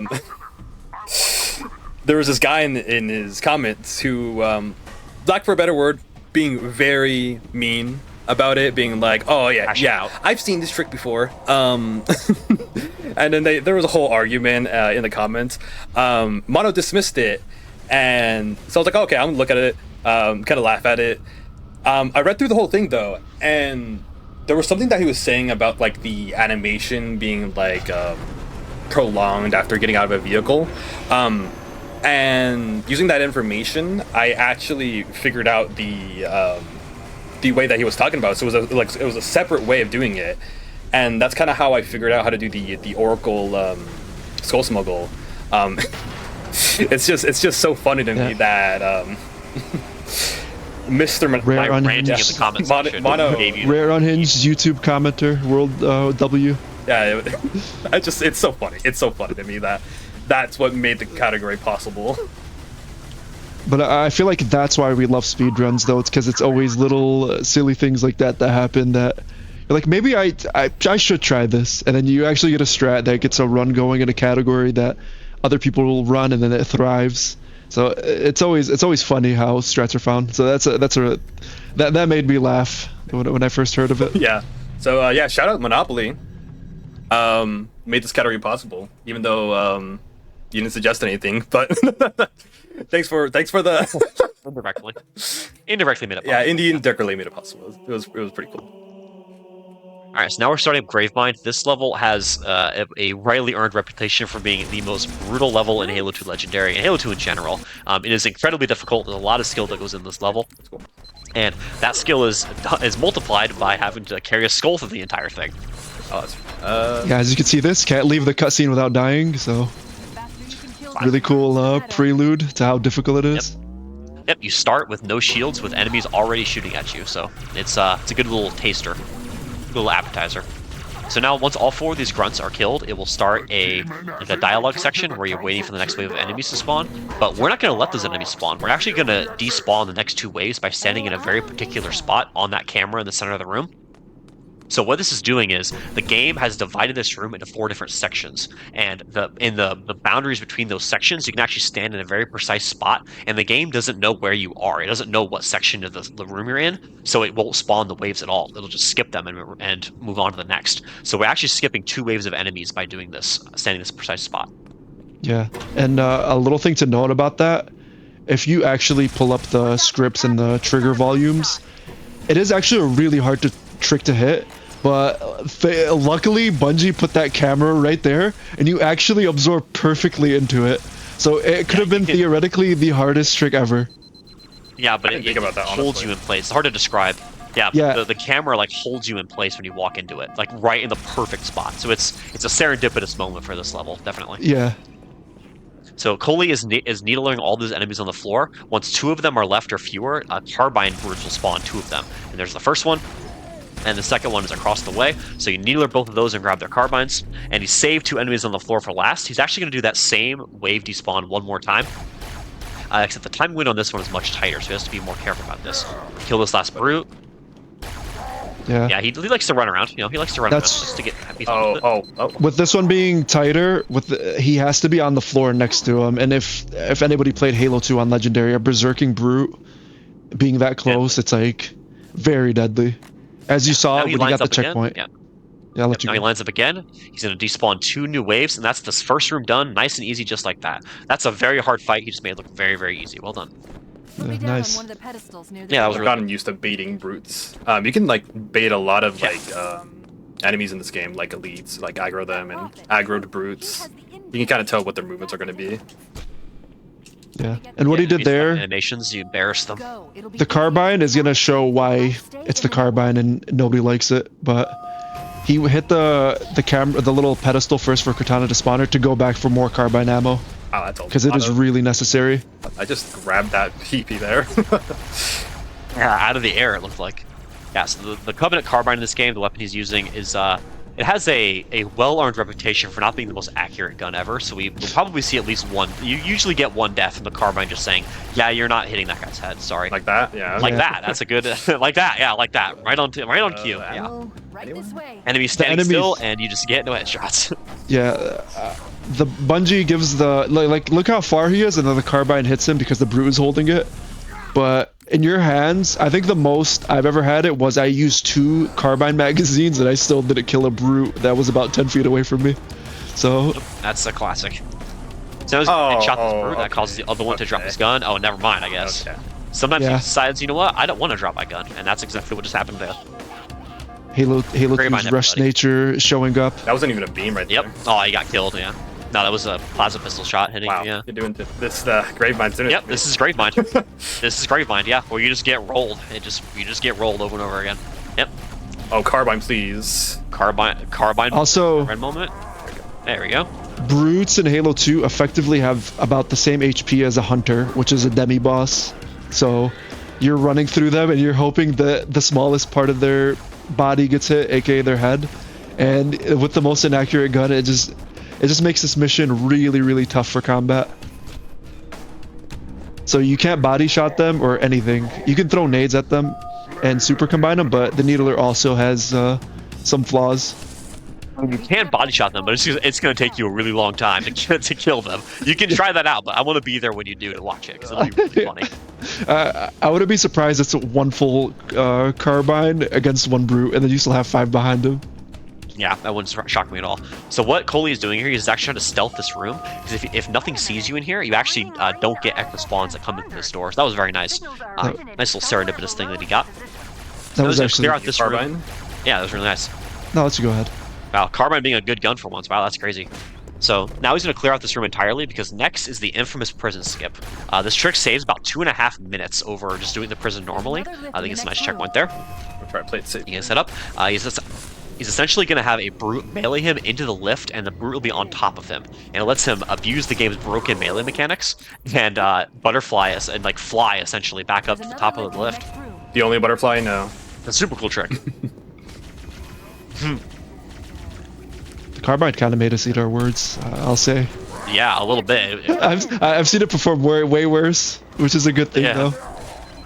I don't Very like nice. that. So as you can see, that I don't brute. like that one. Do you know how to? You know how to? Yeah, I know how to recover it. It's just like I wasn't feeling it, Okay. honestly. I want to do this safely. That's fine.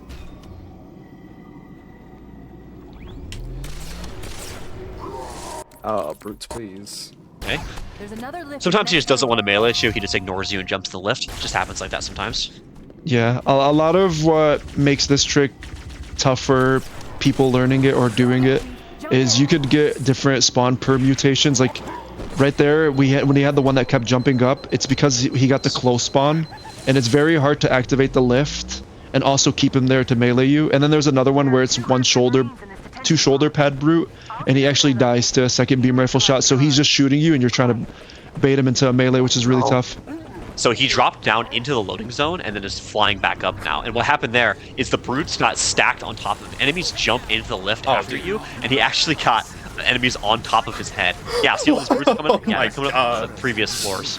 It's like a waterfall of brutes. Holy moly. And that was actually very serendipitous because they fell off of his head. Yeah, it worked out pretty well.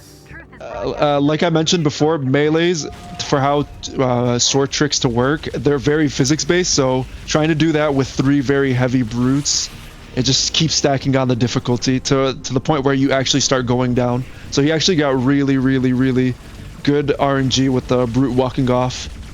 I'm gonna clear this room. I got my So now he's checkpoint gonna during make his way the through. prison give there, and I don't want to go back. Yeah, you did. He could probably get the one after the hunters here. Yeah, I'm gonna get that one. Fine. That's not bad. So Coley's actually going to elect to clear this section. Usually we try to skip right through this, but he's going to clear it to get a checkpoint, which is a smart play for a marathon run. In a normal run, he probably would skip past this and just go, but for a marathon run, it's best to get the checkpoint and play it safe. There you go, nice and easy. That should give him a checkpoint coming up. Oh, video game. Checkpoint, hello? Oh, video game. Don't make me eat my words. It's making me eat my words. That's why Gravemind is Gravemind. Yep, because checkpoints will sometimes say, yeah, you're not getting a checkpoint, buddy. And that's just how it goes. Okay. Okay, he's going to move over to the right here. The skull is actually outside of the map, outside on this little rim edge here. So he's going to... Oh, there's your checkpoint. That's a nice checkpoint, yeah. Oh my god. Kill that Jackal Sniper, so it doesn't shoot him in the back, like it almost shot him in the face there. And the skull is actually way out there. It has this little elite goalie here. So we do a little sword fight to him. Just to get by him nice and easy. There's the skull. Alright, unique thing about this skull is that you can't drop it. Yep. Yeah. So he now So has throw- weapons for the rest of the game. So throw away everything we learned about the skull being a support weapon, and then on this specific skull, the anger skull, correct? Angry, yep. Yeah. It makes you pick it up into a third slot. So As we mentioned before, the Swordfly is a 2-frame trick where you do YX, RT, and Y all in 2 frames. This one, you're going to be adding a YY as well because you have a 3rd weapon slot. So you have to cancel your ranged weapon for the red reticle and also the skull. So it makes it really, really tough. Especially with this mission being as tough as it is. It's a testament to how much time you put into getting good at the Swordfly. Thank you. Oh my god, Gravemind. Nice Gravemind. checkpoint. Oh. Yeah. Gravemind being nice to you. Holy. Yeah.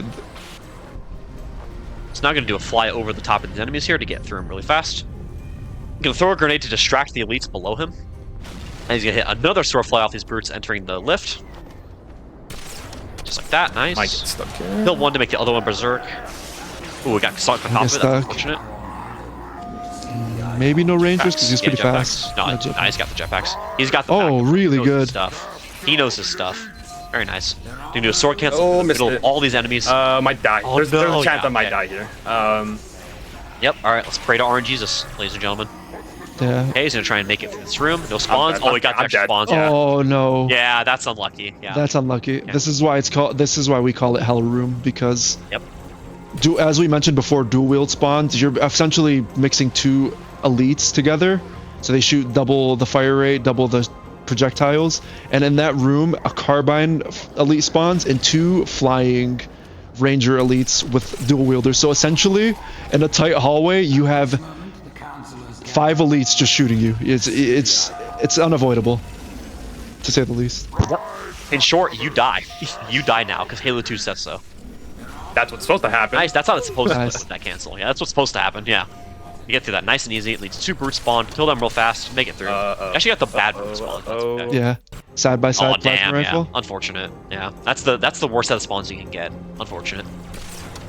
So what happened there was, with that spawn, because they're side by side, usually they're in a single file line. He was trying to scope in, and then Halo, being the arena shooter it is, to balance, it has a descope mechanic. So he was trying to get the one brute to berserk by killing another, just like he did with that brute. And he couldn't because it descoped, and that made his aim stutter. So it was a very unfortunate circumstance with that spawn. Still, nice cancel. Yet he still adapts. Yep. See, like that single file line, what we need. And then he just That's gets what we mad. like right there. Gonna cancel the head of this next one. That's very nice. And he's gonna stay there. And that guy's gonna run off like a... Oh man, Nice. That's the hardest part for me. That's the super hard part. When you're learning this game, that section will claim many of your runs. That's a rite of passage for every Halo 2 runner.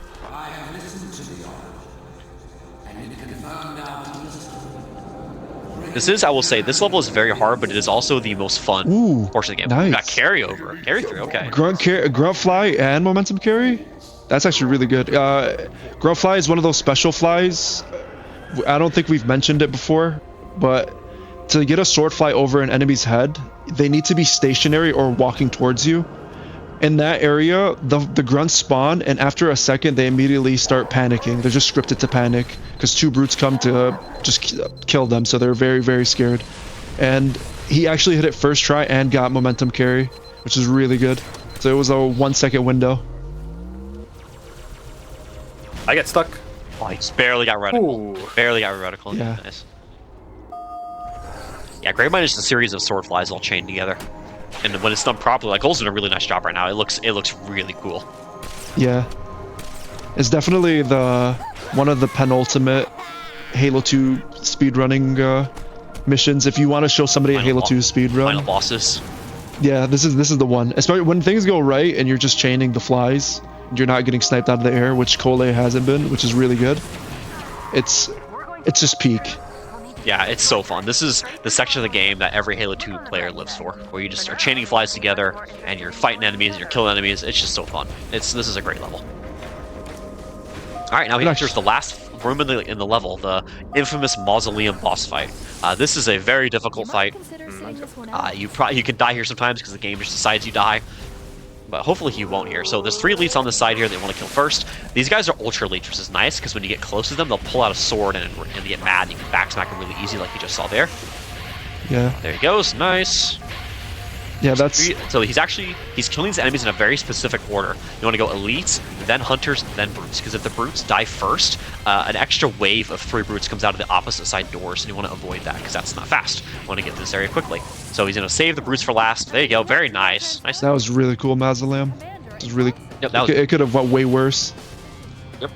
Especially with those ultras, because they're a new rank that got added to Halo after Halo CE. And when they do a berserk animation, as Dabble mentioned, they have their new special properties. They get really mad. They're the big bad now. They go after Master Chief and they pull out their sword. They can all of a sudden have no back. Like you're just wailing at their back and you just die. They just refuse to get back smacked. So he did that really well. Also, that was scary. all right, through Gravemind in under 15 minutes. Very nice. With the skull, too. And you can notice there's no animation for throwing a grenade with the skull, so you're just kind of vomiting grenades out into the ether. Well, yeah, you can't throw it when you're holding a skull, obviously. That's true. Yeah, what else are you going to do, right? Next 2 levels actually could be fairly unique because you never get to see the ends, or like for Charity, you never get to see the level because it always gets skipped. We're going full path. Normally these next 2 levels on the regular Halo 2 Legendary run, we skip the overwhelming majority of the level with big skips. But in this category, the skulls are actually found within the levels themselves, so we can't skip that part. So you're actually going to see some DLC gameplay here out of Coley. Yeah. Uprising in particular has like a throwback to Delta Halo where it's just, you can just go out of bounds, you know? We don't have to put an elastic barrier. But it becomes full path, and in my opinion, it becomes really, really interesting. Okay, gonna dodge these brutes here, and then move on through. A lot of this is dodging enemies and killing enemies and abusing timings. It's super fun. This is a very fun level of the game as well. Yeah, and to the naked eye, it's in that section, it's like a lot of it is manipulating the AI. Like, he wanted to berserk that brute. He didn't berserk that time because it's Halo 2. But he would have berserked, and he would have probably gotten a fly off of him or something. It's all about knowing what to kill, when to kill, even when you're about to go for a sword fly. And he did it really well. Let's cancel. Scary. Oh, right, so now begins oh the my god. DLC gameplay. Now begins the DLC gameplay. Yeah, normally we would end the Oh level my god, earlier. that was so Yeah, normally we close. go on top of the map and go to hit the end trigger, but we're not doing that right now. We're going to do something else. We're actually going to drive through the rest of the level. So Coley's going to take this ghost. He's essentially going to try to drive through everything in this level as fast as he can, all the way to the skull. Do you kill the sniper in this? I don't remember. I killed the sniper No, you earlier. don't. Okay, fast. Okay. Yeah. So you camo through everything. So he's going to camo past all these enemies in here, and a Spectre is going to come around the corner. He's actually going to dodge right past it and the brutes accompanying it, just like that. Nice and easy. Ah, nice check. That's What's cool. Harder than it looks, by the way. Yeah, he actually got really, really good AI behavior, especially with that Jackal. He could have just ended you, and you're just close enough to scare him with the sword at the start. But Yeah. that was Hit really a good. nice long sword fly here with the beam rifle and go right over the heads of all these enemies here. That's fine. That'll go down. Yeah, you're fine. Yeah, let's go down the slope into the last area, which has my personal favorite title card in the series, Fight Club. Okay, so hit another nifty little sword fly here with camo. There's my title card, my favorite. Now he's gonna go to this little area here and wait for his camo to come back because it makes him super safe. Oh, not even waiting. You're just Yeah, I do this in Oh, yeah. 100%. They don't. You just go. Okay, fair enough. Listen. I love it. So I usually wait for my camo when I'm doing 100%, but you know that'll work. He's just a renegade. He just walks between I guess, two raids and a sniper tackle. Yep, and he grabs a skull through the ceiling, nice and easy. And the end of the level is just around the corner, so we'll be able to get there really soon. So with the way I routed it, the Jackal snipers don't even notice you here because they're in their like little walking animation. That's right, yeah. Interesting, okay. Oh boy, hey buddy. So normally, That goes very nice. normally you wouldn't be able to carry rockets to Great Journey, but the way I swapped out my weapons, it's the same thing on Regret that as long as your primary is carry overable, you can pretty much carry that, and it won't even count the rockets. Also, look at I'm holding a skull here. Oh, that is really. Oh wow, I've never seen that. That's cool. Yeah, you could see it on I want to say Metro and Regret. That scene. You see yourself. You see yourself in Yeah, the yeah, cutscenes, yeah. right? I got a gold, by the way. Nice. Yeah, that right was on. a really clean one. That was a Yeah, really that was clean. one. It was very nice. All right, so now on to High Charity. This is the second of 2 levels that usually get skipped in the normal game. So he's actually going to do this level full path, which High Charity full path is a lost art now. It's who's shotgun guy. Ooh. Oh my god. Okay, he's going to use these rockets now to kill the. There's a bunch of brutes that come out of this doorway opposite him. He's going to use the rockets to take them all out really fast. And he's going to move right on past. Shout out to Zoo Nice, that was for that rocket strat. That was really clean. Yeah. Zoo and Sunwraith cooking. Yeah, Zoo was doing NMG and he told me about that. I was like, oh man, that's super useful because I don't do high charity skip, so I have to, like, no matter what category I'm doing, I gotta do high charity, full path. Yeah, exactly. Makes it so much funner. You've actually you had good luck with shotgun spawns. I kind of want to talk about shotgun spawns. So in a lot of games, shotguns are like poorly balanced. When you hold it, it's like the penultimate close range weapon, where it only that does damage 2 feet in front of you. Not in Halo 2. Not when you give it to the AI. When you give it to the AI, it effectively gets like mid-range assault rifle range, and it can kill you so quick. It's not even funny. Like I think it actually probably is quicker than Jackal Sniper in some instances. And another special thing about how dangerous it is like Kronos' run, his last run he did before, he had the skull called the Black Eye Skull.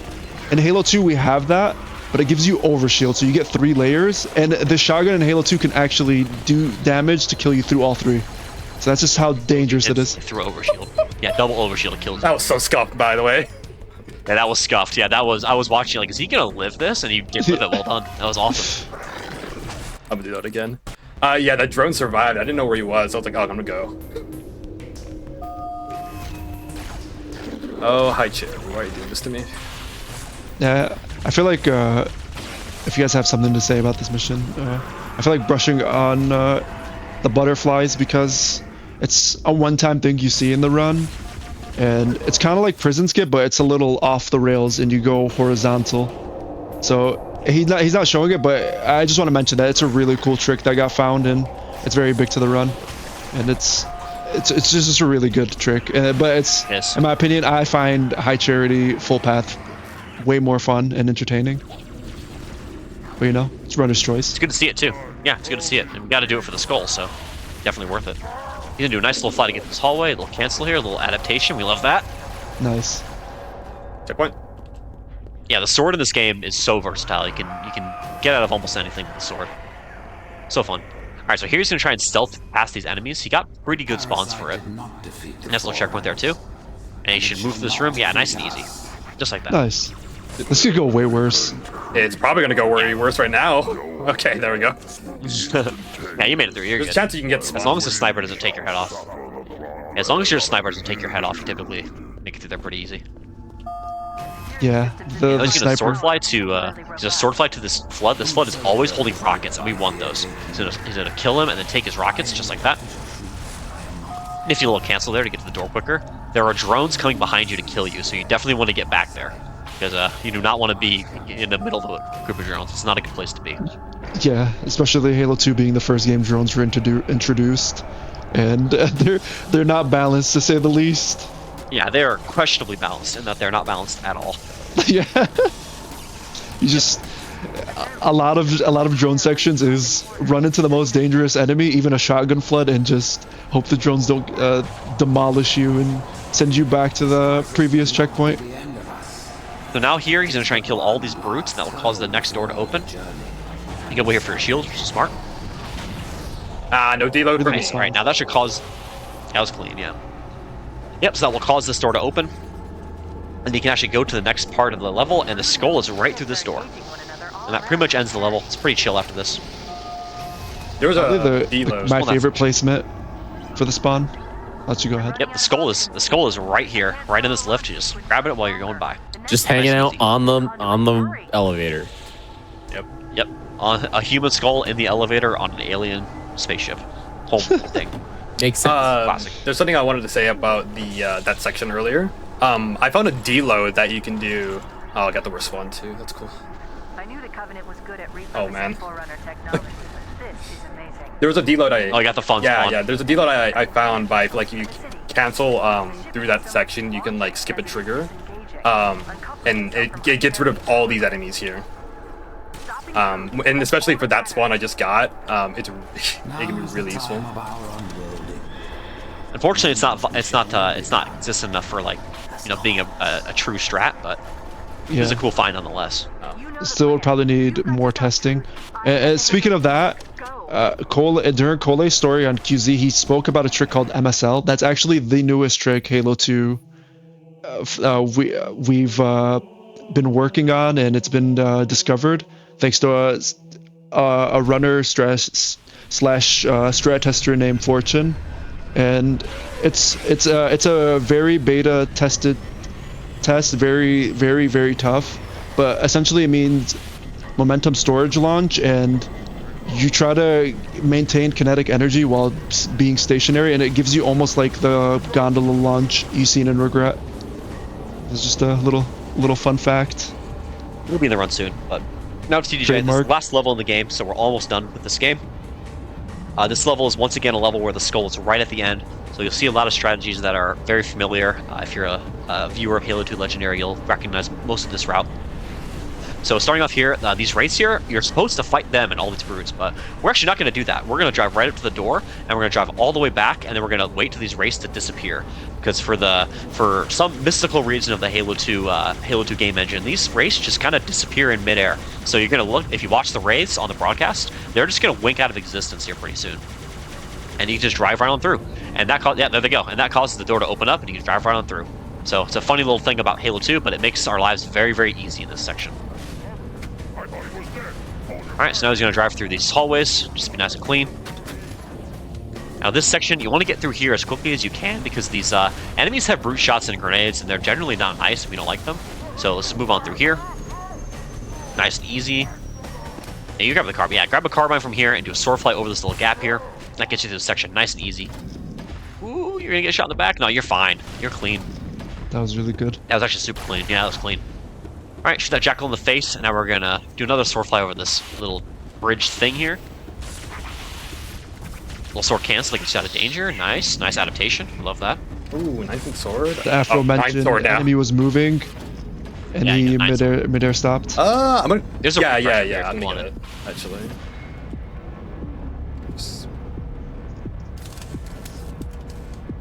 Alright, so this is the prison area. Once you kill 3 brutes here, it causes the door to open and allows you to escape. So you want to kill 3 brutes here as fast as you can. We typically like to stick one. Stick one and then backsmack 2 more. That'll work. That's good adaptation. Cancel over the heads of all these brutes, and then that gets you to this last section. There are 4 brutes here. Yeah, that was really good. There are 4 brutes here. They all need to die for this section to go. You shot by accident. Oh, and I gotta win the checkpoint. Oh, that's an interesting checkpoint. Okay. Okay, this is gonna that is quite a checkpoint. Yeah, smart. I might get a... Yeah, go for the stick. I might get a revert, like... a double revert? I would spam nade as you're loading in my opinion. Maybe. I don't know, who knows. Oh, you got one. Nade, you got camo too for positioning. Yeah, this is interesting. This is like interesting checkpoint, yeah. This is a very interesting checkpoint. How checkpoints work in Halo is you have to be out of combat, which means don't jump, don't shoot, don't melee, or don't have low shield. And he shot, and he still got a checkpoint. Yeah, that's a checkpoint that you don't really see ever. Okay, you got through it though. Yeah, nice and easy. Nice. Some good adaptation. Okay, so now we are on another auto-scroller. This is the last one of the run before the final boss fight. So we're going to do a little preparation here. We're actually going to backtrack a little bit. And what this does is it deloads some enemies in the next section, in the Wraith pilots, and it allows us, the Scarab, to start moving much faster than it normally would. Makes our lives much easier. So now, that Scarab is going to move inevitably towards the end of the level, and we just kind of have to get set up and wait. So we're going to do a little bit of backtracking here. We're going to set the triple weapon, right? Yep. Nice. So what he's setting up is a glitch called the triple weapon glitch, which allows you to have 3 weapons in your inventory when you're usually only allowed to have 2. Stop working. I'm going to do the backup here. Backup? Okay. So he's not going to do that. He's going to do the backup instead. It's a pretty tough trick. You got to, like, it's a trick that I found through mono, again. It's, the inputs are, you swap weapon, grenade, hold Y, tap Y, mash Y. It's really weird. Yeah, the inputs are weird and they're very precise too. So it's my main method not the end of the world to go for. But if it doesn't work, I'm just... So we're grabbing the Spectre. Yeah, we're grabbing the Spectre from the very start of the level. That's going to be useful here coming up, where we're going to use it to perform a glitch called the Johnson duplication glitch, which will make more sense in a moment here once we get to the end of the level. But we're still on the auto-scroller, and we're actually going to go to the very back of the map here on top of that big structure, where the skull is actually on the top of that structure at the very back. So we're going to take the Spectre and climb all over these back hills in that geometry, and we're going to collect the skull way up on top of the structure. I see you're a right side Randall. There's an ongoing side, let's go. as to whether the left side or the right side is better to drive on. I am personally a left side Larry, but Coley's a right side Randall. I'm also a right side Randall. Don't be mistaken. We need more. We need to recruit more right side Randalls. Nah, man. Left side Larry. Left side Larry forever. Yeah. Come on. Yeah. See. Yeah. Dabble is it may seem like he's the only runner that does it because he's in this call, but a lot of runners do left side, and it's a very classic thing, like a old speedrunner thing to learn to do the right side, in my opinion. And it's very funny that the left side got found, and it's just like, we'll do it. It doesn't change the run in any way, but it's just funny. It's just a cool thing to have some camaraderie about. I'd say about this category, Left side. I think it's actually faster going right side. Really? You can set up your. I think you can set up your Spectre here a little faster. Oh yeah, yeah. That's actually true. Yeah, it doesn't matter. You have plenty of time, but you can set up a little faster, like a second or two faster. But left side is still superior because it's left side, and left side best side. Left side forever. All right, you got the skull there, nice and easy. Now he's going to drive back down. He's going to get in a very specific spot to set up for the final boss fight. He's actually going to take the Spectre into the fight with him, which usually is not possible. You have to drop into the trigger to start the final boss fight with the Spectre also in the trigger, which is kind of tight. The timing is a little tight, but all our speedrunners end up getting pretty good at it pretty fast, because if you miss it, your run's dead. So you kind of have to get good at it faster. It's like survival of the fittest in that way. Yeah, or you have so to he's driving 3 minutes. Yeah, he's driving onto the structure, and now we just kind of wait for the Scarab to shoot his beam. Once Johnson has shot this door once, you can turn around and set up for the trick. My Spectre is really messed up, by the way. There is something special about where he's looking. If you look at the door frame, it's almost like Cairo Station when you look at the window and you watch Athens and Malta get absolutely obliterated. When you're watching him do his beam, he actually does about 5 less beams, so it's actually just faster in general. He's hopping out here. The trigger that activates the final boss fight just became active, so he's going to drop into that, and the Spectre will come with him into the fight, and now has it to use, which is super, super cool. I think it's awesome. It's one of the cool little quirks of Halo 2. Okay, gonna get a quick revert here because those guys are being annoying. Go down all these brutes nice and easy, and as you can see, the Spectre is here waiting for us. So now we're gonna do the triple Johnson glitch. So when you get Johnson in a vehicle in this section, the game gets really confused because you need Johnson to win the game, right? So once you have a Johnson with you, the game doesn't know where he is, so it actually spawns in more Johnsons to help you in order to fix the problem that it sees. So once you get him in the Spectre, you can get in this particular spot, and that's what causes the game to say, oh no, I need more Johnsons, and it spawns 2 more just for you to use, which is super cool. And we're actually going to take them onto the boss platform with us, which is usually not possible. Yeah. The quirk of this boss fight is you need Johnson to shoot the beam rifle at his overshield, because without him, you're just soft locked. Yeah, you can't damage the boss until the shields come off, and that's what Johnson with the beam rifle does for us. Yeah, and my theory crafting for why that works is because the trigger for Johnson for the game to say, okay, he's here, we're good, is it's on the floor, but he hops into the turret and he's away from it. So the game's like, wait, what? I can't check for him. Where is he? Don't do it. It just spawns extras. Don't do it. Don't do it, Tartarus. Yeah, so this boss fight has killed many runs. It's a very painful to lose runs here because Tartarus and Johnson sometimes just do weird stuff because their AI is weird. There he goes. Oh, there he goes. Yeah, there he goes. Yeah, yeah, that's a classic. Looks like he's coming back though. Yeah, he's coming back. He's okay. Yep, he's coming back though. There he comes. He didn't jump off the edge, which is really cool. Whoa! Is that a shotgun guy? Why is he berserking? What happened? Yeah, what is going on here? Oh, he's no. now taking. Okay. Oh, shotgun Hold on. That's the shotgun guy. This is like the most out-of-pocket boss fight ever. Oh my god, that was close. Oh my god, he really likes you. Oh my god, that was close. Yeah, he wants you. Okay, wait, you may clutch it. Hold on. Holy. Clutched it. Nice. Wow, Ooh, that that was Nice. close. The fight of all time, right there. That was really close. Yeah, every that every was direction to go to. Time, It's just Alright, guys, death. that's time ends on this white screen. There we go. GG. okay. There we go. Yep, GG's. Yeah, GG's. Man, that GG. was Wow, really that was awesome. Thank you guys so much for showcasing this. Oh my No god. problem. Yeah, thanks for having us. Yeah. Yeah, Thank you, and this run was fantastic. thank everybody at GDQ. Yeah, seriously. Coley, why don't you explain just a little bit about who you are, what you do on your show, and where they can find you? Yeah, so my name's Kali. You can find me at both YouTube and Twitch, Kali_ZZZ. This is actually not my main game. My main game is actually Super Mario Maker 2. I make levels and make really hard levels in the game. Little Curbs and Panga have played my levels, if you know them. Speedrunning wise, I'm probably going to continue this category for a little bit.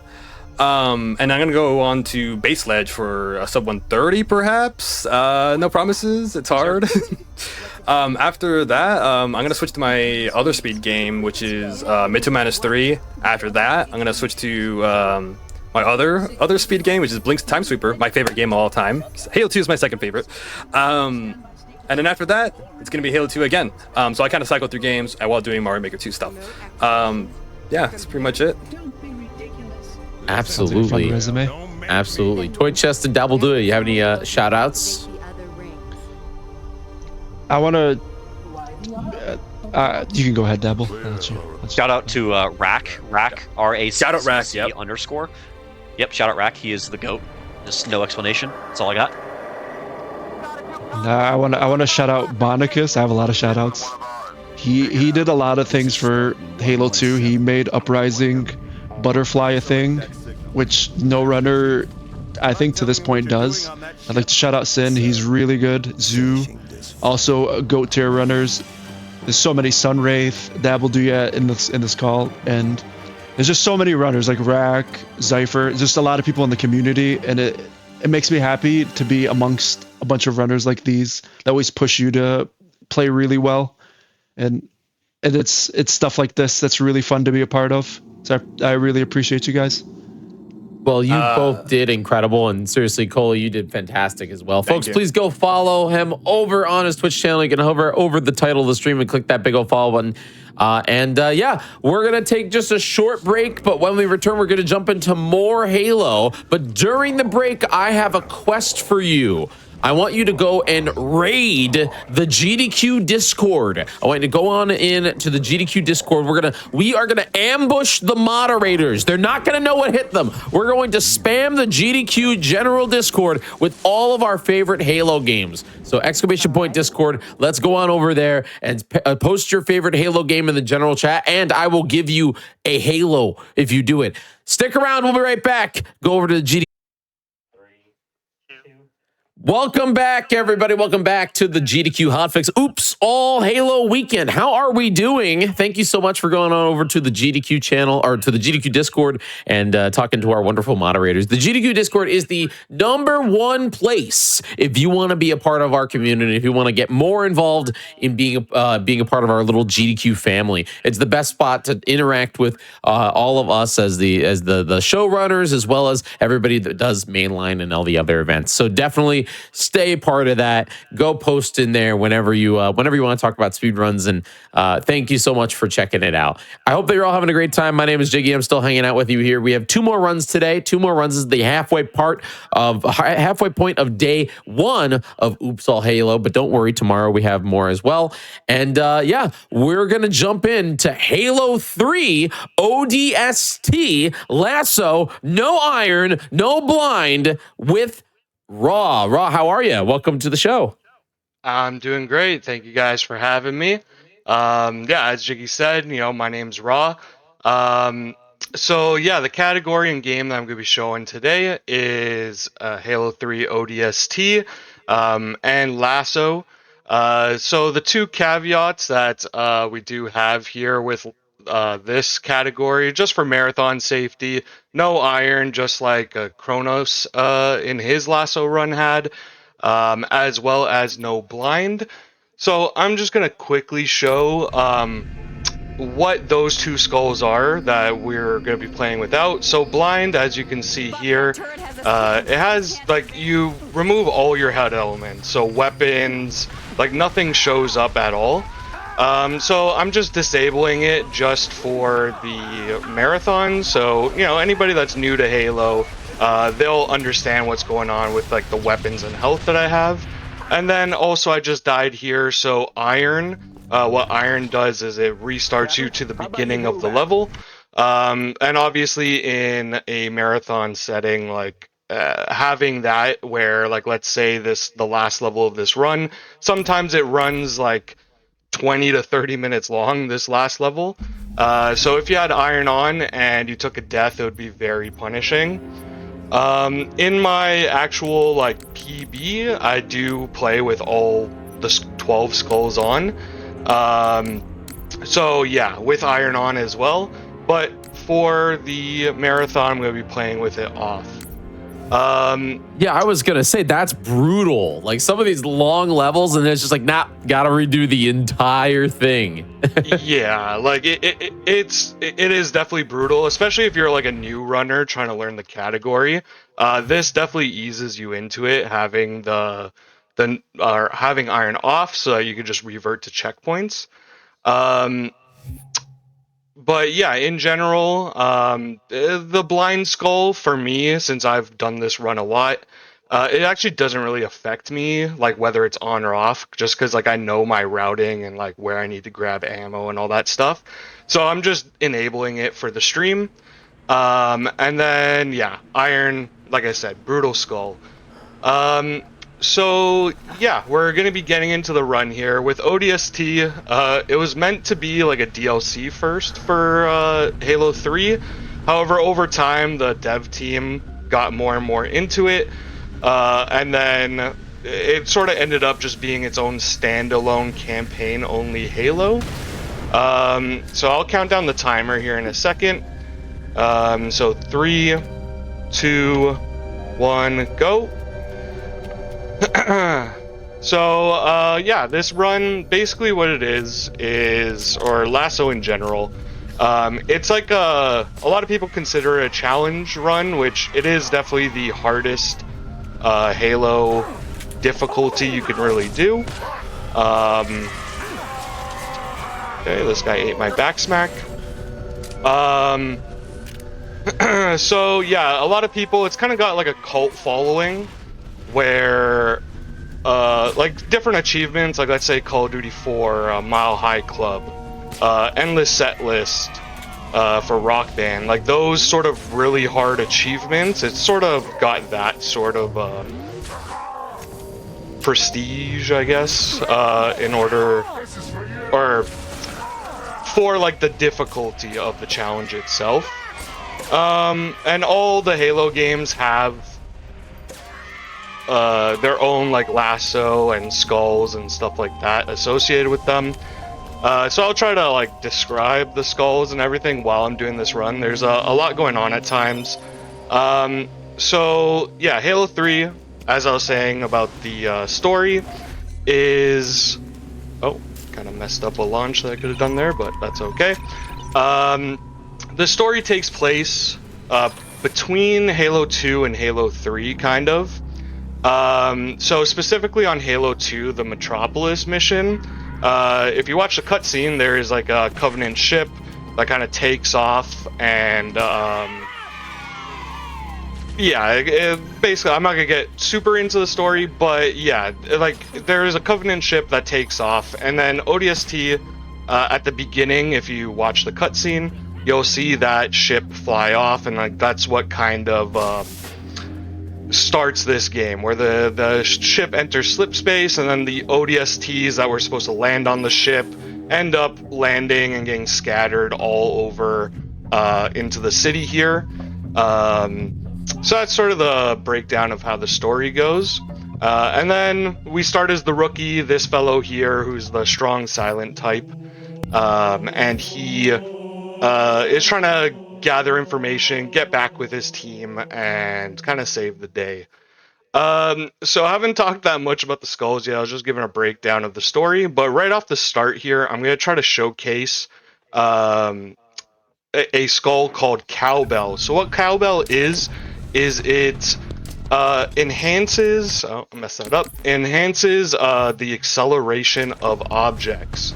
So it doesn't make explosions. I mean, that was like decent. That sort of worked out. It was supposed to go a little differently than that, but I stood on a box, threw some nades in a certain way so that the box would angle and then kind of launch me. Oh, and I realized that I have blind on, so I didn't mean to do this, but I did have Halo Checkpoint Manager, which is our practice tool. So yeah, I just disabled the 2 skulls I was supposed to disable. So here you can see my guns and everything like that. So yeah, anyways, I used Cowbell there to give me a launch, and then hopefully, yeah, I use that box and that coil to launch me all the way across this area. And then with ODST, it works differently than the more recent Halo games, where it's just like you have your health and shields. Here there are health packs across the levels because you're supposed to be an ODST and not like a Master Chief Super Soldier. So you regain your health through only through health packs. The Black Eye Skull, much like Cronus showed off in CE, you only get your shields back from meleeing enemies though, or the health packs. But the health, you only get your health back from health packs. So that is something to take note of. This level is pretty quick, where there aren't that many things stopping you from just running to the end of the level.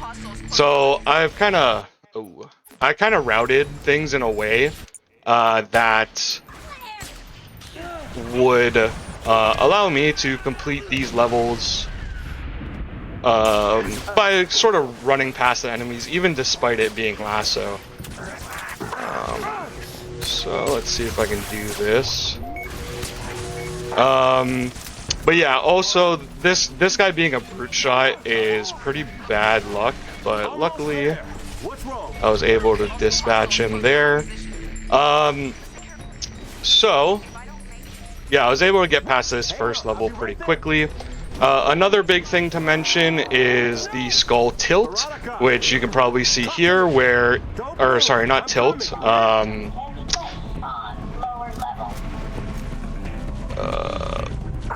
How did I forget the skull name? Anyways, there is a skull where if you throw nades at enemies, it tends to make them dodge, and we use that skull even though it is supposed to be a difficulty multiplier where enemies dodge out of the way, right, making it harder to kill them. But we kind of use it to our advantage at times, where we throw nades towards enemies to get them to dodge to like stop shooting us. So at times you'll see me throw nades where like I'm not even trying to kill enemies with those nades, I'm just trying to get them to dodge. I sort of messed up here. Here, actually, I'm just gonna do something really quick. Sorry, but yeah, it'll take me like 2 seconds here. I just forgot to turn off the skulls. I just don't want to. You're doing great. Thank you very much. Yeah, I just forgot. I just don't want to turn them off between each attempt. So we will. Let's recon helmet. It should be here. So. Anyways, that I should just go back to where I just was. But yeah, so with the skulls, like I mentioned, certain ones we can use to like our benefit. So let me try to go through the skulls here. So, and now I have my HUD and everything as I was mentioning, so that you guys can keep track of what's going on. So yeah, the different skulls. So we already talked about iron. So iron's off. The black eye skull is the melee one to get your shields back. Tough luck was the skull that I was mentioning with enemies diving out of the way. So, and also besides for grenades, like that also goes for like things like rockets, and if you're about to like splatter an enemy, they try to dive out of the way. But like I said, we can use some of the situations to our advantage. Also, banger of a song here. ODST known for its sort of noir jazz type music, so this is a banger here. It's so different. It's very different. Yeah, compared to most of the Halos, where like, yeah, Halo 2, you know, you got Breaking Benjamin and Incubus, like rock bands and stuff like that. This is very noir, blues, jazzy. So yeah, it's really nice for these sort of street sections. The street section that I'm in right now, so the way that ODST works, and it's very different from all the other games, is like these street sections are sort of an overworld where you could collect audio logs, and there's like a whole side story around the audio logs as well.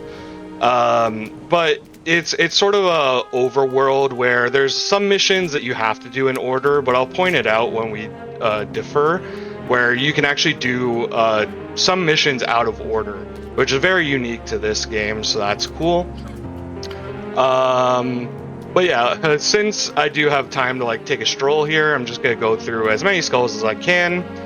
So the catch skull that is also on, enemies throw grenades, like they spam them. Like you'll see grunts constantly throwing grenades once you're in like a certain range of them.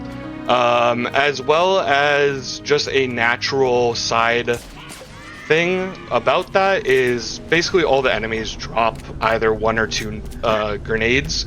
So that's just a side effect that's also useful to us in some situations. The Famine Skull, also in CE, where any weapon that you pick up off the floor has half the ammo that it should have. So routing your ammo, and then the pistol in this game is... the pistol is very accurate, so it's nice for that, where as long as you can aim and hit your shots, you don't typically run out of ammo, but still.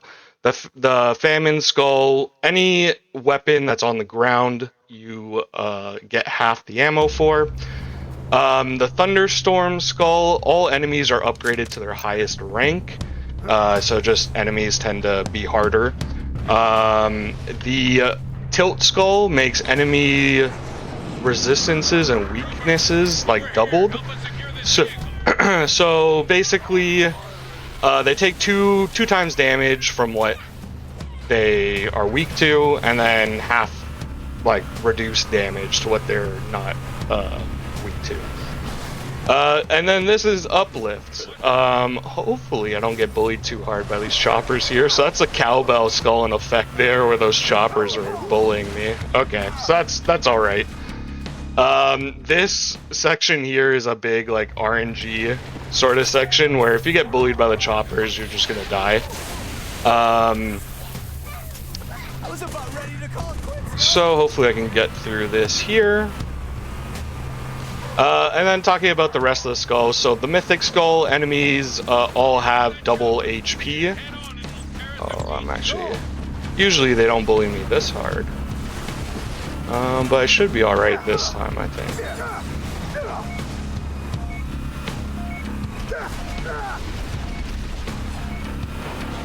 Okay, there we go.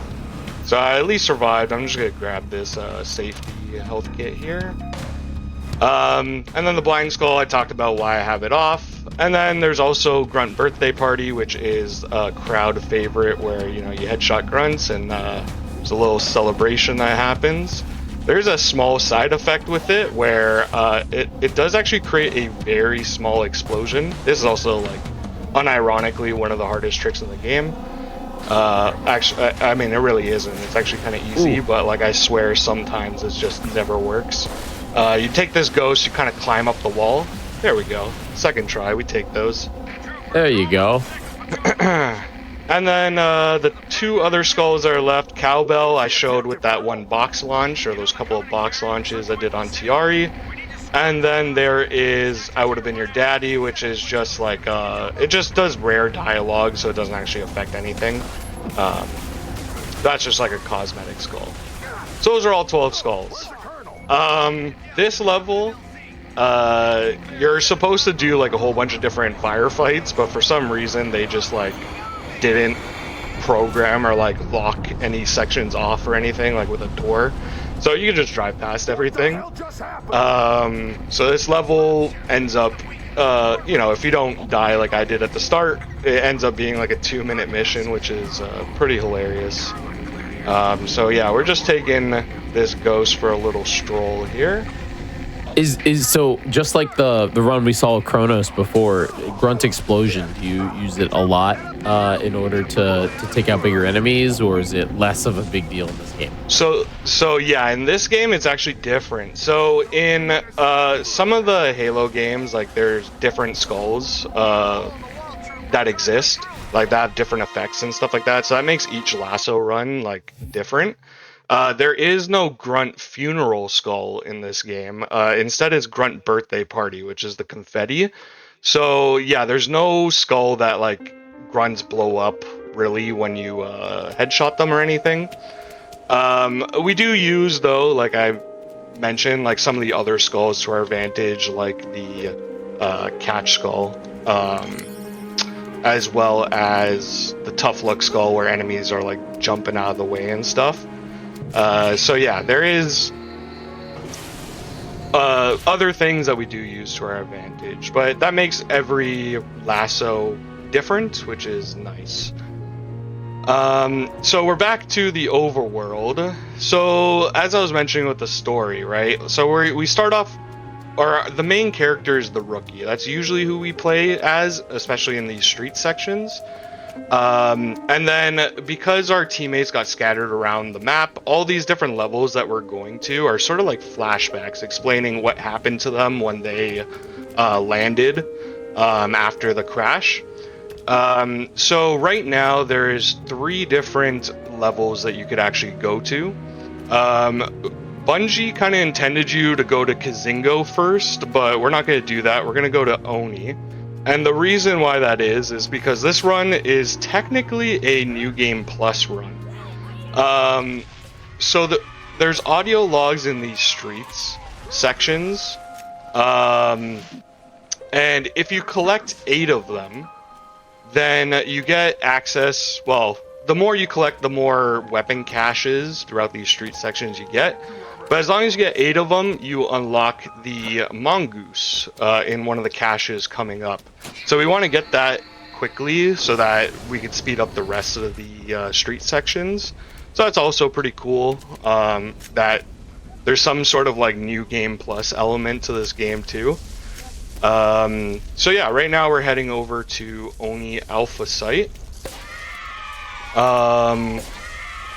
I'll point out the mongoose right when I get there. As for this run itself, compared to like, let's say Kronos's run, where CE is like is one of the harder lasso games for sure, as you saw with him. ODST is many consider one of the easier lassos, but because of that, it allows you to go fast in a lot of sections. So that's the reason why it may look like pretty easy from what I'm doing, but it has one of the most notoriously hard last 2 levels in the whole franchise. So that's where a lot of the difficulty comes in. In fact, like until I started running this category, like ODST Lasso was like pretty much considered impossible almost to beat Coastal Highway Deathless, so like to do a Deathless run for Lasso, but my PB is of this category is a 127, and that's with like iron on and everything, so like I literally just don't die doing that run. But this is the only category I've actually played for Halo games as well. I mean, I want to go into the other games as well and do Lasso, but this has kind of been my bread and butter, so I'm very experienced with this game and how everything I have routed, like I know where enemies are gonna be, what guns I need to handle certain situations and stuff like that. So yeah, heading over to Oni right now, and as you can see, I have a mongoose. Usually if you played this game casually, you probably never saw this. So this is from collecting those audio logs and the New Game Plus feature. So we're gonna head into Oni here. This is like the most combat focused level of all the game, or for the whole game. So this is really cool because like lasso combat is what really makes it harder or like very different from the other categories like regular ledge and stuff like that. Like you have to take situations much more differently how you would do certain fights and stuff like that. There are other things like cowbell, like I showed like some of the cool launches you can do as well. But yeah, the combat is where this category really shines, where you have to really adapt and really show off your combat skills. It's not just all about tricks and skipping everything. It's about doing combat really efficiently. Here I'm just waiting for a door to open and then the combat will start.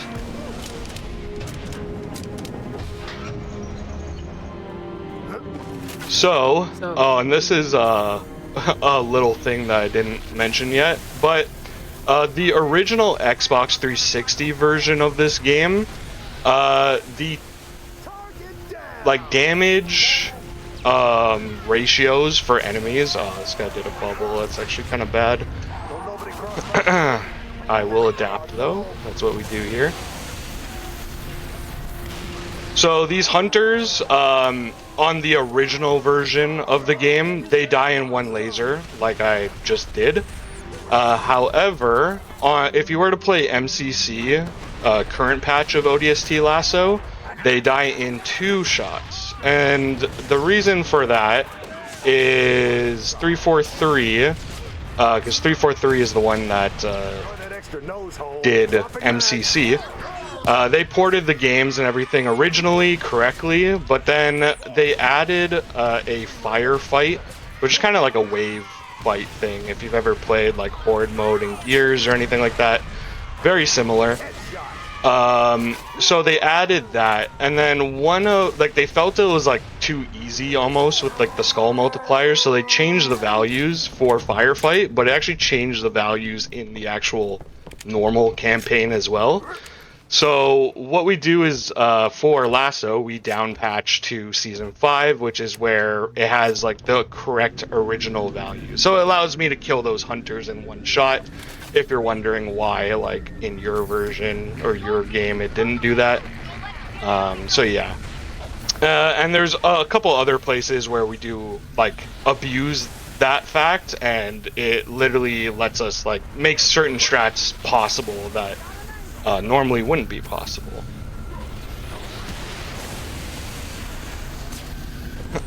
So here is just a big wave fight. The first wave was like with those hunters where you have to kill everything. Here the quota to meet is you have to kill, or there has to be like 8 enemies left, or I forgot the exact number, or maybe it's like 12 enemies left, but you got to kill a large majority of these guys. And you would assume that sitting near the top of this section would be the best way to handle this, because, you know, you wouldn't just be in the thick of it with all these enemies throwing nades and stuff. But when you sit near the top, there are like wraiths that will shoot mortars at you, and then kind of like when you're sitting there, the enemies all sort of corner you, right? But if you actually push down, like I did here, you kind of get the jump on the enemies as they're spawning, and you can kill a lot of them rather than letting them like kind of gang up on you. So I met the quota now via the voice line. So we're heading into the inside section here, and then what I'm doing is I'm gonna juggle a rocket launcher as well as a Spartan laser in here, because the rockets, so on current patch, like I was mentioning, the enemies are harder because of them buffing it for firefight. But so the rockets would not. Okay, and also here I'm just doing a little thing where our AI buddy here, Mickey. Oh, yeah, I messed it up. Oh, there we go. You can break his pathing. Usually he has like a certain spot where he has to head to in order for the next section to begin. But we throw a nade to break his pathing to like cut that down. It saves probably actually about like 20 seconds. So that was that little nade line up there. It could have been smoother, but yeah. So as I was mentioning, on current patch, the rockets don't actually kill grunts and jackals in one shot, but with the original values, you actually can kill grunts and jackals. So jackals are really annoying to kill on lasso because you gotta either run up to them and plasma pistol them and break their shields and like kill them like that, or you with this method with the rockets that I have here. Hopefully I'll be able to kill 4 of them with 1 rocket in a little bit. So it just speeds things up rather than having to plasma pistol each individual enemy and then like chase them down and stuff like that. Once again, I'm also playing very aggressively. So the reason for that is, like I said, it's better to kill enemies as they're spawning because I know that you mentioned it with some of the other runs where it's like Halo runs tend to be very enemy dependent compared to other runs. So the way I kind of routed this game is so enemies spawn right at a certain trigger or whatever, right, in order to spawn them. If you as soon as those enemies spawn, right, you know exactly where they are, how they're kind of gonna react for like or path for like a short time. So if you abuse that fact and like kind of spawn kill them, then you get the same results almost every time. There is obviously variation depending on how certain sections go and stuff like that, but that's also part of what I've routed into this category, is trying to take in account enemies, like where they spawn, how they react on like initial spawn, and then manipulate them from there. Also, like this game, while I said it is easier, like this is the only category I've played for Halo, and I've pretty much played this category for like the last 2 years or so. So this is definitely the most optimized and like well thought out run, I would say, for Lasso. So that's why I'm like, it probably seems like I'm breezing through this. I do have guides too with like a lot of this stuff. But trust me, if you were to do this category like casually with no knowledge of what was going on, it's much harder than this. You'd be dying probably a lot, as I was when I first started. Kind of how I started running this category to begin with. Well, that's not good, I got brute shotted. How I started running this category to begin with is I was actually... Yeah, there we go. So that, oh, where's the checkpoint? Is it when I'm dead? Hello? Okay, well, I guess I'll take the double revert. I'm not sure what happened there. Okay, more Halo. We got this. Yeah, we love more Halo. So, yeah, this category in general, when I first started running it, I was just going for the achievement. And also if it just soft locks here, okay, well, this is why I have the backup. So let me just double revert here. Okay, so yeah, but I was originally going for the achievement, as probably most people do when playing Lasso, is, you know, nobody really plays this for fun unless you're a psychopath like me. But this like what I started doing is going for the achievements just because it was something hard to do. And then I beat it, and I was like, I feel like I could probably get better at this and do it faster. And that's sort of the pipeline of how I got into this. I was curious about why you only want to do runs like this, or this specific run.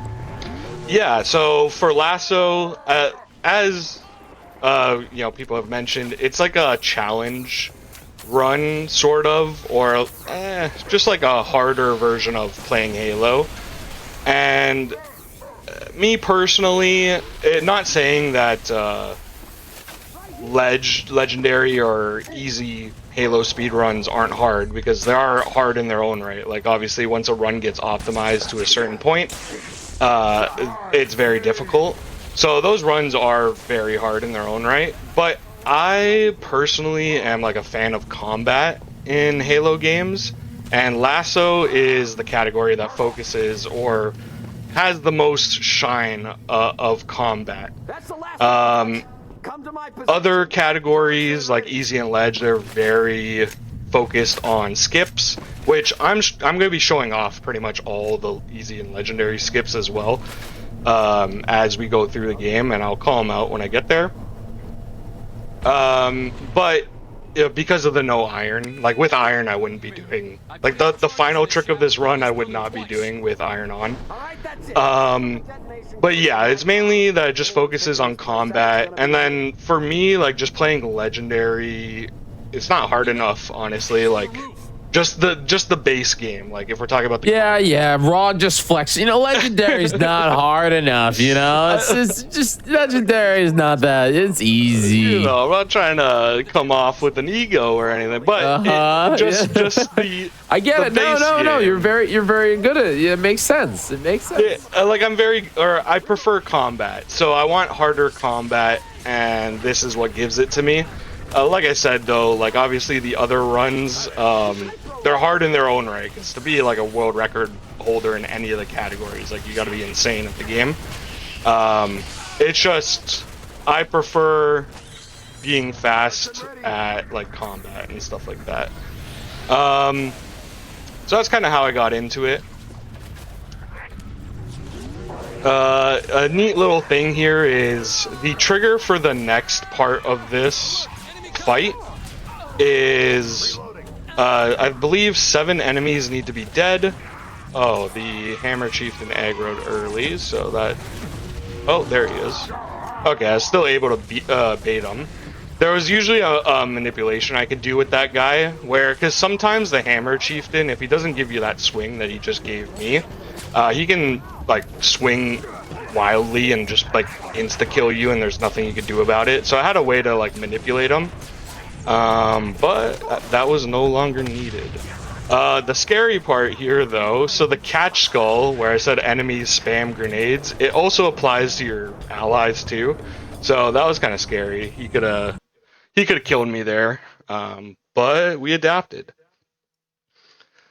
So yeah, so we're going to be heading on to our next section. There's a lot to talk about in this run, because the first beginning levels are very quick, and then the run is very end heavy. Like, the last 2 levels are basically like half the run almost.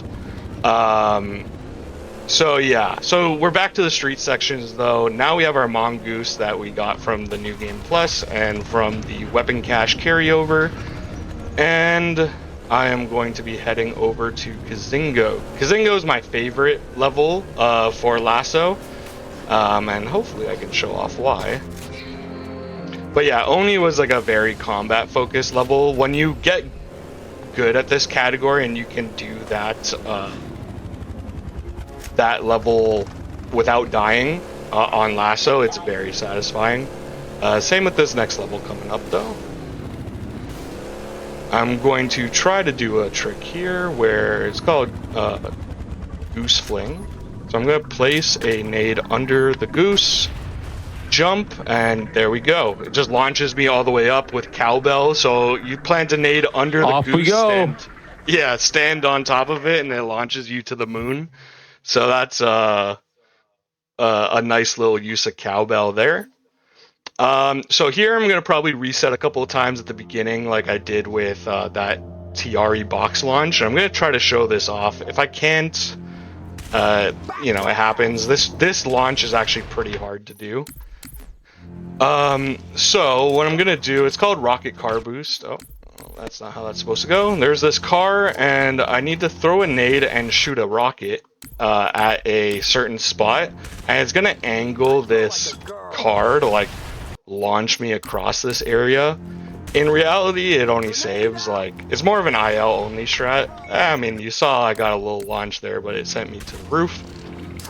This is like an IL only strat, but what it's supposed to do is just launch me across this entire area, so if I can show it off, that would be cool. If not, we will just move on. Oh, so there, if I didn't hit the pillar, that would have been it.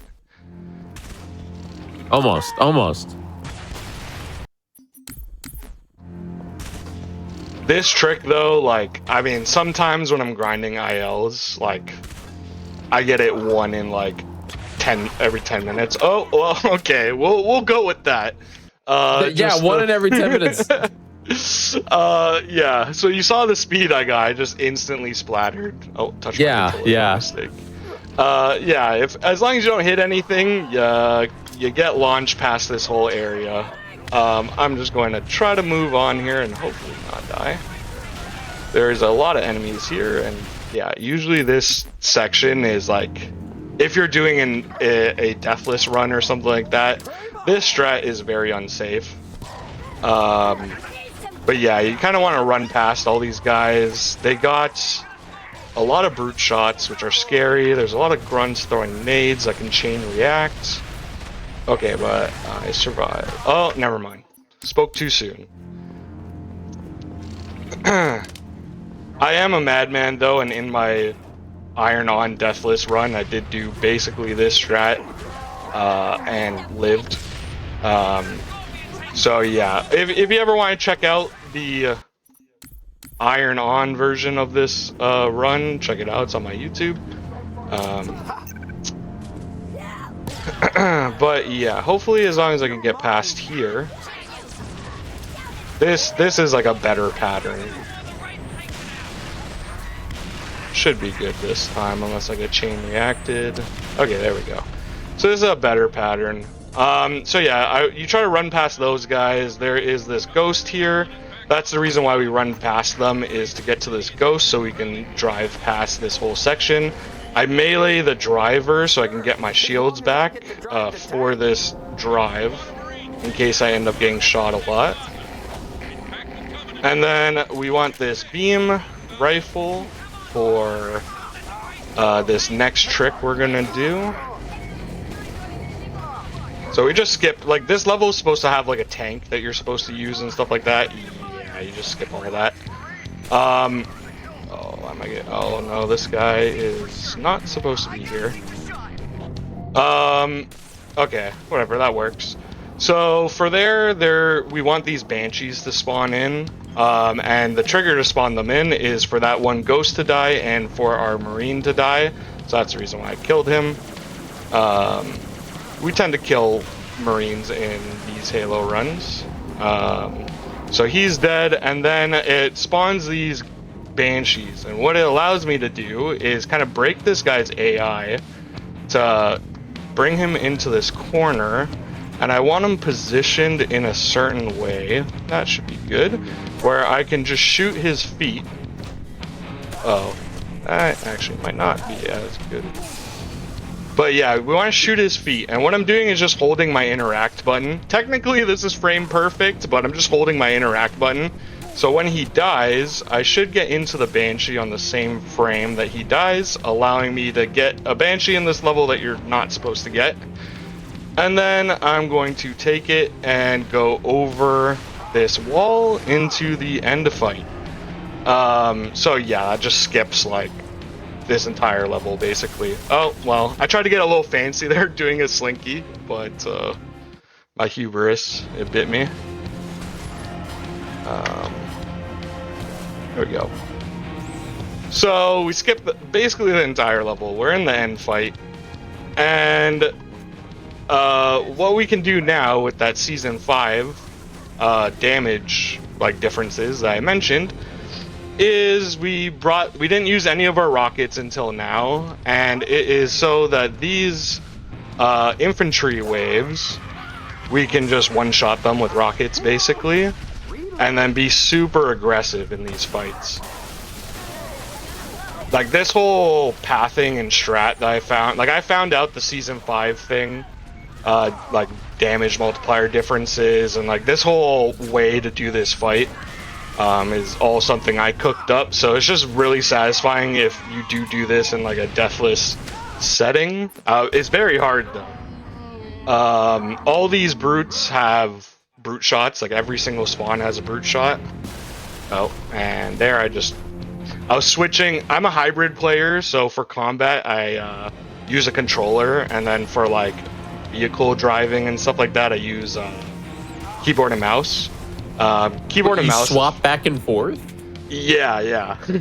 Which you don't really pick up on. Which is stream, really interesting because but you would think it would be flipped. You would think for shooting you'd want to use mouse and keyboard, and driving you'd want to use that's true. analog stick. I guess I didn't really think about it like that. So something with Halo is whenever you're driving certain vehicles like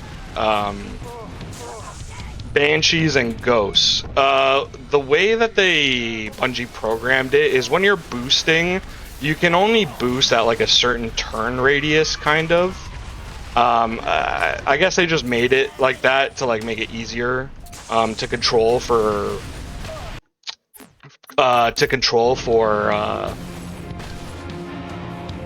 keyboard and mouse players, or sorry, easier to control for controller players. So really, like when you're using keyboard and mouse for vehicle driving throughout this run, it probably saves like a minute just from the amount of control you get. Keyboard and mouse, when you're driving the Ghost, you have 100% control. Like it doesn't restrict your movement at all. So that's the reason why I switched to keyboard and mouse for vehicle driving. And then for combat, I use a controller just because like I grew up on Xbox. Like I've always been a controller player at heart. So for combat, it's like more I don't know the word, like fluid for me, or natural, I guess. Yeah, more natural. So this fight is very hard to do the strat that I'm doing, by the way. But yeah, so that's the reason why I switch back and forth. And then plus you also have like aim assist and stuff like that, but it's mainly just because I'm more natural on controller. Most Halo runners just use keyboard and mouse, but yeah, I like to play hybrid. So hopefully I can actually get this fight down properly here. Let me actually focus up. You got this. Chat's gonna send all the most focused energy. Yeah, I need some prayers right now. Okay, I got rid of the shield jackals because, like I mentioned before on Oni, the shield jackals waste a lot of time to kill. Plus, they end up running like off the sides of the map and stuff like that, so they waste a lot of time. So that's the reason why you try to like insta kill them with the rockets, and then you deal with these middle enemies after. Okay, there we go. I'm at least past this wave. There's one more wave of enemies. I should get a checkpoint. Hopefully. I don't think I got a checkpoint, but I will try to play a little safer here. Oh god, fuel rod. Okay, I'm just gonna play this a little like more casually because I didn't get a checkpoint. I do not want to die. Hopefully I can snipe these jackals with my last rocket. Yeah, sometimes you play it safe. It works. Yeah, like especially for this category, like this strat, for example, I cooked up after I did my 127 deathless, so like I want to incorporate this strat into my next PB, but it's brutal. I'm just trying to do this like without dying. But yeah, especially for a marathon, I'm just gonna take this safe here. Killed most of the enemies. I got a checkpoint, which is nice, so I can just deal with these guys pretty easily. You know, you bait them to melee you, you get close to them, and then you just go around them. Insta one-shot them with the back smack. And that is Kazingo. Doing this whole level, like, deathless, where, you know, you do that YOLO run at the start, or rocket car boost if you can nail it, into the ghost driving, into the stealing the Banshee, into, like, the end fight. Like, my IL for that level is, 4 minutes and 12 seconds, I believe. So just being able to do it like that fast on Lasso, it feels super nice. So yeah, so we're done with Kazingo. We're gonna get our goose and go to an MPD, which is supposed to be like a sniper sort of focused level where you're kind of supposed to take your time and stuff like that. Yeah, we're not gonna do that. So yeah, I'll show that off once we get there. There is also a... Okay, hit the pole. There is a chance of getting a ghost here. Ooh, and we're lucky. It's like a 1 in 5. Getting a ghost here, all it does is speed up the rest of the street sections. So we get a little nice little like 10-15 second time save. We love that. It's like a 1 in 5 chance, so... That's nice. Yeah, we love that. So we love time saves. Yeah, exactly. So yeah, we're on the sniper level here. I'm gonna hopefully be able to show off a couple cool cowbell launches. This first one I'll definitely be able to show off. The second one, it depends on if I get a good checkpoint or not. So yeah, there's a cone there. You throw a nade behind it, you stand in front of it, and the cone pushes you across the entire section, so that's cool. Then I'm going to run over here. So as I mentioned, like, enemies, right, when you hit a certain load, they spawn in. So these guys are programmed to kind of run forward there. I took too much damage, unfortunately. But yeah, that wave of enemies is programmed to run forward there. So what we do is we wait for a second, let them run by, and then grenade jump up behind them. And usually these guys give you like sort of the same pattern most of the time. So do this. There we go. It's a brute shot guy, unfortunately.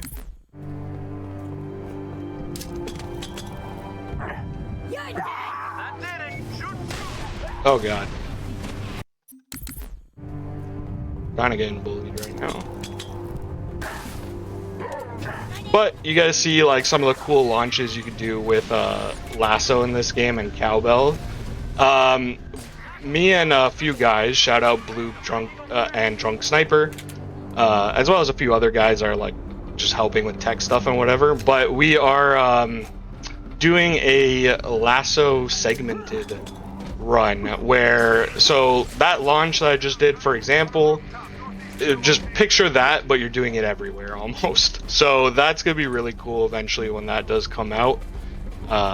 If you want to see that when it comes out, either sub to my YouTube or it'll get posted in Halo runs. But yeah, that's gonna be really cool. Just some of the stuff we've been able to do, like some of the levels we're beating it faster than like the easy category, even though it's Lasso, just because of like some of the crazy launches we can do. So here, what I'm doing is I'm killing those first couple of grunts, throwing a nade at that guy so he gets off of it, and then these enemies, as long as you run towards them in a certain way, they kind of do the same animation, because like I said, when they spawn, they're kind of programmed to do certain things, so if you take the certain pathing, you kind of manipulate them into doing what you want. So that's how I get past those guys. And did I get a checkpoint? No. I really want to show this launch off. Can't do it though. There's a cone there that you could use that it'll launch you like all the way down this beam. Like you basically carry the momentum and you spam jump so that you just fly down this beam. It's really cool. What I'm doing here to like optimize the combat is from a distance I'm trying to headshot these shield jackals because like I mentioned they're really slow to kill like normally. They gave me a really weird pathing. Then I'm going to try to kill these enemies off to the left and then work my way down here on the platform. Need this guy to die. Okay, and then as long as there's only one enemy alive left, which there has to be two because I didn't get the audio dialogue. There we go. So there needs to be one or less enemies alive to continue to the next part of this fight. And usually what people do on Lasso here from like older walkthrough videos, people would just, there's a spot where you can just kind of like AFK here, and your enemies, your allies will just naturally take out the enemies.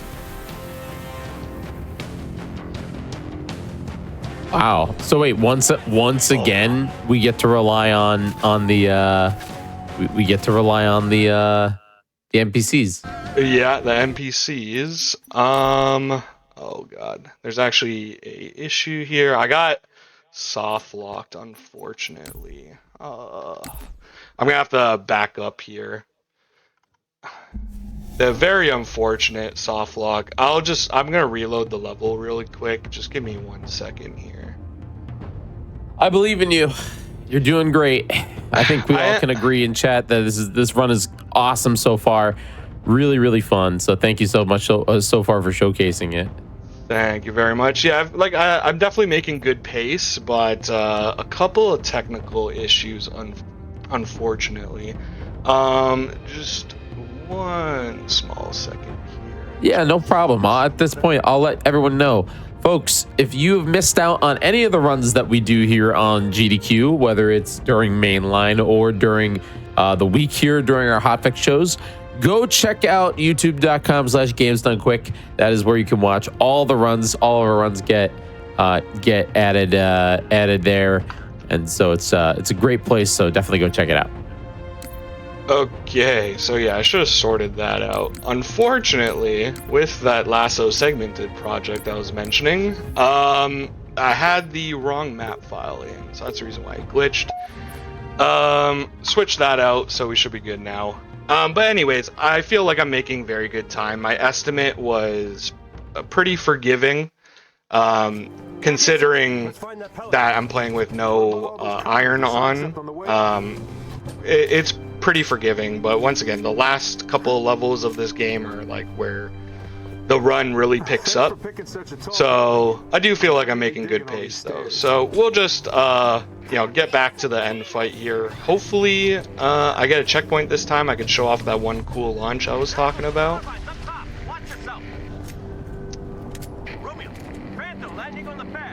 So we're going to bait these guys here. The jump. Okay, got through the first. Oh, never mind. Spoke too soon again.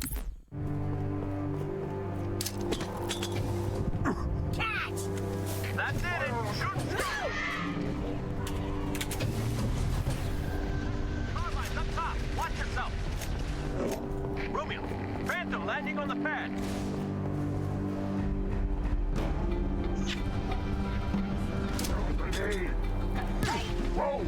Okay, this time this guy doesn't have a brute shot, so should be good. Also, if anybody, while I'm making my way back, if anybody ever wants to get into this game for Lasso, or even like the other categories, easy, ledge, I do have walkthroughs, which describe, it's mainly for Lasso, but a lot of the tricks that I go over and stuff like that would also apply to the other categories. So if you want to get into this game, once again, my YouTube or Halo Runs Discord, and if you post in the ODST section, I'm always there to answer questions. But yeah, when we're talking about like Lasso specifically, this is definitely a very good game to get into Lasso with, like speedrunning wise. Ooh, I got the checkpoint, let's go. So I'm gonna try to go for this launch. Okay, well you can see what happens if you get a very good one. That one I got off the map though, but I'll give this a few attempts. We'll take this. You can definitely get more speed, but now I'm gonna carry my momentum flying down this bridge, and we clear that gap really quickly. So that's really cool.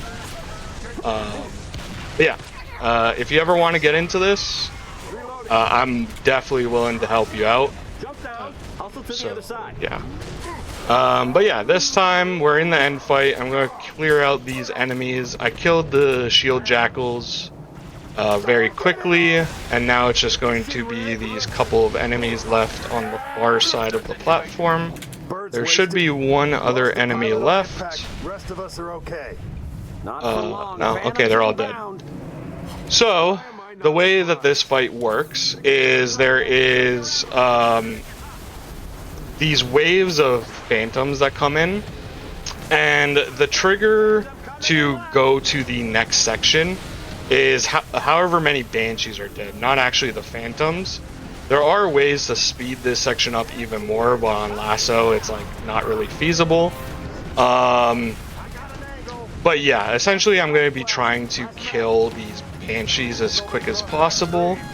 And then now I picked up a rocket, and what I'm gonna do is come over to this section here for a lineup, and with the power of cowbell, as long as my allies kill all the enemies off, I'm going to stand here and line up with a certain visual cue, and then when this phantom crosses a certain point, I'm going to shoot a rocket, and that rocket is going to push it with the power of cowbell to make it go off course, and then all these enemies just get dropped off the map. So that just instantly kills the wave, basically. You can't do that on other difficulties, like that only works because of cowbell. Shout out PHL himself, who ended up finding that out. So now that that combat wave is dead, I am going to be killing, once again, as many banshees as I can to speed this section up here. And then I'm going to be giving my allies a Spartan laser when there's only one shot left, so then that way they'll be able to use it infinitely. And then I can kind of just do my thing while hopefully they kill a few guys. There's only certain things you can do to really speed this section up once you use all the lasers. There is a little nifty strat that we can do here, which shout out Reflections, who ended up finding this out, where you come here with a plasma pistol and you can actually EMP the banshees so they just fall to their death. So that's like one of the few other ways that you can get rid of these banshees pretty quickly. So hopefully hit this guy, make him fall off the map.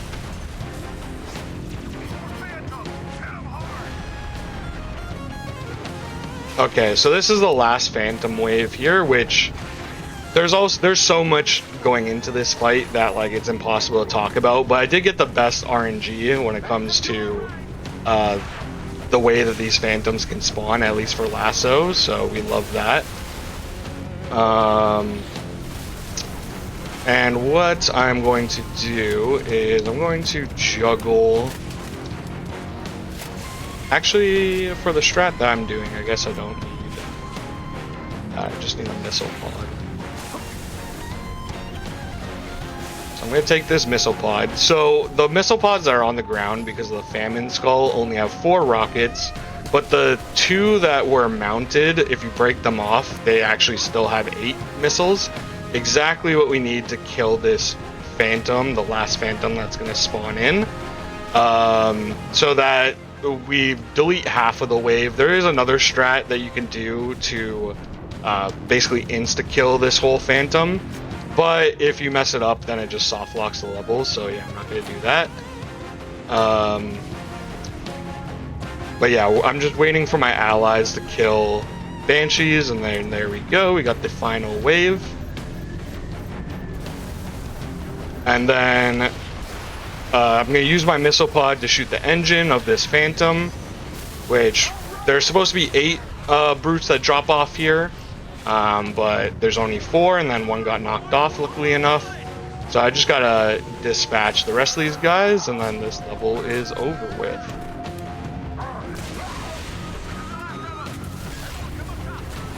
Okay, so that should be everything. There we go. So this, yeah.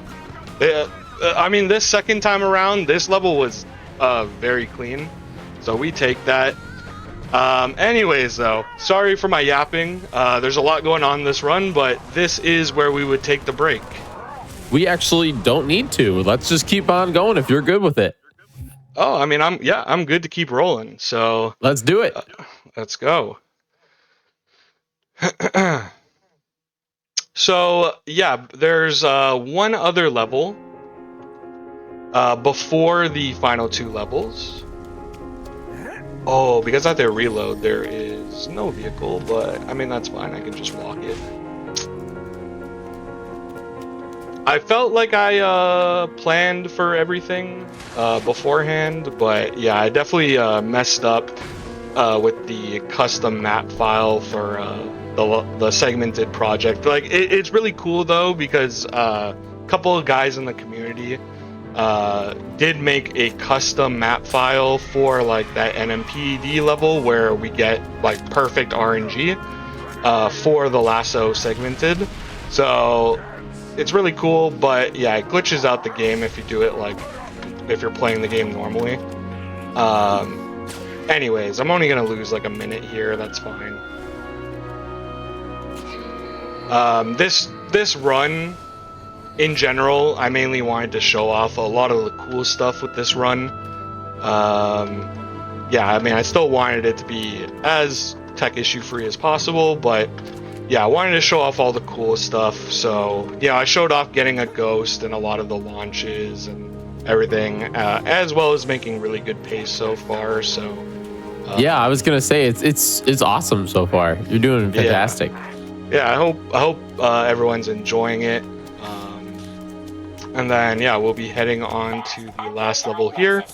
A little fun fact while we're making our way through the streets here is so as I was mentioning, the audio logs in this game, it's a really cool side story that when you first played this game as a kid, I know I didn't care about the side story. I just got them for the achievement. But the side story with the audio logs is actually really cool in this game. Bungie loves in their games to make like biblical references, so like the Covenant, for example, and the prophets. It's very like biblical references. So the side story through the audio logs of this game, it essentially goes through like the story of like or referring to Dante's Inferno and like the 7 deadly sins, like sloth, greed, and like stuff like that. Which when you're first listening to the side story, like at surface level, you probably didn't catch that. But yeah, a lot of it references like a lot of cool stuff like that. So yeah, you can check that out. There is like a cool video on YouTube by Nikos that called "The Haunting Loneliness of Halo 3 ODST." It describes that as well as other like cool things about this game, so feel free to check that out.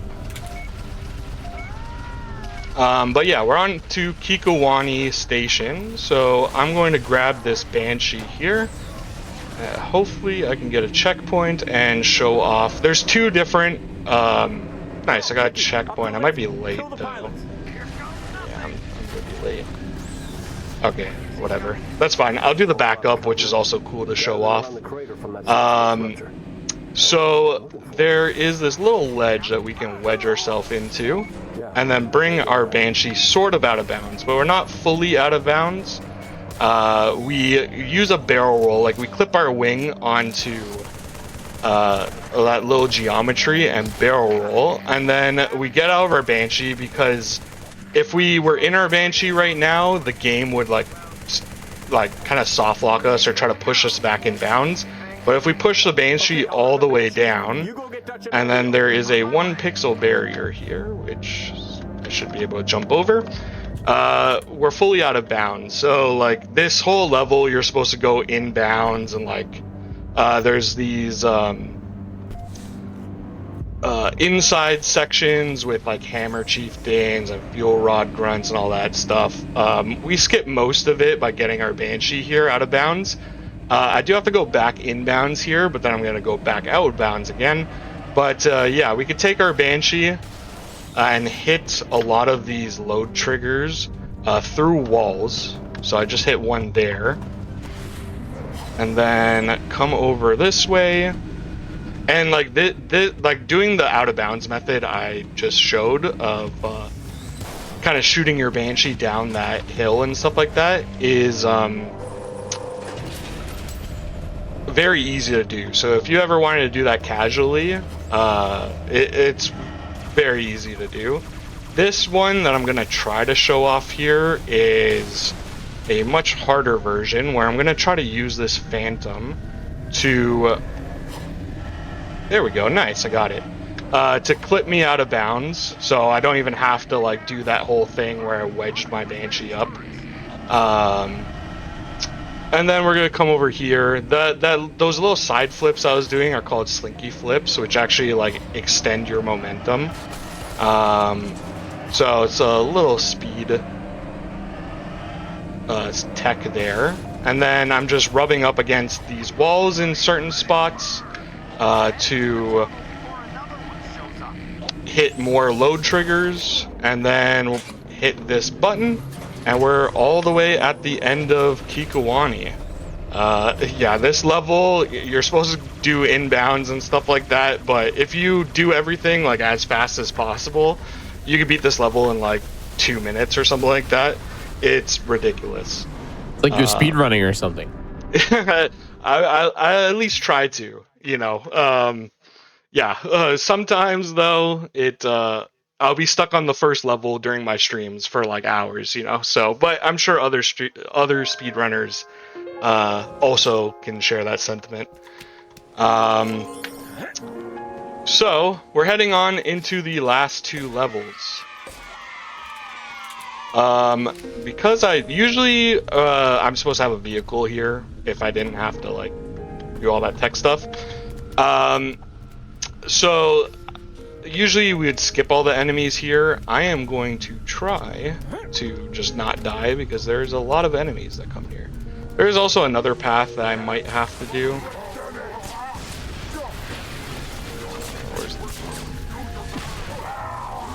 Oh god.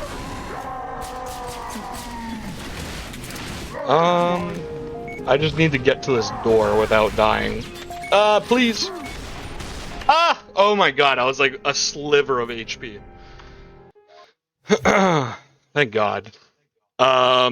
So we're into the last level, or sorry, the second last level, Data Hive. So this level is pretty long. There's a lot of cool stuff that you can do in this level though. But yeah, so as I was mentioning with the side story through the audio logs, which is called Sadie's story, so we're trying to go to sub-level 9 in this level, which, if you have no idea that they're trying to make biblical references, then, you know, obviously you're just not going to know, right? But, yes, like, sub-level 9 is a reference to Dante's Inferno, where you have to go through, like, the 9 layers of hell or something like that. So just really cool when you, like, really know about the side story. Did a little cone launch there, which is nice.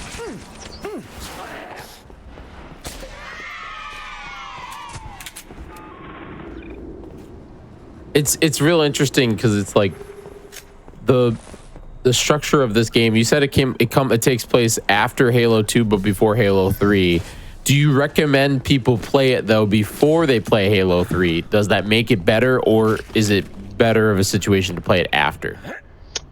So that's an interesting question. I would say it's probably better to play the original trilogy first, just because it follows like Master Chief's story, and I guess you sort of understand the full story of what's going on in the trilogy. And then when you play this as like what it was intended to be, sort of a DLC, you just get a more real, authentic like view of like, you know, you're not Master Chief, you're just a ODST, like a trooper that, you know, has a mission, but the mission goes off course, and then you're trying to, you know, get back with your allies in your group. So it's a very like more realistic story, more down to earth story, which I personally enjoy. Don't get me wrong, I love Master Chief and everything, like he's a badass, but this side story of like a more realistic version of just, you know, Marines or ODSTs in this case, you know, getting dropped into a Covenant infested city by mistake, and then, you know, still having to complete a mission. It's a very different take than most of the Halo campaign, so I really enjoy it, especially with like the Sadie story and stuff like that as well. With it taking place like during Halo 2 and leading into Halo 3, there isn't like much overlap with like Master Chief and stuff like that. It's just like you get a feel of like the timeline of events, which in Halo 2, the brutes are trying to take over like the elite's like position in like the Covenant. So that's the reason why you don't really see any elites in this game. It's because this is like taking place like before Halo 3, like Halo 3 as well, you don't have elites in. So this kind of also explains like, or shows when the brutes are sort of taking control from the elites and stuff like that. Plus there's like some side stories, like in the first level, Tiari Plaza, there's like a couple of dead elites that you never fight, but they're just on the floor dead. And there's like side dialogue of like, wonder what happened here, more or less, like that's what they're saying. So it kind of leads into you figuring out like, oh, like the elites are actually getting overthrown by the brutes and stuff like that. Also, in this room there's supposed to be like 9 brutes or something like that. I did a little deload where I walked to the left in that room, and it just, for some reason, just walking to the left in that room deloads all these brutes. So that's cool. But yeah, so we're heading down to sub-level 9. So this part, when I was routing it, I didn't know how I was going to get past this section, but Wingman, who's the current world record holder for Easy and Ledge, he was one time like kind of going through the code, and like the trigger for this section is once 3 enemies are dead, these enemies in the back start to push up. And then I kind of use that to my advantage for Lasso to bait them so that they're like pushing up behind that wall, and then I just ring around the rosy them. So shout out Wingman, he was trying to look for easy ledge strats, but I just kind of stole that for my run. And then yeah, we run past all those guys. There's like, oh, I'm like 1 HP. There's like 15 brutes or something there, which fighting them all would be crazy. So having a nice way to skip them, came in clutch. And then now we're getting to a little section here where we have to clear all these enemies.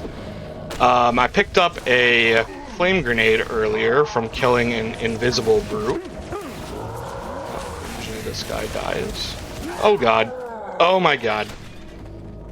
You just gave me the hands. Good citizens do their part. The good old hands. Yeah. That's, see, like Master Chief, that would never happen to Master Chief. True. But yeah, so picked up a flame grenade, gonna use it to try to kill the shield jackals, and then just try to slowly get rid of all these drones here.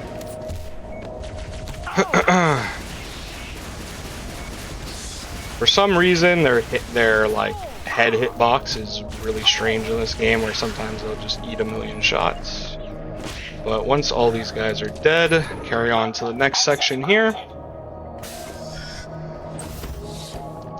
The funny thing though about the rookie, like the ODSTs not being like Master Chief though, is this is another little fun fact, is Bungie ended up releasing a like encyclopedia kinda after they're done with Halo, just giving more additional details of the games. And what they did mention is that the rookie, who is the strong silent type, you know, never says a word in this game, is named Jonathan, which, you know, short form John, which also Master Chief is named John. So it's just like you're a strong silent type, also named John. It's just Wait, really? Yeah, yeah. Master Chief's real name is John? Yeah, that is Master Chief's real name as well. Yeah. Wait, no. It's not.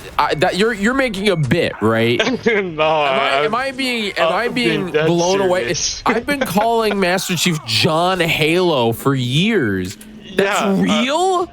I'm pretty sure that's where the meme comes from. I mean, no. Yeah, I believe so.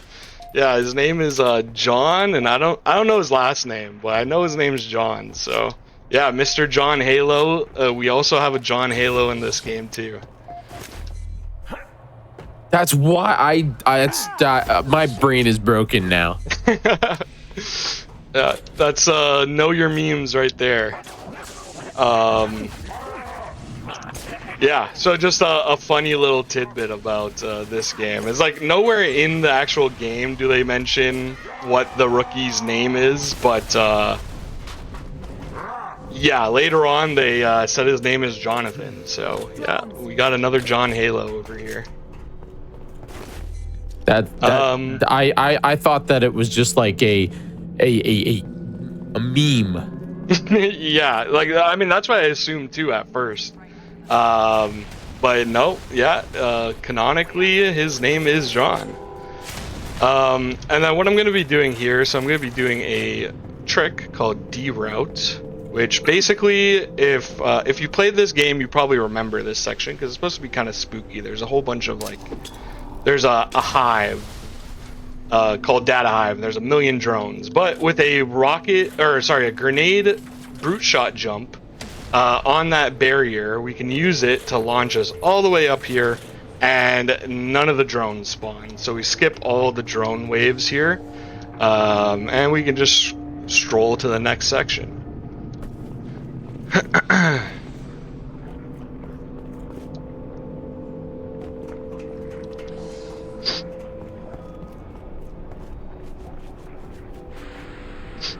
Also, while we have time here, a small another just fun fact is that if you were to do like this run, you know, but the actual lasso playlist, so with Iron on and Blind on, you actually end up, if you were to beat it like sub 3 hours, so like this run for example, if it was the actual playlist, you would earn 40 to 45 achievements with this like one run.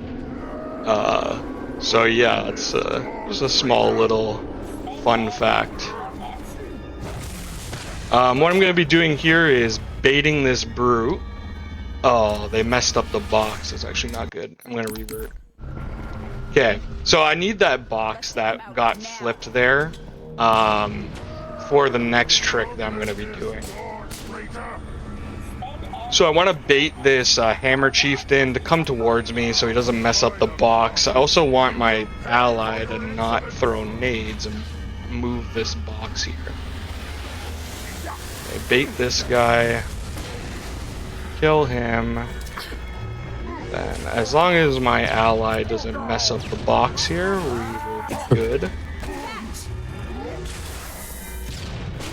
Not bad. Okay, nice. The box is good, and then I'm going to set it up for a trick that we're going to be doing in the next section. I want to stand in a very certain spot. There we go. And then melee this box. No. I might be able to fix this though. No. Okay. So usually, because of the physics of cowbell though, it also applies where, you know, most people think it just applies to explosions. It also applies to your melees for some reason. So setting up that box is like harder than it would be on easy and ledge.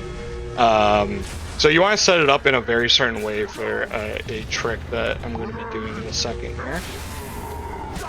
Not bad. You do know your stuff. Was it this one or this one? Okay, actually, it might have been this one.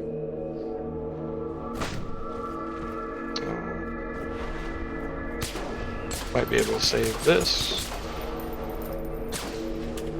Actually, okay, that's savable. Okay, we take that. Let's go. Yeah, we love that. That box is very finicky on lasso. Like that, this is a trick I would not go for in like an iron-on run. But yeah, we're gonna be showing this off here. So we need this hammer, and then we're gonna be using it for a few launches here. So I want to make sure I have my hammer out. We're gonna get to this cutscene. Also, a small interesting fact is after cutscenes you regain all your health and everything, so I don't have to worry about that. And then what I want to do is take my hammer, walk in a certain way, and then push Dare into this corner here, so she gets stuck. Which, there we go. And then if I hit the engineer all the way into the top of that room there, it basically traps both of them in this starting room. And then if I could do this launch fast enough, I will there's supposed to be a wave fight here. You'll completely skip it because they're stuck in the room, not engaged with the enemies. And this should be good. And then yeah, you basically skip the entire wave fight. Oh, was that not good? What? Okay, I'm just gonna double just make this a little quicker. So yeah, you would. It basically skips all these enemies, but you have to do it very fast, otherwise the enemies spawn in. There we go, that time it worked. Like you can see like the margin of error, it was like a second that I hesitated on doing the launch the first time and it didn't work. So it's yeah, you're using that box to launch you all the way across the end fight there. And it just triggers the next section, so that's really cool.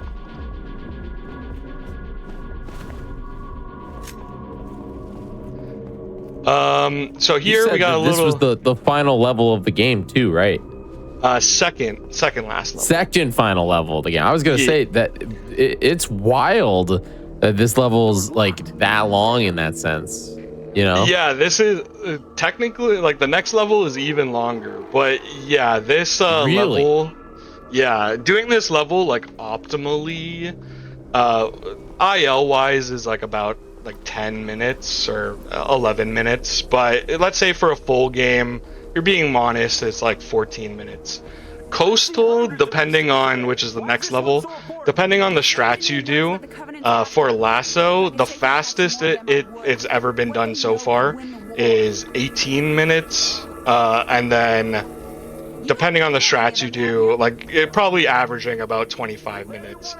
So the next level is kind of long. I'm hopefully going to be able to do it fast. I'm the one that's done it in 18 minutes, so yeah, it should be able to do it fast. And then here I'm just going to do a little warp. So when you're looking at enemies, they stay on your screen even through walls. But if I'm looking at him and then turn around, it ports this guy into the end trigger and then the level is done. So we're going to go to Coastal. So this level is the level that everybody knows as like the hardest level in ODST, which is, you know, the final level. It's suiting, but what it is essentially a escort mission, one long escort mission. So yeah, not too fun. The trick that we're going to be doing skips most of the escort part of it. But yeah, it's supposed to be a long escort mission, which on Lasso, your teammates end up taking more damage. So it ends up being a pretty difficult mission, especially if you're doing it casually. Like, to do this deathless, in like a deathless setting, there's been a handful of people that have ever done it. I was like the first person to ever like do it and show that it was possible. But yeah, it's not for the faint of heart.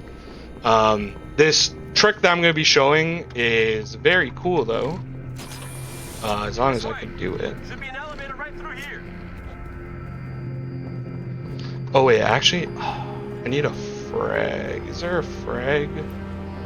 Oh, wait, how did I miss the frags at the start of the level? Okay, I just gotta restart the level real quick. It's just like a 30-second time lapse, it's fine. So I need frag grenades here. There's a whole bunch of frag grenades by this part here, which I somehow didn't pick up, even though I walked this way. So there we go, I got all 3 frag grenades. I'm gonna be heading over this way. Also, usually this run, you know, I try to make it or it's a lot smoother, and you know, I still feel like I'm doing a pretty decent job at like explaining things and stuff like that. But I was gonna say, you think this is Rocky? You're killing it. This is awesome. Compared to like how things usually would go, but yeah, I'm definitely forgetting some things, like picking up those nades and stuff like that, just because I'm trying to explain a lot of stuff. But we got our nades, so that's all good. We have another warp that we can do here. Oh, and of course that happened. So, unfortunately, there's just some times where the engineer, when you warp him, he's like getting naded, and then he flies into the sky, and that would be a soft lock. This is fine though. So you can do that same thing where you're looking backwards at the enemies through a wall, and then when you turn around, it like ports them forward into the actual trigger, and then you kind of ride this engineer, which you can get a little speed boost. So the engineers are indeed a vehicle in this game, which is kind of funny. And now we are getting into the highway section, the infamous highway section. So this is the part where it's supposed to be an escort mission. Dare's in that big truck there, and you're supposed to go through this entire section and you know, protect her, keep her alive. We are going to do a trick that I would never do on Iron which is Coastal Out of Bounds. So what I'm going to do is park this hog over here. I need to kill all these grunts, because these grunts will like mess. They'll just spam nades at me as I'm doing the trick. So I need to kill all these guys.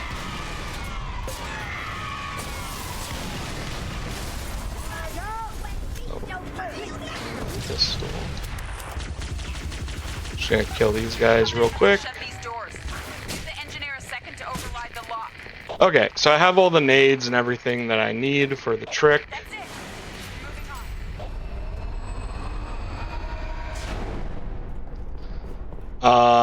So gotta bring this hog over here.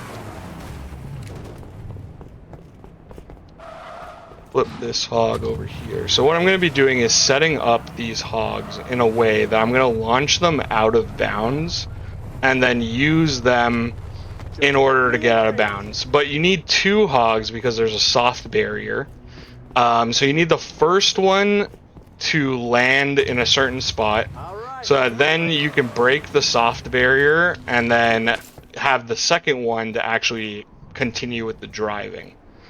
So this hopefully should go well. I'm gonna throw a plasma. Use a rocket to launch this hog. So I want it all the way at the top here. Perfect. So that's exactly where I need it. And then I am going to park this hog in a very specific lineup.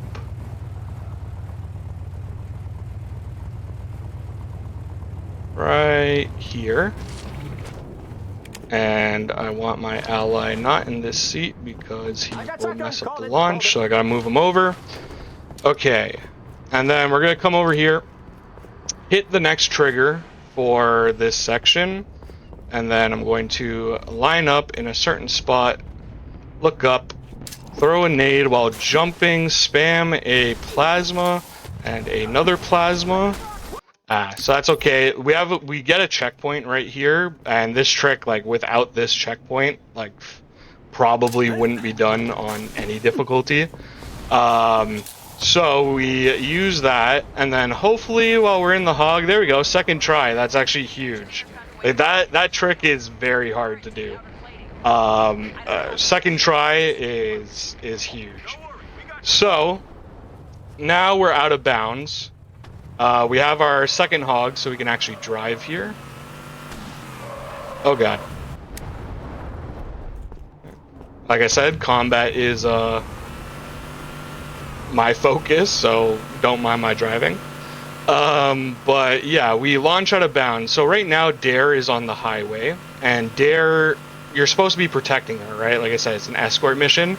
Luckily, the second door, there aren't enough enemies to really kill her.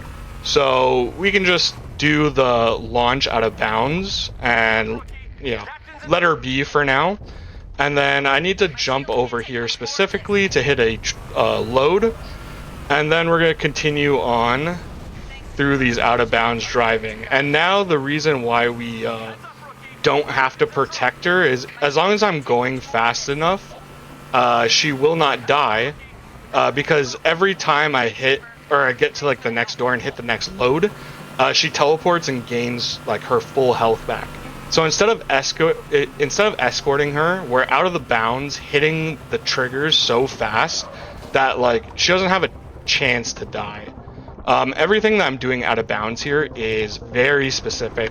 Like that lineup, if I walked a couple pixels in any other direction, I would get teleported inbounds. So like all this driving and everything is very precise in the pathing that I'm taking and everything. Oh, okay. Well, apparently I missed a load. Hold on. This is why I have a safety save.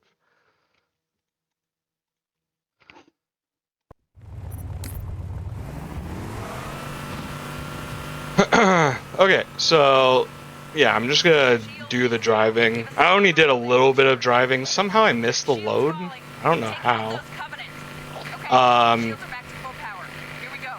But yeah, we're going to be speeding through here out of bounds. Like, clearly you're obviously not supposed to be here.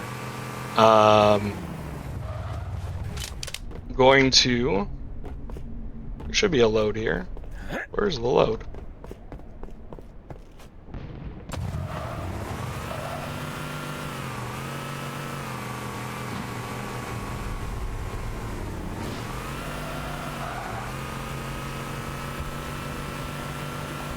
That should have worked. Like, for some reason I didn't see the loading done on my screen, but I mean I walked on both spots, so like it should have worked.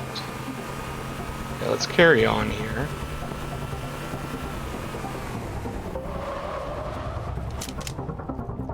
Hit this load.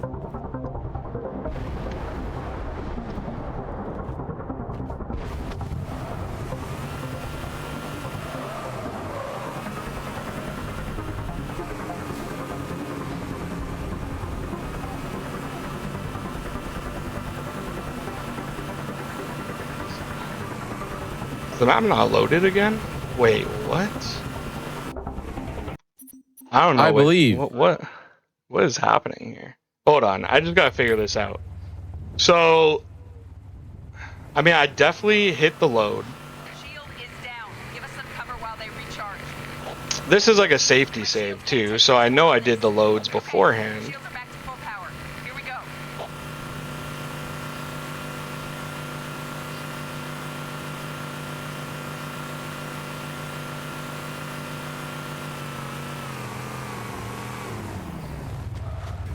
So, I'm over here.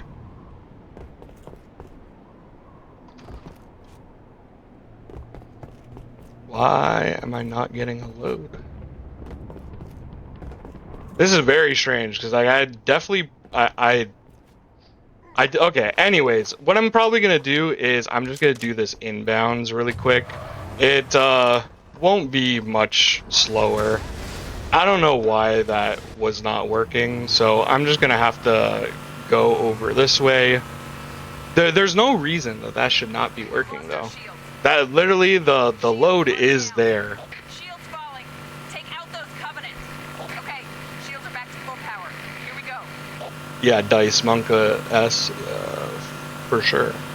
It does not make sense though, because the load is there, which I did hit. But anyways, I'm just gonna drive inbounds. Usually you take this hog all the way to the end fight.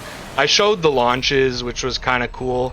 I'm just gonna speed through this section and just do it all inbounds, which I guess I'll get to show off the inbound strat. That's cool. I mean, look, we get to see the backups, you know? Yeah, the backup as well. Yeah. So we get both versions. Yeah, I might go a little overestimate, maybe like 5 minutes or so overestimate. Unfortunately, I did not expect all these technical issues, so I apologize for that, but I will close this out here.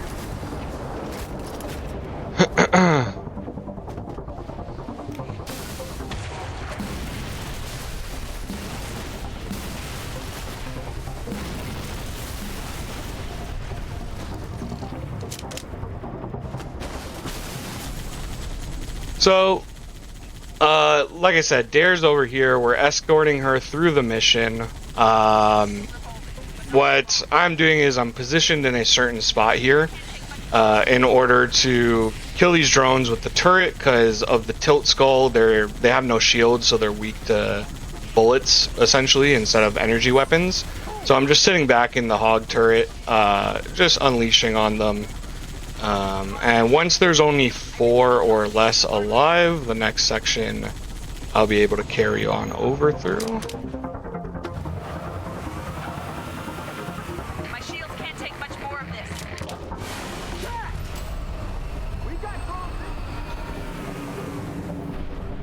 So this is the strat that I would usually do with Iron On, where we do inbounds, because like I said, that other strat is very unforgiving if something goes wrong. So we're going to be doing the old-fashioned escort. This section here of the highway, the Oliphant, which is what Dare is driving, like the person who we're escorting, this section here, there's not really enemies that will kill her. So I kind of just let her drive up so that she tanks a lot of the aggro, and then we drive through to the next section here. Shields falling. Take out those covenants. Thanks, trooper. Shields are Get me an angle. And then this door and the next 2 are like what people consider the hellish part of this level. This section here, there is a whole bunch of ghosts, which if you just left them alone to shoot Dare, she would die very quickly. But if we do this sort of pathing where we let her tank a little bit, but then drive by her right here to pull aggro, it distributes the aggro of the enemies enough that she will not die. And then you get out of the hog.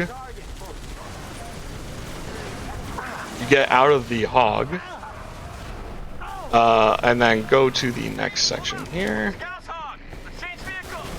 Same deal, trooper. You drive, I'll shoot. We've lost our shield. So we want Buck to get into the turret here of this hog, if he will kindly, please. Get in, sir. There we go. And then, so this is like the really hard part of this level. Like I said, we're trying to keep Dare alive, but there are banshees as well as ghosts all trying to shoot and kill her, as well as we ourselves need to stay alive. So we want to distribute aggro of these enemies in a certain way where Dare stays alive as well as we are tanking aggro for her. So I park there so that my ally is shooting stuff. I get into another hog so that I'm able to kill a few enemies to get off of Dare. And then we drive to the end here. Ooh, I'm very weak, but we should be good. What I want, as long as she lives, then I'm going to stay here as Alphon died, but that's fine. We'll redo this section here. So each door, because of the way that I have it, we get a checkpoint. So it's a very small revert.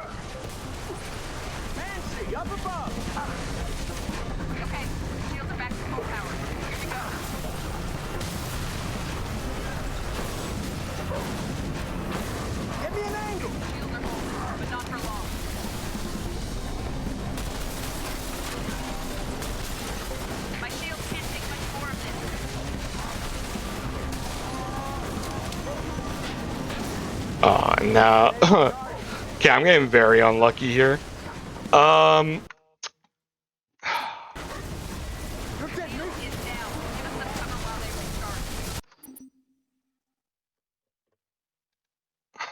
What do I want to do here? Sorry for, this run has just been going really badly. What I'm just going to do, unfortunately, so I'm just going to skip ahead just so I can keep the run going. This would have been further on into the driving section out of bounds. What I'm going to be doing here is just driving to the end and then doing the end fight. I just don't want to go any more over estimate than I need to be. Yeah, I honestly don't know exactly what went wrong with the initial driving out of bounds. Like, there's supposed to be a load there that you hit. I don't know if any of the other Halo runners can describe to me what happened there, because yeah, there's supposed to be a load that you hit. But yeah, I'm just going to go forward. You get it though that we're supposed to be doing a escort mission, but we're going to be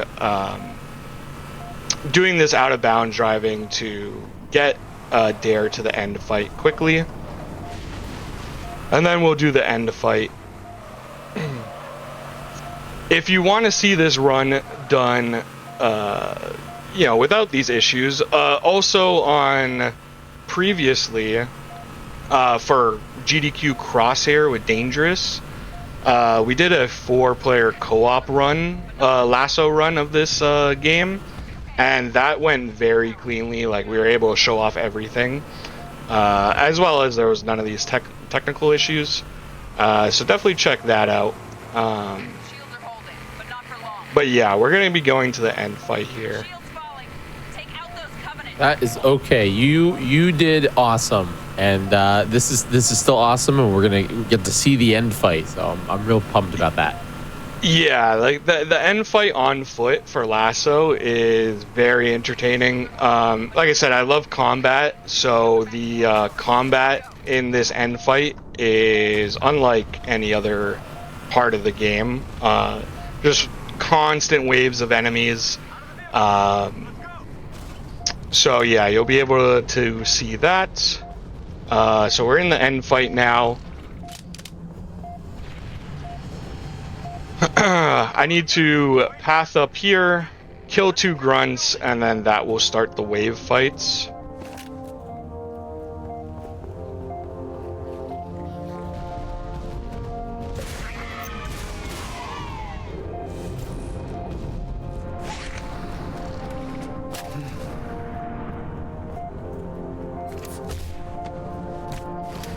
I appreciate the love in chat still. Yeah, trying my best. This category very hard though. It's definitely definitely a hard game, you know. And like I was telling Kronos before too, you guys speedrun the absolute hardest way to play a Halo game. You know, like that is not this is not playing Super Mario Brothers. You know, not that Mario's easy, but like this is the absolute hardest difficulty possible to play these games. For sure. Yeah, what I would like attribute this or sort of compare this run to, especially if you're doing with Iron On, is it's basically Ultra Nightmare for Doom games, because like if you die you restart at the beginning of the level. I guess it's not permadeath to like the beginning of the game, but it's pretty close to Ultra Nightmare, and nobody does Ultra Nightmare runs like, you know, marathon wise. They just do Nightmare, right? So it's yeah, it's a very punishing category. And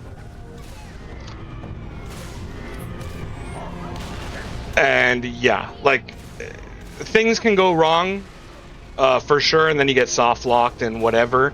Try to account for most of those, and usually things go better than they did. I've never had this many issues with this run, recently at least, but I was still able to show off everything, like the cool stuff, launches and everything.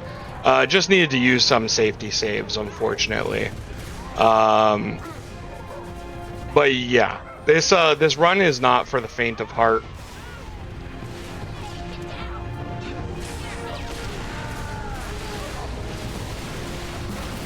So here there's a lot of waves of enemies. The main one that I want to kill is the Fuel Rod Brute, which I lost track of him. There he is. So, okay, Fuel Rod Brute down. Just need to kill this guy, and then we're gonna get the next wave, which is a whole bunch of jackals and then 2 hunters. So the hunters, we need to use our rockets for, which I'm just going to shoot 1 rocket off so that I can pick up the ammo here. And then we're going to do a reload glitch with our allies. Basically, they will reload the gun for us so that we can get extra ammo. I need all the rockets I can get in this section, so that's why we do that. And then, yeah, there's a whole bunch of jackals running up here. Going to kill as many of them as I can. And then the hunters will spawn. And then the hunters take 5 rockets each to kill. But if you saw from my ammo count, I only have 8. So I will be also, yeah, using my ally reload glitch to reload, or to get them to give me those extra rockets I need. So all the jackals are dead. Now I'm just going to start to rocket the hunters here.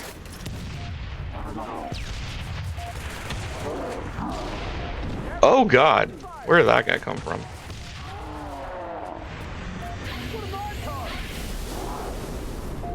So I'm gonna go get a health kit here, swap with my ally, get her to reload my rockets for me as long as she stops throwing nades.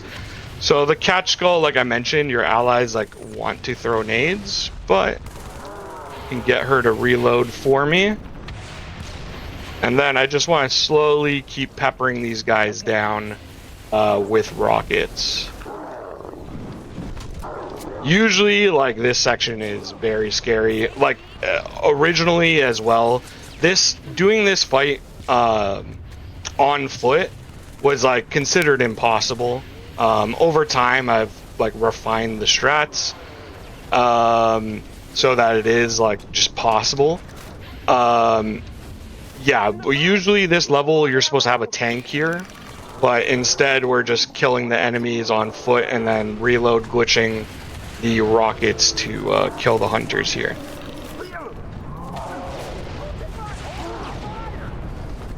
Okay, nice. Hunters are dead. And then it's the final wave here. Okay, a little bit more overestimate than I expected, but final wave coming up, and then that will be that. Here we go. Yeah, final wave coming in here.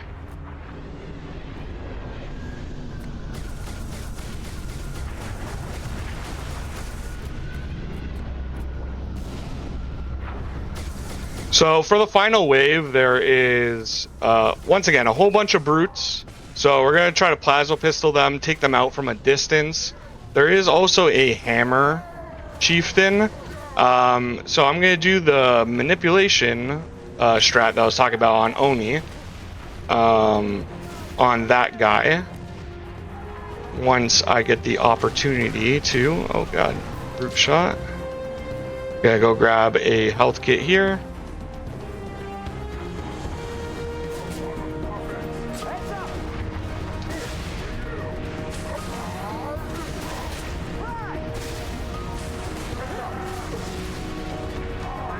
Yeah, doing this fight like on foot, like I'm out here dodging, bobbing and weaving like spike grenades like crazy. If you get really weak, the brutes with spikers, like if you have no shields, because of the tilt skull, spikers do double damage to your health. And then I baited this guy to kill him, the hammer chieftain. So there's only 3 enemies left. I just gotta close this out here.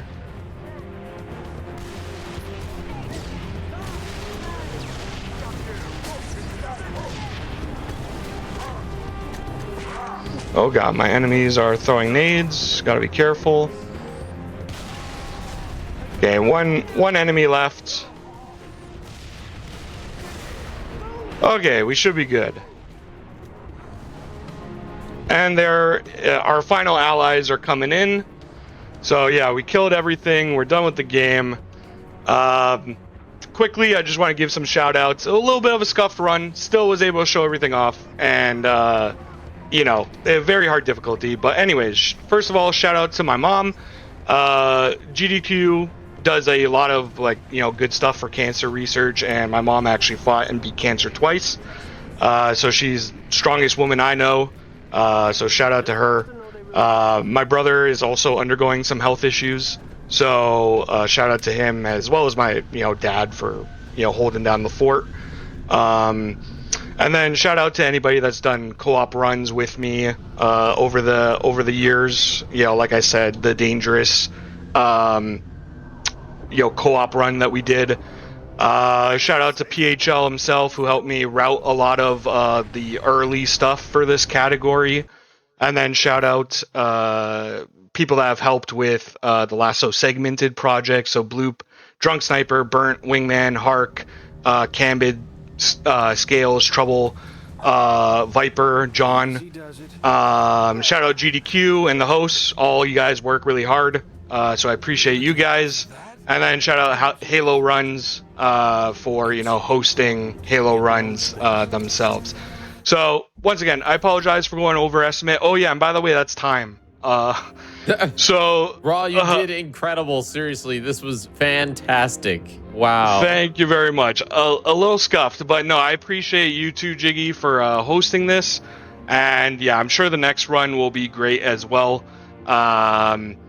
So yeah, check out any of my YouTube, stuff like that. Much cleaner runs. I have tutorials on this game that will help you get into it. So yeah, I appreciate all of you guys, and thanks for the love. Folks, thanks so much for hanging out with us. Go watch Raw. You can hover over his name in the title of the stream and hit the follow button. Raw, it was amazing having you here. We appreciate it. Welcome back, everybody, to GDQ Hotfix. Oops, all Halo weekend. We still got one more run today, but tomorrow is chock full of incredible Halo speedruns. But GDQ actually has some upcoming events that I just want to let you know about. First of all, we actually have an upcoming puzzle games showcase. Passion for Puzzles is celebration of puzzle game genre and speedrunners who solve them. That will be running from April 11th to the 12th. You can check out the schedule using !puzzle in the chat. We also have Speedruns. Speedruns 6 will be live May 7th through the 10th, and GDQ will be hosting the official English restream. So use !Speedruns in the chat for more information on that. All right, let's get into it. The final run of the day, Halo 3 Legendary with Sam HR. Sam, how are you? Good, how are you? Doing fantastic. Loving all the Halo love that we have today. And thanks for wrapping us up on day one. Or can you give us a little bit of info on what we're about to see? Yeah, Halo 3 Legendary. It's a really fun run. Lots of enemies, the highest damage without lasso, of course, what we've seen in the other runs. But lots of movement tech, lots of combat. So everyone's in for a fun ride. Fantastic. We also got Kronos back. Welcome back. Yes, hello. Kronos, longtime Halo speedrunner, and I've commentated a lot of Halo, including a Halo 3 legendary run by Sam in the past, which is pretty cool. So if you want to check that out, that's also on GDQ's YouTube. But yeah, here we're going to showcase it live with Halo 3 Legendary. So we love it. All right, whenever you're ready to rock and roll, let's do it. All right, so 3, 2, 1, and go. All right, so we're starting off with a Sierra 117, the first level of Halo 3. We just crash landed off of jumping the cliffhanger of Halo 2. So we're going to immediately be starting off with a movement tech called slide jumping. So if you gain any height and you land on a sloped surface and you crouch and release crouch and jump on that sloped surface, you can preserve some of your vertical momentum and convert it into horizontal momentum. And we'll be doing that a lot throughout this run, and it saves a lot of time as it adds up. Yeah, lots of Halo 3 movement is super cool. There's so many tricks in Halo 3 that involve the movement, which makes it a really fun game to speedrun, especially on the easy difficulties. If you want to focus on movement tech, it's super cool. All right, so this is the first major skip of the run. This is called the Ghost Jump. So this actually takes us a little bit out of bounds and skips a trigger that brings in the Covenant Phantoms, a couple of transport vehicles that do a lot of damage and drop a lot of enemies. And I did another slide jump off that rock to the Brute, and we kill him because we want the Brute shot, not only because it's a better weapon than the AR, but it also has a high scariness factor. So there's this concept of a scariness factor, where if you have a weapon with a high scariness factor, it'll make lower ranking enemies flee like grunts. And we'll be utilizing that a lot throughout this run. Yep, lots of enemies to deal with. Halo 3 Legendary, in my opinion, is one of the coolest legendaries just with the combat. I think the combat in Halo 3 is some of the most interesting to work around. The enemies are very dangerous in Halo 3 in particular. I think it's very scary, some of these sections like this one right here. Yeah, this is the first real encounter of the run, so I took a safe path through the cave, which makes it a lot safer, but there's some RNG jackal spawns that you have to worry about, but if you take that cave route, you don't really have to worry about it too much. Yeah, that was very nice RNG. Yeah, if you get the worst spawns, it can be a nightmare. And we're going to be utilizing like the scariness factor, and so enemies like to travel in packs, so there's going to be brutes and grunts. So I'm going to be taking out this brute, and all the grunts around him will flee once he's dead. So after that, I could just run on by. And he dropped a bubble shield equipment, which is really nice. So Halo 3 introduced equipments. So there's lots of different equipments, and the bubble shield is one of the more useful ones throughout this run because you can use it to run through sections where normally you just die.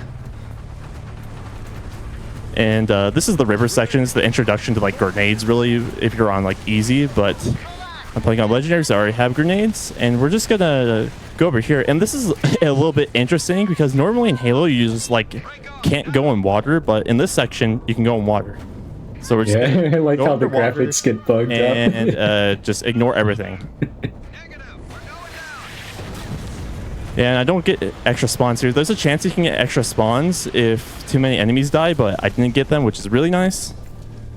And this is the Jackal Forest, so this is a fun section where there's some more RNG Jackal spawns, so I'm just gonna have to like check their locations and see what spawns I get and take them out as I run by. So some of these Jackals have carbines, some have beam rifles. The beam rifles will one-shot you, as a lot of you remember from Halo 2. They're still this good in Halo 3, but they're a little nerfed. And this is going to be the gap jump section. This is a pretty big sequence break. So I'm going to be combining a slide jump with a grenade to just go to the other half of the section. Or I didn't hit the nade. Oh, I still hit. That was so scary. Yeah, if you get a good enough slide, you can go through without the grenade. But, which I barely made it. Okay, so. And Johnson's far enough here. So Johnson has to deload or you soft lock this next section because he's technically getting captured in the last section. And this is the dam section, which can be kind of scary. So we're going to rescue our pal Sergeant Johnson. Ooh, that was a nice slide. Which you have a chance to get noticed, but I am currently not noticed, so that is really nice. Yeah, so Sierra is so scary. Here. Sierra is one of the scariest missions, in my opinion. It's just so easy to lose minutes on it, especially early on, because the game is brutal, especially this dam fight. Yeah, so there's a lot of ways this game can kill you. This Halo 3 is also notorious for like being one of the heaviest RNG runs. So like the ammo you get in your weapons, your grenades, and the equipment you get, it's pretty much gonna be random every single run.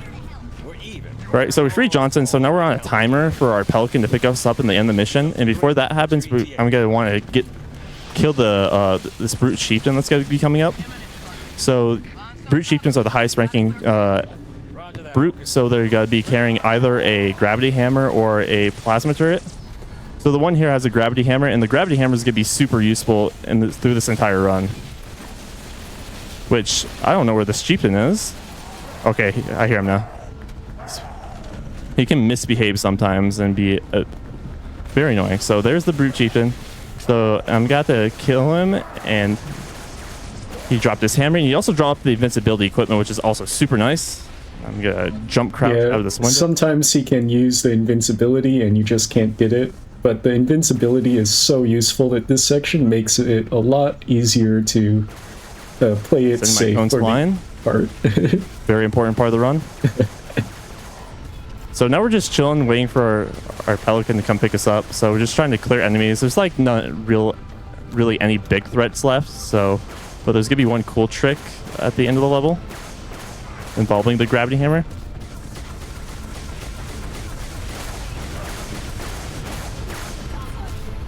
I'm not getting a checkpoint. Well, shouldn't need it. Okay, this is called early Pelican. I'm maybe combining a frag with a hammer swing and getting to this Pelican early. So the prompt to enter that Pelican is active all the time, so you can just jump to the Pelican and end the level early. So that's Sierra. Now we're on to Crow's Nest. And that was a very fast Sierra. Yeah, 6:16 is really good for a marathon setting. Like I would take that in full game attempts. Yeah, that is so good. But yeah, this is Crows. This is another really fun level. This is gonna be like where we really see the usefulness of the gravity hammer. There's lots of fun combat, but the first half of this level is just a lot of walking, and there's gonna be a wave fight that's basically an auto scroller. I need that hangar cleared for evac ASAP. All right, so this first section, I'm gonna have to be just killing these guys, and hopefully I don't die. So I'm gonna be taking out this Brute, and hopefully I'm probably dead here. No, we're good. Oh, okay, nice. So, yeah, that's another example of if you kill the high-ranking enemy, it makes the other lower-ranking enemies flee. So utilizing that, barely survived that section, which is super nice. And now this is the hangar section. This is a 3-wave auto-scroller. This is gonna be 3 waves of Phantoms. And there's no way to speed this up, so we just have to clear everything out, then leave once it's all over. But this is gonna be a good time to talk about. I'm playing on the Master Chief Collection version of the game, which there's some pretty big differences between the original version of the game, because this is running on a 60 hertz tick rate instead of the 30 hertz tick rate that the original version on the 360 was running on. And that could introduce a lot of different cool things. Like, there's a lot of tricks you can do on the MCC like that you can't do on the original version of the game.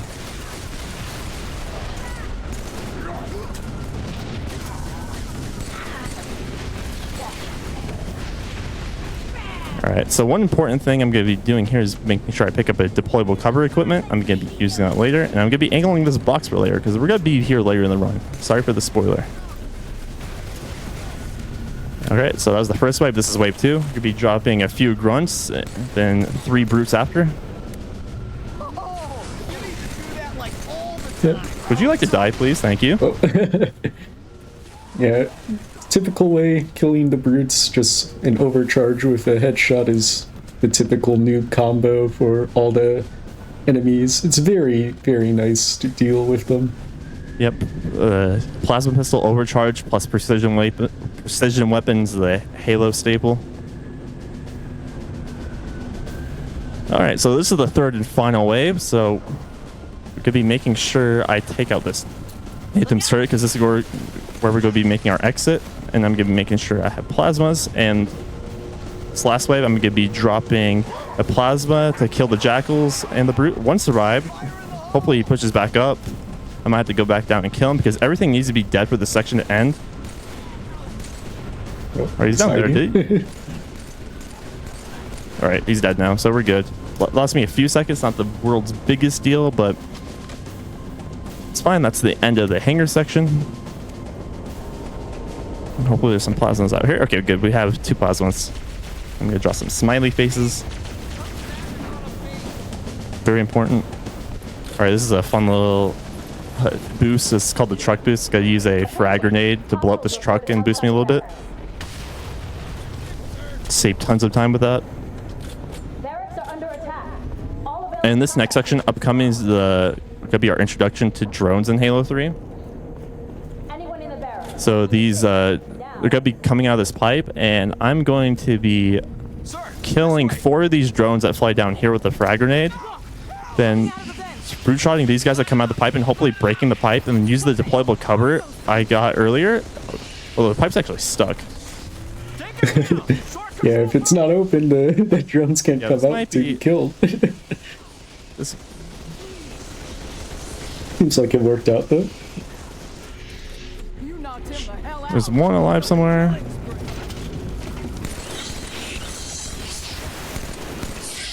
Alright, that was a little suboptimal, but it's fine.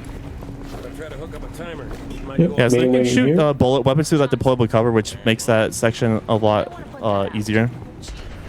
Alright, so I punched the air here to delay a checkpoint. So this is like one of the biggest RNG sections in the run, because like I said earlier, this chieftain can drop invincibility equipments, but he can also drop flare equipments, and I really need the invincibility equipment here. So yeah, I think it's a 15%, 25% chance of a flare. So yep, yeah, it's a 1 out of 5 to get a flare. Okay, so right in the middle of what I said, 20%. All right, so we got the invents, and this is where we're going to see the real usefulness of the gravity hammer throughout this run. So we have the gravity hammer, and go launch off this grate there. Not the greatest launch in the world, but serviceable. Yep. And this is where all the movement tech comes into play. The gravity hammer is one of the coolest things in Halo speedrunning, especially with stuff like this that you can do. So that launch just saved like 3 minutes, because that's called barrack skip. So it saves you from fighting through the entire barrack section. And now I'm doing the elevator climb. So normally you're supposed to take an elevator, but we're just jumping up this sides of the elevator. And that movement on the elevator is so crisp. It is pretty difficult to do that cleanly. Alright, and this is the jetpack clear. I'll let Kronos take this away because it needs my full attention. Yep, so the jetpack clear here, there's a lot of enemies just surrounding him. So he has to go ahead and clear all of them. And we killed a lot of the brutes early on there, and after a certain amount of brutes die, then the ones up top spawn in. He's grabbing the cloaking to be able to come down and not get caught by these other brutes that are down here, so he can kill them with pretty relative ease. And it's a lot safer. And he also threw a second one down so he can pick it up for this upcoming section where he's going to use the cloaking to just walk past all of these other enemies. Yep, so that was jetpack. That was actually a really good jetpack clear. Yeah, that was clean. Yeah, so this next section is going to be the motor pool. That's where we're going to be activating our camo. And forgot to talk about Cortana moments. So Cortana moments, they slow you down to about like 20% movement speed, but they also lower your sensitivity, which is really annoying. So we're going to be either trying to skip as many Cortana... Oh, that was a nice pipe redirect. Oh my gosh, this Crows is sick. Yeah, the start's actually been really good. So so the camo just basically negates that last section, and this is the bomb room. So we have to activate the bomb because we're going to be blowing up this base and leaving. And there's a ton of enemies in here, so they're not alerted right now, but they're going to be alerted as soon as I jump down. So I toss a nade off the turret guy to make him jump off the turret, then toss a frag to make the other brute flee, then that usually lets you exit safely. And he's carrying a DC here to do a sideways launch here? Yes, sir. So launch it? Okay, I didn't get it. So you can... I didn't land far enough forward in the DC. So you can launch with deployable covers. We'll talk about that more later in the run, since I didn't get it. And this is going to be a fun little trick. So in Halo, you lunge towards enemies when you melee, and if you cancel the melee animation, you can just ride on those drones. And I assume you'll be doing it on Covenant as well. Yes, I will. That's going to be even cooler. So yeah, another thing with Cortana movements, we just try to use like anything that we can to just speed ourselves up through it. So I use a nade and a hammer swing. And there's the box I angled earlier in the run, and that is the end of Crow's Nest. So this is going to be a 34-second elevator ride to the end. So that's a low. All right, it's time for the shortest podcast ever. Yeah. All right, Sam. First Halo game. Was it this one? Was it a different one? 34 seconds. I think technically first Halo game was Halo 2. Actually, when I was in preschool, I'd play Halo 2 ranked on my brother's account while he was still in high school. So I'd hide from him because he would check Bungie.net and look at his match history and found out that he played. While you were in preschool? Yeah. So you obviously got a higher rank. Obviously. Obviously. Mm-hmm. All right, this is Savo. This is the driving level of the run, which it's called memeing my splits because this level can be a big meme sometimes. Yeah, it can go really wrong. In Halo 3 Legendary, there is a lot of RNG. Like, just the fact of Legendary on its own has a lot of enemy behavior that is kind of wild. So, enemies can do a lot of things that you will not expect them to do. And in Savo and Storm, which is the mission right after, there's a lot of meme things that can go wrong. So hopefully none of that happens. Most of the time it's clean, but you just never know with this game. Yeah, like I said earlier, this game is filled with RNG. And you notice I got both of my Marines and my Warthog. So if you watched the Halo 2 run earlier, you know, like they got the Marines and the Warthog on Metro. Same concept here. They're used as damage sponges. So if you drive alone, you will get melted by everything. But if you have these Marines in your Warthog, you will be relatively safe driving through. Especially because these Jackals have beam rifles and they will one-shot you with a direct hit. So they can tank those. And not a whole lot to talk about, just driving. Yeah, the vehicle physics in Halo 3 are pretty different. Like, every Halo game has different physics. So I think the Halo 3 Warthog is like one of the lightest Warthogs. So it's like bouncy. And that kind of makes driving very weird. Like in Halo CE's Warthog is super slidey, like it's on ice. Halo 2's Warthog is like weird in that it just doesn't turn properly sometimes. Like, at least in my opinion, it's like a weird turning mechanic. I do think Halo 3's is the best, but it's so light that you can't like run over stuff sometimes, and you just flip on just trying to run over enemies. Yeah, Jackals will beat the Warthog. So the last couple sections, that water section, I had to do a precise driving route to not die, and that section I got pretty good RNG, so I ditched my Warthog for a fresh Warthog, and I drove in a way to get a checkpoint. And I got a 50-50 spawn for the shade turret to be on the right, and that's good RNG because if he's on the left side, he will kill you all the time, and you have to wait for shields. And you'll notice that he also picked up a gravity lift, and he's going to use that gravity lift to fly all the way to the other side of the bridge. Yeah, Bungie had to know that. They had to put it there for that reason. Why else would there be a grav lift there? Yeah, so I'm going to be driving through this section. So normally you're supposed to do a big wave fight there, but there's literally nothing stopping you from just ignoring it. So I'm going to drive right on past. And I'm going to be taking like a direct driving route. Aggressive path? Oh, nice. Yeah, that's actually safer, I think, because I think I've died more times doing the safe route than doing that more aggressive driving path. Yeah, and that is a lot faster. Normally you do like a drive around in this smaller section. But here we ditched the Warthog for the chopper, and we're using this to go around the side of the mountain here. And with it, we're just going to be able to drive all the way through. It's very nice how maneuverable the chopper is for that section, but yeah, that also it's weird. 2 wraiths, lots of choppers, so it's like a lot safer and faster. So this is the end section. There's a few criteria that needs to be met before the level can end. You need to kill that shade turret, and you need to break that shield door, and you need to hit the ending trigger, and that will end the level. So should be 3 out of 3, and that is Savo Highway. Very nice. Okay, the start is actually this is really good. This is like a standard, decent PB pace, I would say. Yeah, it's like your typical run, which is really good. Yeah, I'm only 43 seconds behind my best pace ever. That is so sick, actually. It's happening. It's happening. 20-second ride to start this level. So take a quick sip of water. Yep, and Storm is another very meme-heavy level. Like, what is that? Warthog this is the start's literally RNG. This Warthog driver has lost people like up to 10 seconds before. Yeah, you could see some clips that some Halo speedrunners post where the Warthog driver is just not moving for like 10 seconds for no reason. And you don't have any control over it. It's just hilarious. But yeah, this is Storm.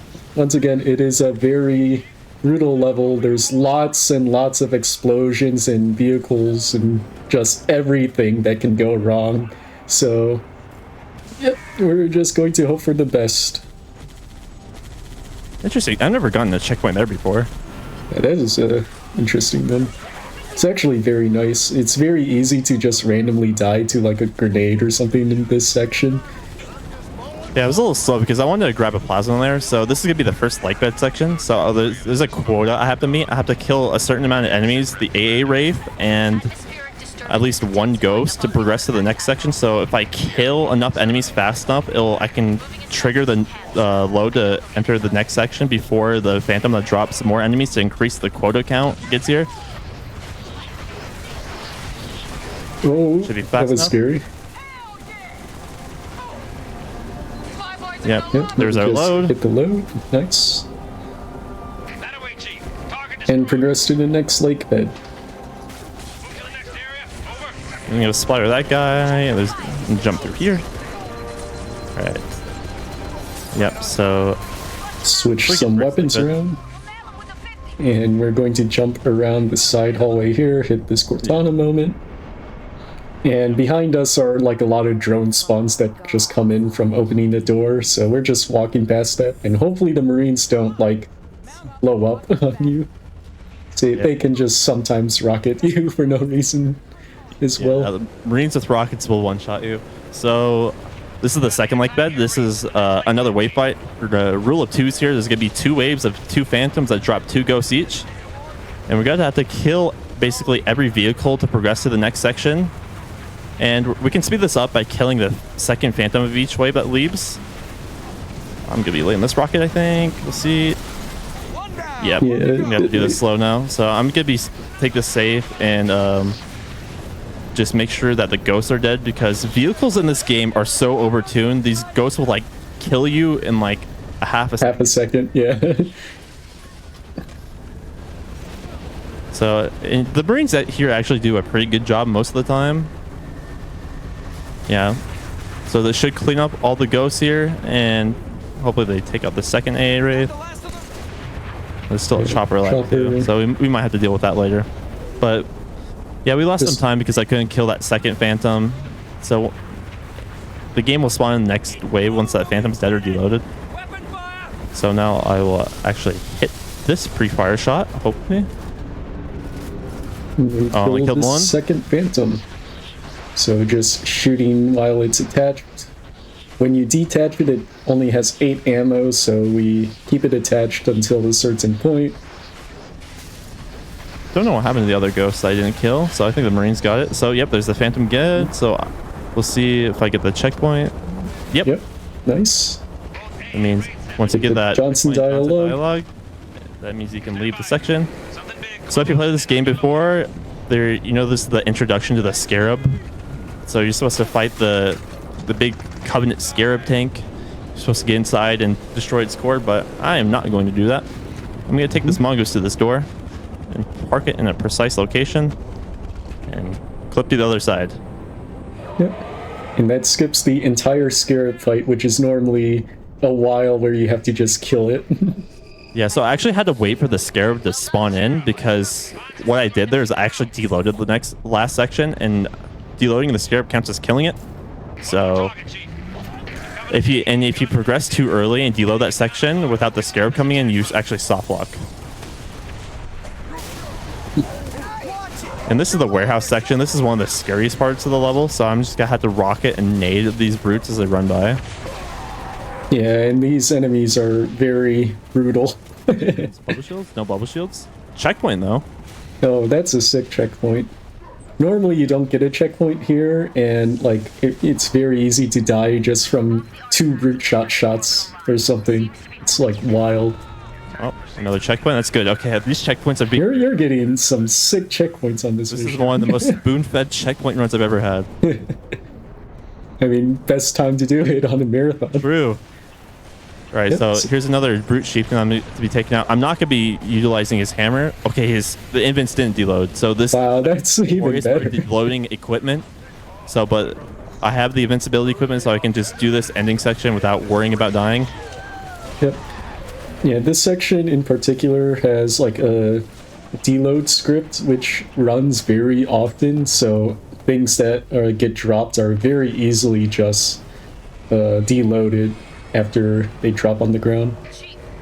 And then right so here... the last thing to do to end the level is to take out this AA gun, so you just have to break the shield with the sniper, and you can hit it with a long-range plasma pistol shot overcharged. So that's Storm.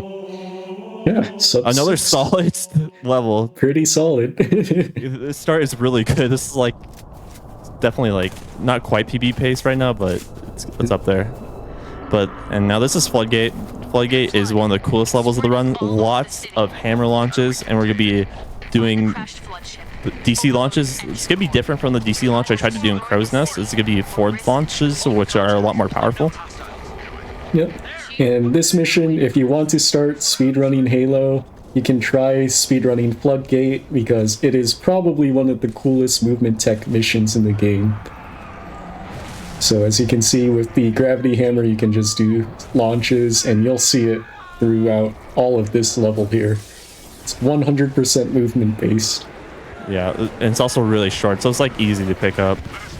So I'm gonna angle this block to do another hammer launch, and nice. I almost got a really good redirect. Almost. Grenade. Instead of doing the clone launch, I'll do a nade swing there and do another hammer launch.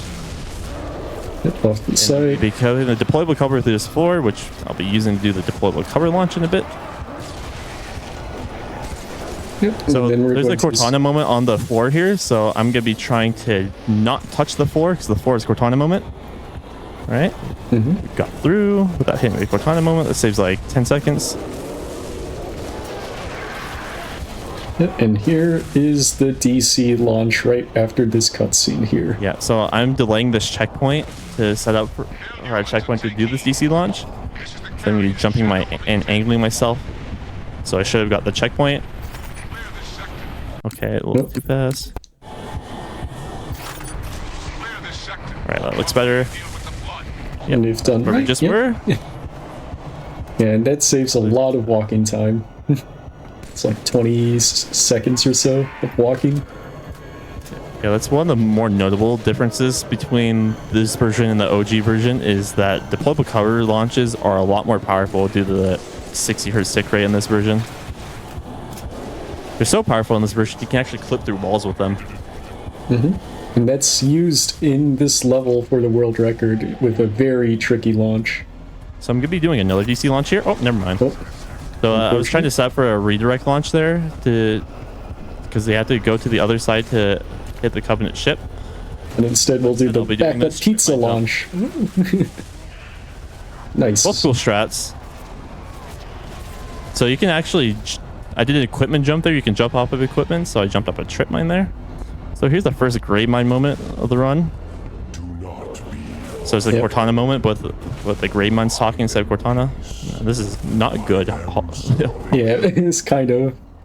Yeah, the launches with the hammer here are just kind of rough when you're slowed down. You'll have that a lot more in one of the later missions as well. Yeah, I'll look a lot like this too. Right, so I'm going to be combining a slide jump with... Oh, I missed the... Missed the slide? Should be fine. Try to do a slide jump with a hammer swing to go straight to this button, but it's fine. Only losing a little bit of time. Yeah. Very cool. And now we're into the second half of the run. Although this is probably the more difficult half, and this is where people say the run starts, because these missions are, the core of Halo 3 speedrunning. Yeah, this is Arc. This is probably the hardest level in the run. Yeah, your aim has to be really good. There's a lot of sections that require a lot of precision. And the next level of Covenant, it's just as hard, and yeah, this is where we say the run begins, because the next two levels are about like a third of the run, and they're really difficult. Yeah, and there's some of the most sniper, and we're gonna be using that for basically the entire level. I'm gonna be doing a slide jump here, and this or not. So this first encounter, I'm gonna be using the sniper in a way to angle this brute so I can collat him with the other brute. Dropped his brute shot in a weird spot, but not too bad, so I can actually grab it. So I only need to kill that back jackal to get through the section safely. Then I'll be using another sniper shot to stun these guys.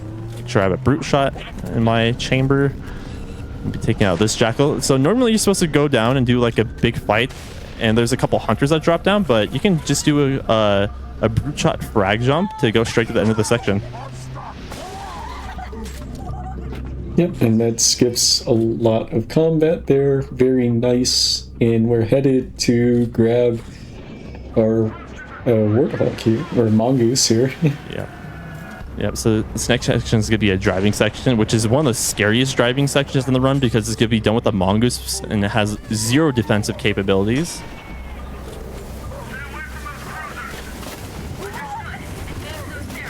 So grab the rockets. We'll be using them for the Dawn Clear section, which is probably the most difficult combat section, or one of the more difficult ones. So I have a bubble shield here, so I'm going to be popping the bubble here, so that saves a little bit of time, because normally we have to wait for those prowlers to pass by. Yeah, that's a cool strat. I've never seen that before. It's a nail strat. Nails. Typical nails. Now we pick up this ghost from the grunts before he can get in, and we just use the ghost to drive around a bit. We're going to drive on this mountain here just to avoid the enemies down below. There's like 2 more ghosts down there, and they're kind of annoying to deal with. So by driving on this path as well, we're skipping extra spawns too. Yep, and I'm actually playing on a down patch version of the game just because of that section. Those ghosts can like misbehave and like notice you, but if on this down patch version, they notice you never. So this is a dawn clear section. I'll let Kronos explain it because it's another section where it requires my full attention. Yeah, so basically, Sam needs to clear all of these enemies, and there's so many of them. There's this Wraith, there's these brutes that we pre-rocketed before they get into position.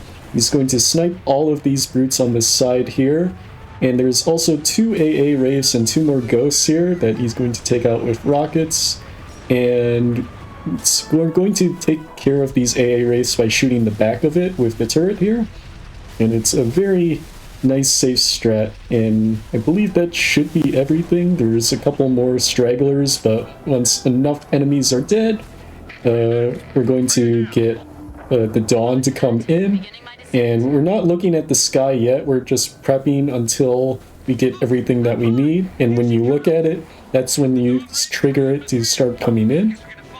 And at a certain point, I'm going to use an audio cue here to boost at the right time, and if done correctly, Sam's going to be out of bounds with all the stuff he needs, the Ghost out of bounds too, and we're flipping the Ghost all the way to the other side to be able to... Before I start firing. Yeah. So he needs to get the Ghost fully out of bounds to be able to drive through. Oh, that's unfortunate. Yeah. It is kind of precise, because if you don't bring the Ghost far enough out of bounds, then when you get in it, it'll warp back in bounds, which you do not want to happen. So you have to be very careful with how you use the brute shot there. Yeah, normally you get a checkpoint before like hitting the Ghost, but I didn't. That was weird. Might have been a tiny fraction too soon.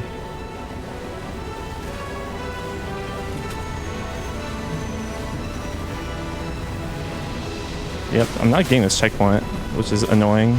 Yeah. It just said that you're too good for checkpoints and you don't need them. I've been getting too many. That's my payment. There's the checkpoint I wanted. Okay. No, so now we're out of bounds. It's the outbound tankless. So normally you're supposed to take the tank and drive it to the next section, and you get the fun marine lines of like tank beats Ghost, tank beats Hunter, tank beats everything. You won't hear it. So sad. But just Ghost tank does not fun. Beat Ghost out of bounds. True. So this saves like a minute over doing that tank route. But the sad thing is about not having a tank is now we are going to have to clear out this section, so we're going to need to do it with our fuel rod and whatever other things we can scavenge here. So we're going to brute shot to the other side. Yeah, combining that with a slide jump to go straight to the end, so that we're going to have to take out this Phantom that's coming down. So you can kill a Phantom with some fuel rods by hitting the engine. Okay, I thought I missed one, but we're good. And now we pick up the chopper, and then we're gonna have to kill like both Wraiths at the very least, but I'm gonna be trying to take out more as I go. Yep, kill the shade turrets on the way, and we're going to get into this Wraith by jumping on top of it and killing the gunner, and then killing the driver. And meleeing is a bit faster and safer than actually doing the actual board by pressing the prompt.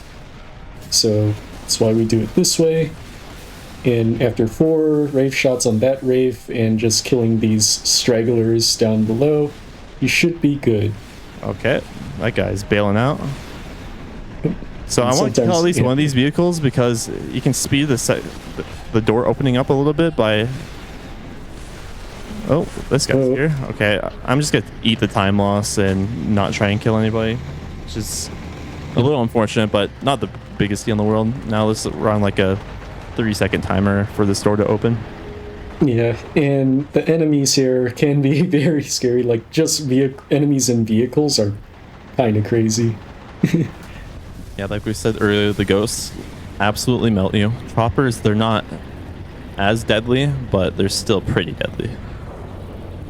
Yeah, you don't think so until like 2 shots land on you and you're just dead. Alright, and we're going to be taking this chopper, doing the classic Halo thing of taking vehicles into buildings. And this is very important because we're going to be using this chopper to get down to the scarab board section of this part, which is very crucial. Without the scarab, it's a lot more difficult to do this, so... Link up with our armor on the far side of the wall. Yep. Make your way down With to the precise driving, we're going to make our way all the way down to the bottom of this hill. And I believe... You'd be firing a field rod shot to take out this Phantom's turret. Oh, nice lineup. So that Phantom flies down and he can interrupt you doing the trick I'm going to be doing coming up. So yeah, this is the second Scarab section of the run, and we're actually going to be boarding and finding the Scarab this time. Dropping so these spike grenades. We're going to set up here, drive the chopper into a section where it won't get blown up, and we're going to use the frag grenade and fuel rod to launch ourselves onto the Scarab and just blow it up from behind. Right when it spawns in. I had to wait a little bit there because the Scarab's invincible until it finishes the landing animation. So I was there before it finishes the landing animation, so I was there too fast.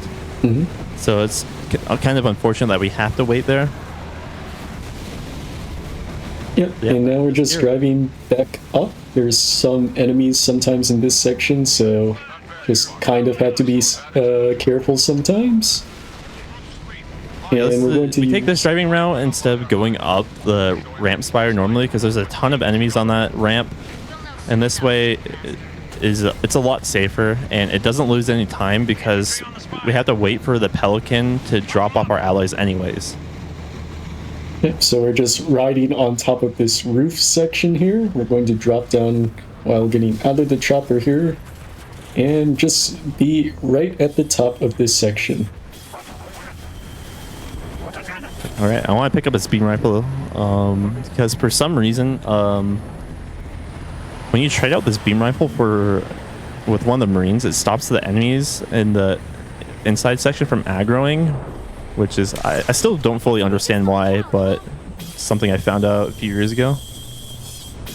And I'm gonna be looking over here to try and teleport Marine. So I killed one of the Marines inside the Pelican because he has a dialogue with Guilty Spark, the eyeball who's opening the door.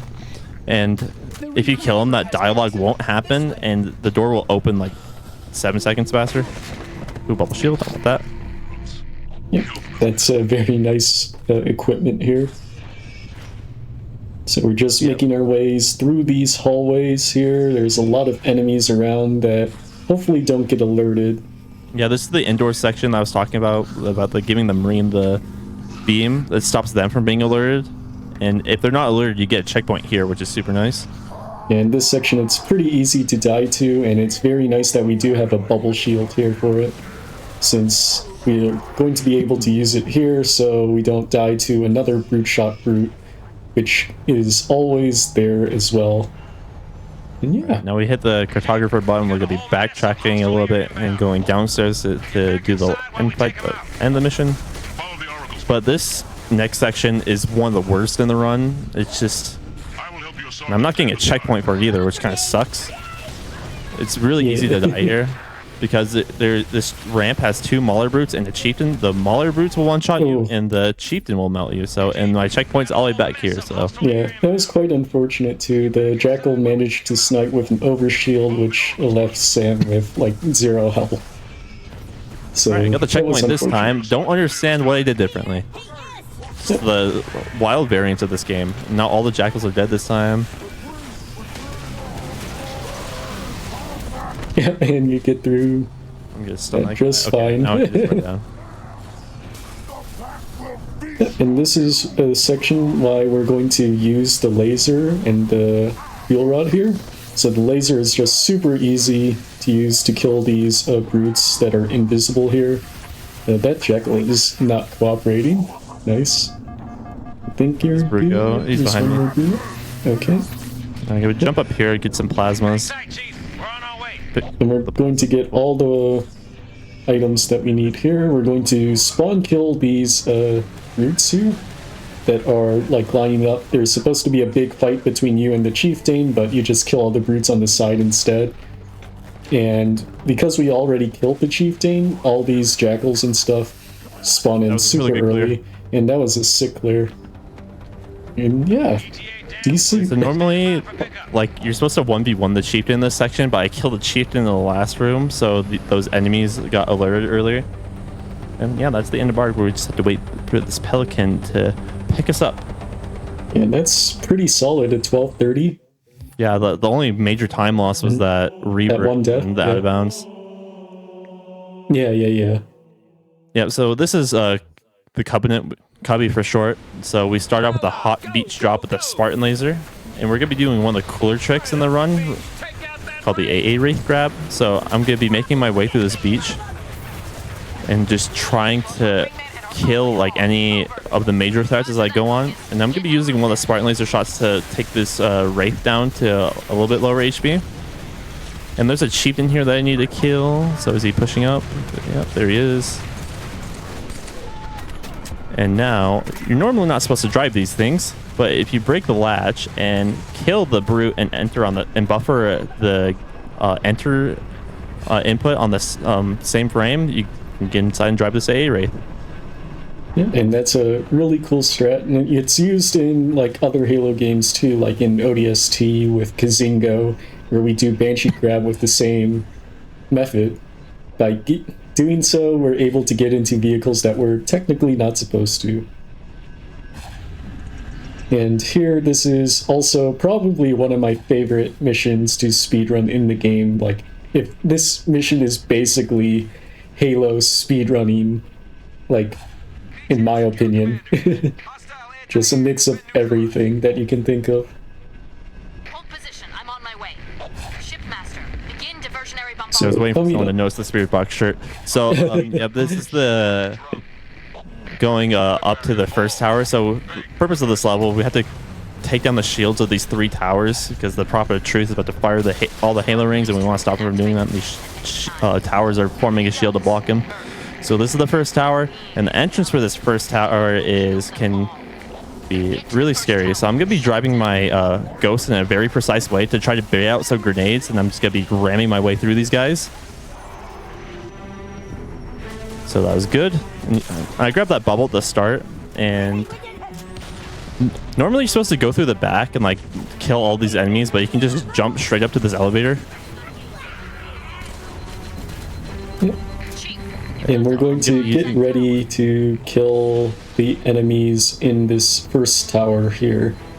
And we're going to just get on top here first, so we're able to get ahead of time for these enemies to finish their animations, and we're able to easily... Oh, that's a rough death. Oh, yeah, that is pretty rough. Yeah, this is one of the biggest reverts in the run. Yeah, and normally that guy isn't... Like, his AI doesn't activate that fast, so it's a bit unlucky. Yeah, as you can see, it is very rough. Like, this is legendary for a reason. You just died in like 2 frames, 2 seconds. Yeah, I haven't died at that first tower in a really long time, so that's a bit unlucky. This run was too good. Had to be nerfed somehow. It's okay. You're still doing fantastic. You know, you just gotta figure it out. Yeah, I'm still on pace to be. Oh, that was scary. I did my nade way too early. Oh, so this is like what happened when I did this run at GDQ in 2023. I didn't get up to the light tower, so this section's gonna be a little bit more weird because these guys are gonna activate a little bit earlier. Okay, so just 2 left. All right, there we go. Nice. And you do get the invents, which is very nice. Once again, same thing as before, 20% chance to get a flare. All right, we got a good hammer too. So hammer ammo can vary from 50 to 90, which is a difference of 8 swings. And we really want the closer to 90. But I got a pretty solid one here. I'm only missing 2 swings from a max swing hammer. And we'd be popping this invincibility to leave without having any issues. So yeah, you can see all the enemies here. Because since we just drove past everything on the way in, they're still here on the way out. So getting out that invents is pretty scary because you basically have to launch to the end of the section. Make your way back to the beach. Where's the backup? Try to get a frag grenade from that guy. He did not drop one. And now that we have this warthog, we're going to be driving back down to the beach and making our way towards the 3rd tower because It's not going to be the second tower because the Arbiter actually cleared the second tower while we were clearing the first. That happened in the cutscene I just skipped. But Johnson had some issues clearing out the third, doing his Princess Peach cosplay in this game, constantly getting captured.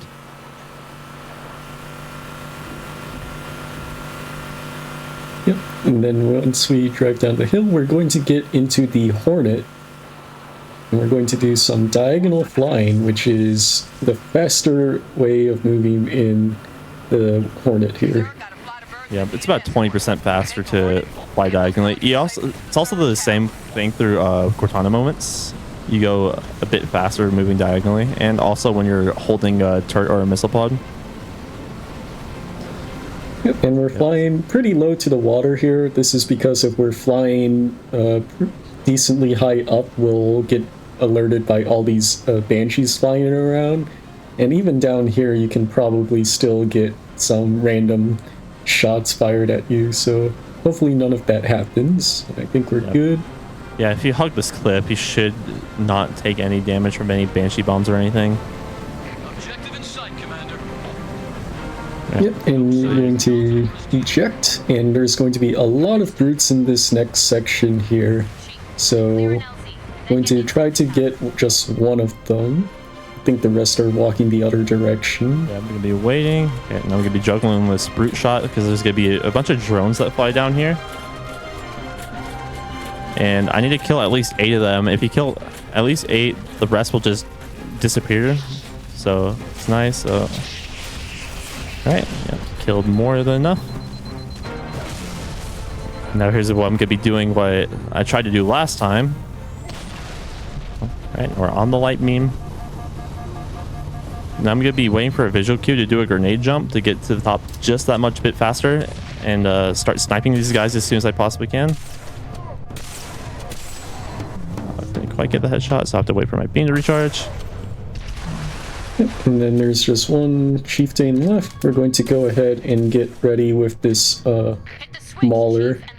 And we're going to be using it to do the Covenant Butterfly. This is probably the newest trick in Halo 3 still.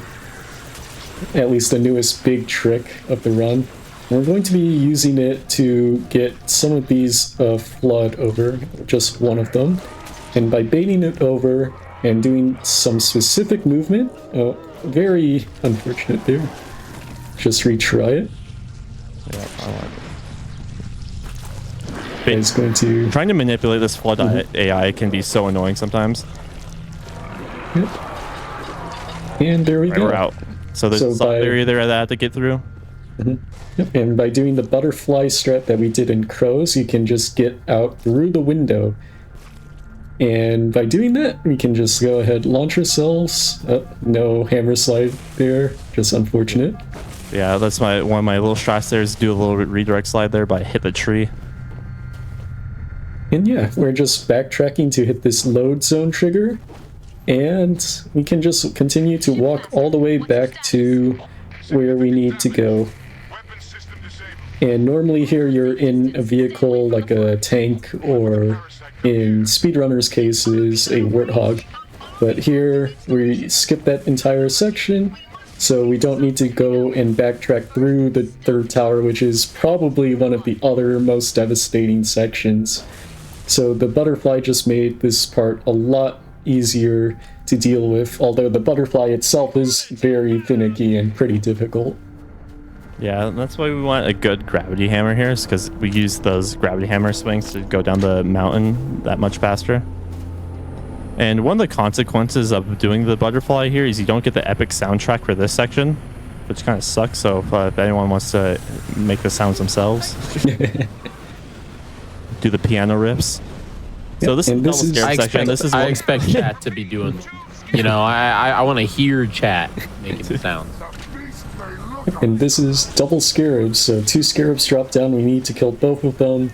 And he's probably seen a lot of clips of people launching themselves off of the scarabs, and that's because if you kill the scarab too early, they'll kind of get buggy and just launch you in a direction. And here's the second scarab, very nice. Oh my god, I landed on the leg, so I got... Yeah, Yeah, that's probably something similar to what would happen.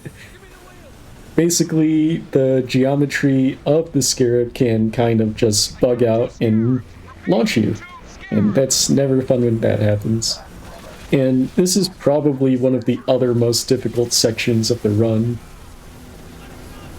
So we're timing the Scarab kill once again.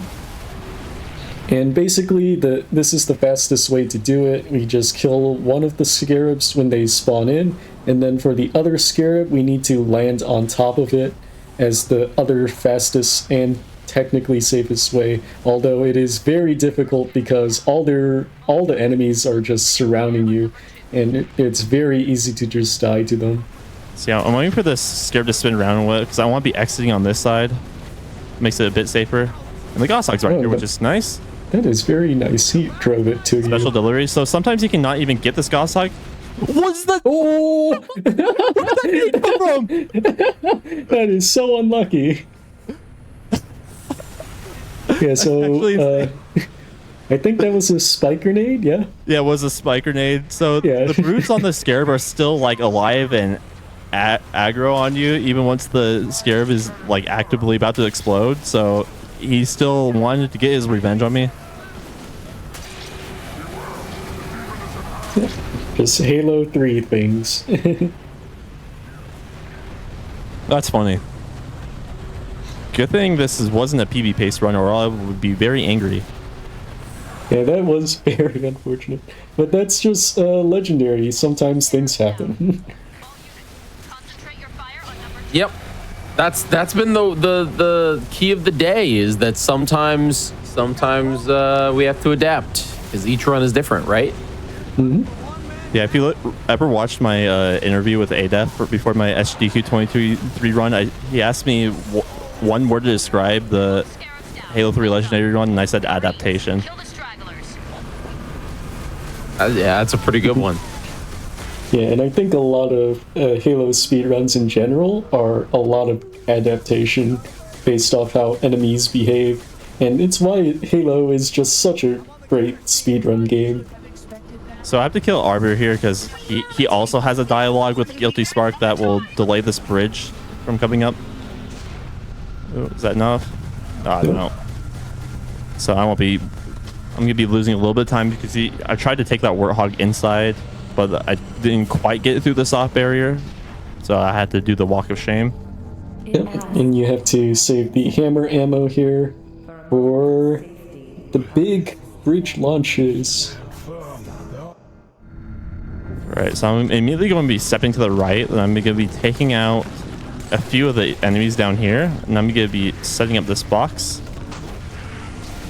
to do what is called the Citadel launch, which I have a new way of doing, my patented spike grenade launch. That is so smooth. Oh, the brute nearly screwed you over, but we're good. And this is why we picked up the camo. Yeah, we picked up this camo very long time ago, and it's just for this section. So we had to be very careful not to use it or lose it in any other section, because it is so important to just live that Citadel launch right there. Now we're going to go hit this bridge trigger, and if you did the Citadel launch correctly, there are a lot of triggers that you need to hit in order for it to work. If you don't do it, then the bridge trigger won't be activated, so yeah. Alright.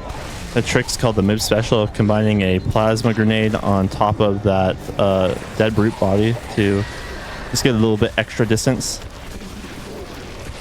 And I killed this chieftain a mile away, so I got to go over here to get his hammer. Yep, invents too, nice. Yep, so now still no return, so just do some box launches to go to the next section, and this is going to be the ending of the level, so hopefully they didn't ruin my box here. I think they did. This actually might be usable if I get a checkpoint. No, I didn't get a checkpoint. If I got a checkpoint, I would have tried to get some reset up with that box. Yeah, normally you would do a third box launch here, but sometimes the enemies just blow it up and you can't use it. And now we're headed to Cortana. which is also a pretty scary mission. Yep. So another thing, Halo has carryover. If you remember my GDQ run, I said you can carry your missions from the previous mission to the next mission. When I meant you can carry your weapons from the previous mission into the next mission. So I can start off Cortana with a gravity hammer, which makes going through this level a lot easier than not having it. Yeah, without it, this first section right here is pretty difficult to get the Gravemind moment skip here. So we're going to do a couple hammers, and hopefully we fall down the hole before the dialogue finishes. There we go. So this is the first overlap of the run. So with these moments, there's so many of them that are so close together, and you can cancel out the second one by overlapping another moment over it. That's a shotgun. That's a very scary section. That's a 1 out of 3 spawn, and that's the worst one. Shotgun flood are very scary. It could also be a sword or a hammer flood, and those two are not as scary. The shotgun guy can kill you from like a mile away. Here, try to do a little bit of movement optimization just to get a little bit more distance. In ILs and stuff, sometimes you would get a DC here and do a DC launch through both of these moments here that are coming up. But unfortunately, it is not that easy and safe to do in a standard legendary run. So we just take the couple seconds here. Yeah, so what I said earlier is these Cortana moments also slow down your sensitivity along with your movement speed. So a lot of runners use a DPI switch to make so they can just manipulate their mouse easier through those moments. And I picked up a DC here to drop down this hole because it's gonna be used later to jump up this hole because we're gonna be backtracking through it later. And this camo room section is one of the most miserable sections of the run because the RNG can be quite bad sometimes, but it looks like I actually got pretty good RNG this time around. So I can just that was very nice. Dying. And I picked up an active camo that I'll be using in a little bit. In this section, there's like 10 flood right in front after walking past this section. So after throwing the bubble, we use the camo. And we're just walking through all of these flood that are coming around this corner here. There's quite a lot. And even that guy was very far back. Yeah. And this next room's called Hell Room because it is hell. We have to make our way up to the top of the room, and there are so many pure form floods. It is miserable because they have like a turret mode that they go into where they fire pincers that deal tons of damage. So, and they're very hard to kill as well. So I'm gonna be trying to combine a spike grenade with a brute shot jump to go straight to the top. That's so might be so close. Very end. This might not be good enough RNG to do this. Yeah, you got the flood right next to you there, which is pretty unfortunate too. Yeah, that was terrible. Also very unfortunate. Of course. Probably do this safe. I'll try it one more time. If I don't get it, I'll do the camo strat. Yeah, having aggro as you go in this room makes it a lot more difficult, but it looks like I have it this time. Oh, nice. Yeah, the alternative route, which is a bit slower, is picking up a active camo in the room, but it's also kind of scary too because you have to walk past a lot of enemies and similarly just hope they don't shoot at you or melee you during that section. So I used my gravity hammer to do some slide jump swings there to just propel myself to the end of the section. And this is one of the coolest launches of the run, so I'm going to be using a plasma grenade to angle this box and launch to the door I need to go to. Oh, that was nice. And now I'm going to be hammering down this hallway and be doing another moment overlap. And if you have good enough movement, you can just hammer through both. And here we go. Nice. So the second moment's playing, and as soon as the first one ends, it cancels out the second one. And now we have our blue girlfriend back. There's 2 of us in here now, remember? Achieved. Blue girlfriend. All right, so now we're gonna be backtracking through the rest of the level, which the backtracking part is one of the scariest parts of the run because it has the longest rebirth of the run. Yeah, and this part right here in particular is my least favorite part of the run. Also picked up a DC to do a DC launch. Nice. Did you get a checkpoint though? No, you don't get the checkpoint if you get the launch. Yeah. So hopefully this is all good first try. This is, in my opinion, one of the scariest sections because there's a lot of flood and you're just standing in the center with a bubble shield here. Oh, unfortunate. They had a brute shot. Yeah. The revert's a little bit longer because I didn't get that checkpoint. Yeah. Basically, this room, the reactor room, is one of the most scary sections because there's just flood everywhere, all surrounding you, and you have to be able to kill or destroy the 3 things. I don't know what they're called, but once they're all dead, you have to wait for the door to open as well. So you're not home free once they're all destroyed. Reactor, start a chain reaction. Destroy High Charity. So once we open it, we make sure we dead this time. This.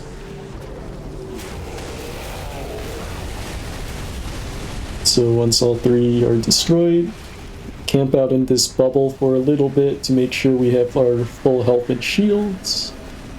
And we're going to just deal with all the flood that are nearby. Dude, this is why I hate this section's so bad. Yeah, and this is also my least favorite. The reactor room is just scary, and as said before, those pure form floods, those turrets just melt you. Alright, I'm just gonna get this checkpoint because this has been terrible. So I'm not gonna go for the launch. I'm gonna delay my checkpoint a little bit so I get one at this next door. Which I probably should have done the first time, but I played a little bit aggressive.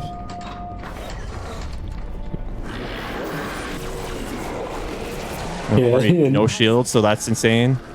So I'm probably dead again. I think you're fine. Okay, we're fine.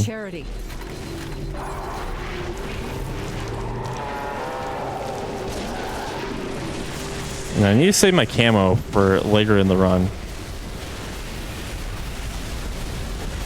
So once all 3 reactors are dead, we're just going to make our way over. This time there doesn't seem to be anything shooting at you, which is good.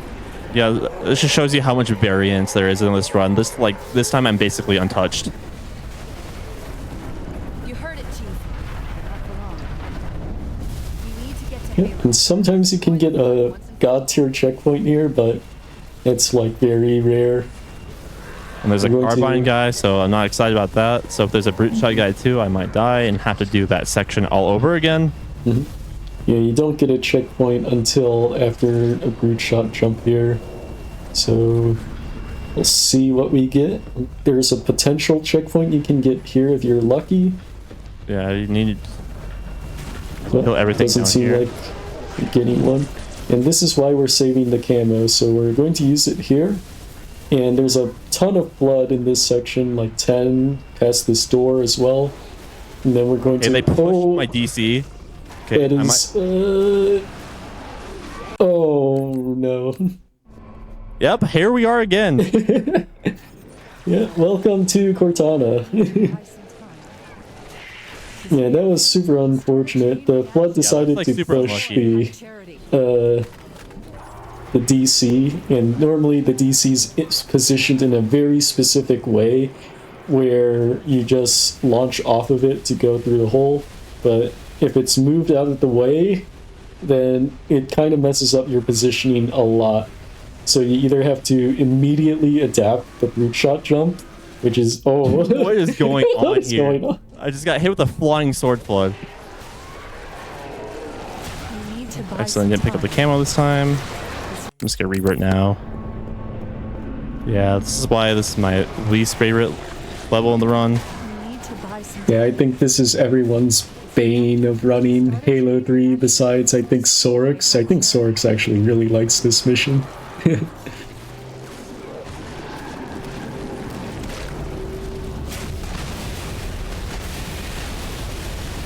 Yeah, just those 3 reactors and hope for the best.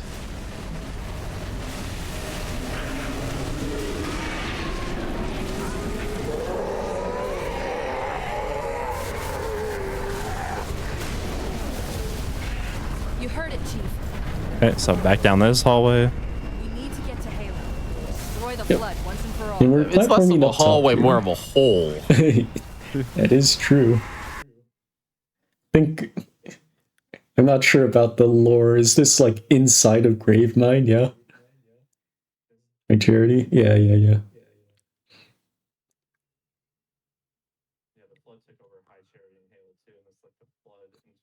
Charity.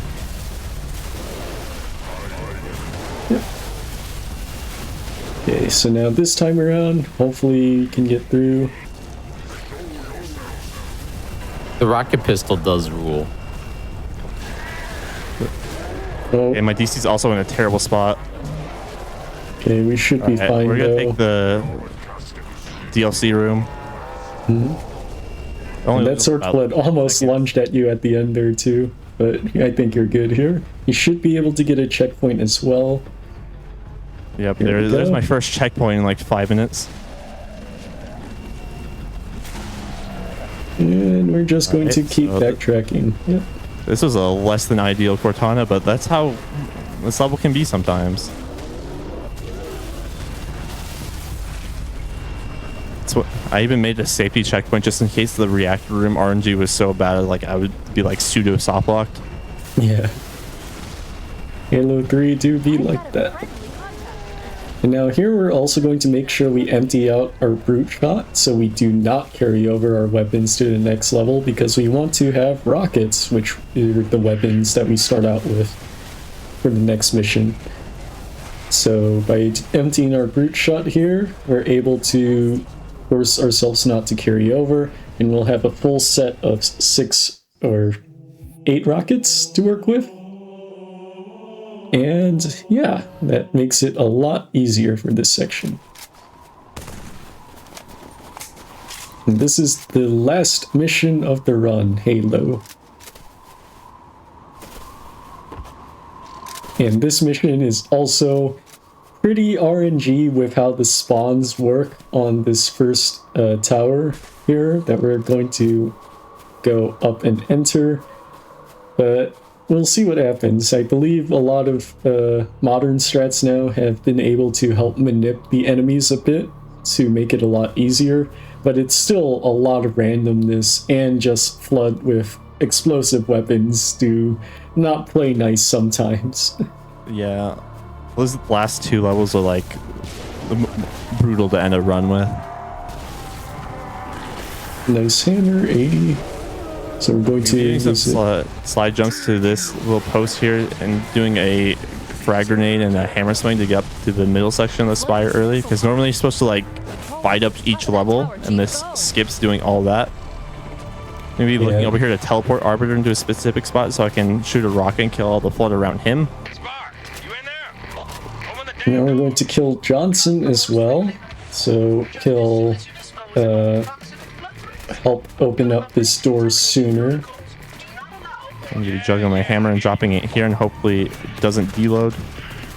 Was that the monitor? You didn't tell me he was here.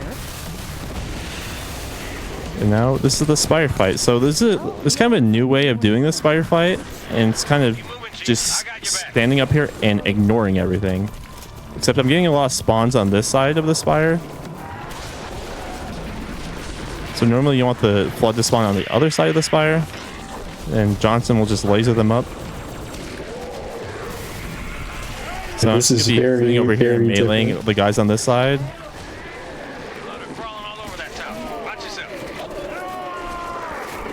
And once the spire guys come up, I'll come and melee them.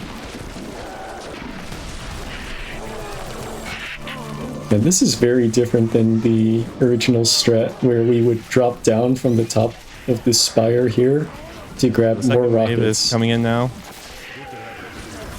Yeah, Nerby kind of labbed out the strategy. So I'm gonna drop back over here and drop my auto turret. Oh, no. Didn't have my rocket reloaded. So I'll try to use my rocket launcher to kill the big groups of Flood.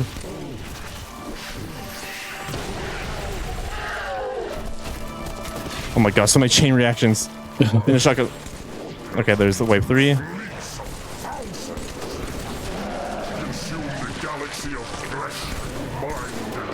gonna be killing the guys coming up here, then dropping down to this middle section.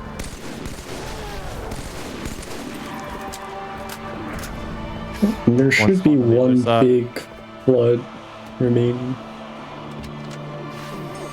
Yeah, he spawned on the other side. Oh. So if he spawned on the right side, I would have been able to kill him. Oh, okay. Hey. At least I got a checkpoint up here. Mm-hmm.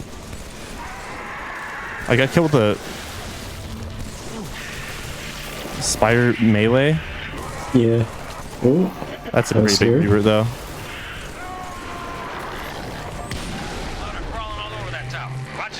So now I just basically do the entire wave fight again. Yeah. That was literally the end of the wave fight. So that's really unfortunate. Yeah. Back to wave 1.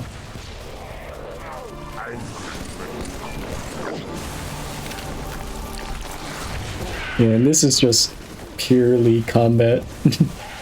Just have to kind of hope everything dies properly. Oh no! There's another checkpoint.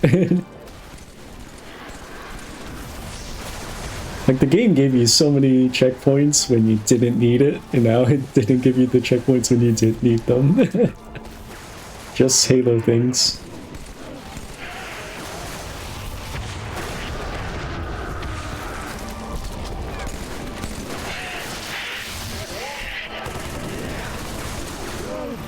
Okay, now last wave. Drops down. There is a one power flood, which is generally the end of the wave signal. So it's either a rocket launcher or a fuel rod flood. And once that's dead, basically everything should be cleared up besides like a couple stray like spider floods sometimes. Okay, that's almost what happened last time. Again. Okay. Normally these guys are supposed to deload. Yeah. Okay, there's the end of the section. Not for long. I'm tracking additional dispersal pods. Yep, and we're going to be using the auto turret here. And the auto turret is going to be used to help with the Guilty Spark fight coming up here. So once this door opens, another couple Gravemind moments. So we're going to hammer down to 10 ammo. And we're going to just make sure we have enough for 2 hammer swings here, which is very important. So once we hit this door trigger, we're entering the Guilty Spark fight, where we're going to be using the auto turret to do a jump over to the other side to get past Spark's invisible barrier. So by jumping around with a hammer swing... Yeah, auto turret jump is like one of the more difficult equipment jumps of the game, because the way the auto turret deploys, like it doesn't deploy like right below you, so you have to look at an angle. Yeah, and we also traded weapons with Johnson, so Johnson now has the hammer to grab this laser ahead of time. Yeah, and he also dies with the gravity hammer, and it refreshes ammo. And I'm gonna be oh, of course I only get a 50 on the refresh. Yeah, unfortunate. Now I'm actually gonna be juggling it and propping it on this door, because this entire room is about to deload except for the very edge of the section, and the game is gonna take away all of your weapons, and I'm going to pick up this gravity hammer through the wall. I am sorry, Spark. Yeah, and it does help out a lot with this next part, where we're going to basically go fast through these last few rooms of flood. And yeah, it does help a lot with killing these guys up close here too, because the AR, not the best weapon against them. Yeah, the AR is like not good in pretty much any Halo game. It's pretty good in Infinite, but it's like basically the only game where the AR is actually useful. Yep. So right here we have our dual-wield plasma rifles, and this is so you can get past this section here. There's a lot of flood on this cliffside that are fighting the sentinels, and we just want to survive, so we're going to use the plasma rifles to just take care of them. No way for shields.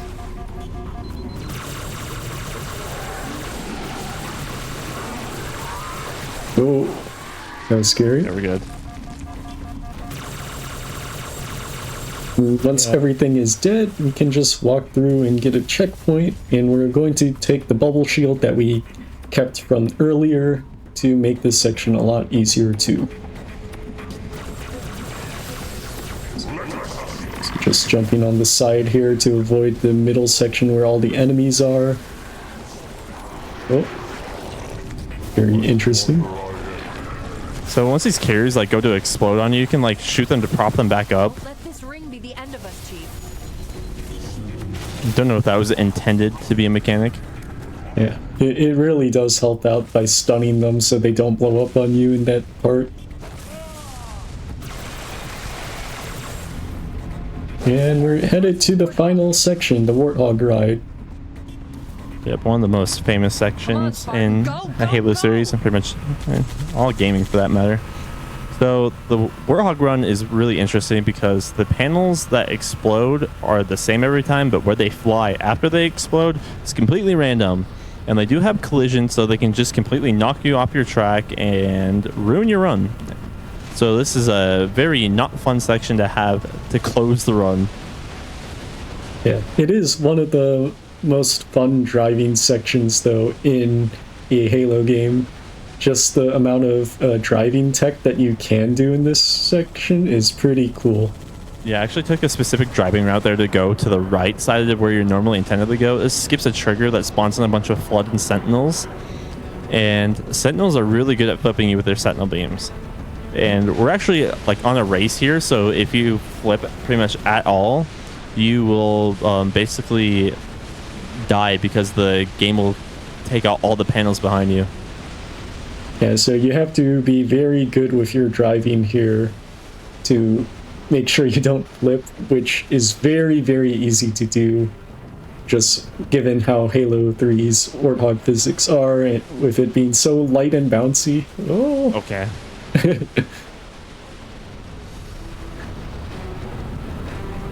Yep, and this is the second roundabout here. I'm going to just take it normally. There are tricks where you can get onto the other side. Are you going for it? No? Yeah.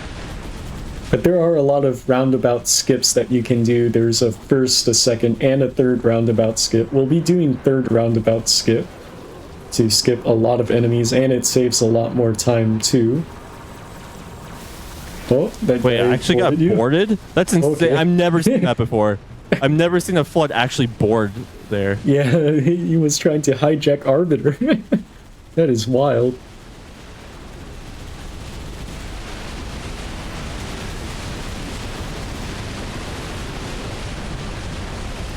But yeah, we're going to go ahead, drive past all these panels that are very scary. You also have to be very careful of how Arbiter shoots the Sentinels too. If he shoots them too close to you, they can blow up and fall on top of you. God, that one was close. If that one hit me, I would have fallen off. Yeah. Yeah, their explosions can just flip you over too. So now we're going for the third roundabout skip. Just drive straight, and if you do it correctly, we're able to skip driving all around the circle. And that really helps out. Like on the platform below. So if you land on that above platform, you can just skip driving around. And that also skips the trigger, which would spawn a bunch of pure forms on the other side. And driving through that section is absolutely miserable. Yeah, they just stun your vehicle because their shots are way too strong. Going to do the barrel roll. Yes, sir. How could I not roll? So this next section, there's gonna be like a ramp you go off of. So it's less, I'm gonna veer up a little bit to the right here, get less airtime that way, and but I'm going to nudge it so my left wheel pops a little barrel. Nice. That was a clean one. Yeah, and it actually is very away fast. from the end of the run. It is faster to do the barrel roll if it's done perfectly just because of the little airtime. Airtime is just slow in Halo games. Oh, these sentinels. Yeah, so a slight change of the route here is we kind of, instead of going driving up top, we actually drive on the bottom now because it's a bit faster, more consistently. Let's see if bad driving in particular.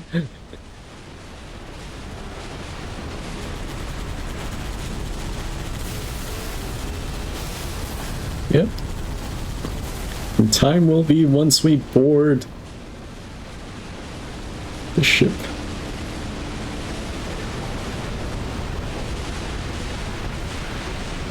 Alright.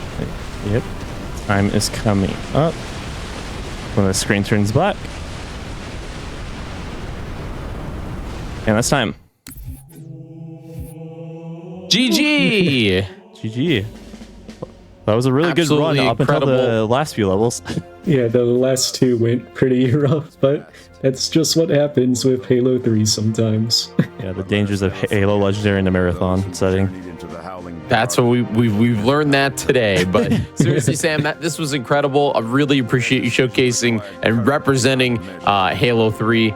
We appreciate you very much. Where can folks find you? What are you up to? And what's new with you?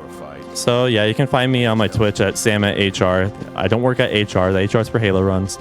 So I do Halo 3 Legendary speedruns there mainly. Try to get a sub 110. This hillside will remain barren. Very, very cool. Very cool. This was awesome. Seriously. Folks, go follow Sam. Hover over his name in the title of the stream and click the follow button if you want to check out more Halo stuff. Kronos, thanks for being here as well. Any final shout outs? Shouts to haloruns.com and thanks for having me. All right. Folks, I just want to say thanks so much for hanging out with me all day. Major shout outs to Richard in the studio who ran our tech. We've been chilling all day with the Halo runs, but don't be sad. Tomorrow we will be back. Tomorrow we will be back with Oops All Halo Day 2. We got Halo Reach Legendary 2-player run with that'll be a blast. And then we have Halo Infinite. And then we have Halo, we have a legendary run of Halo of the first one. And then we are wrapping it up with Halo Wars tomorrow. So definitely stick around and come back tomorrow. Once again, my name is Jiggy, and I will see you all tomorrow. Bye, everybody. Have a great night.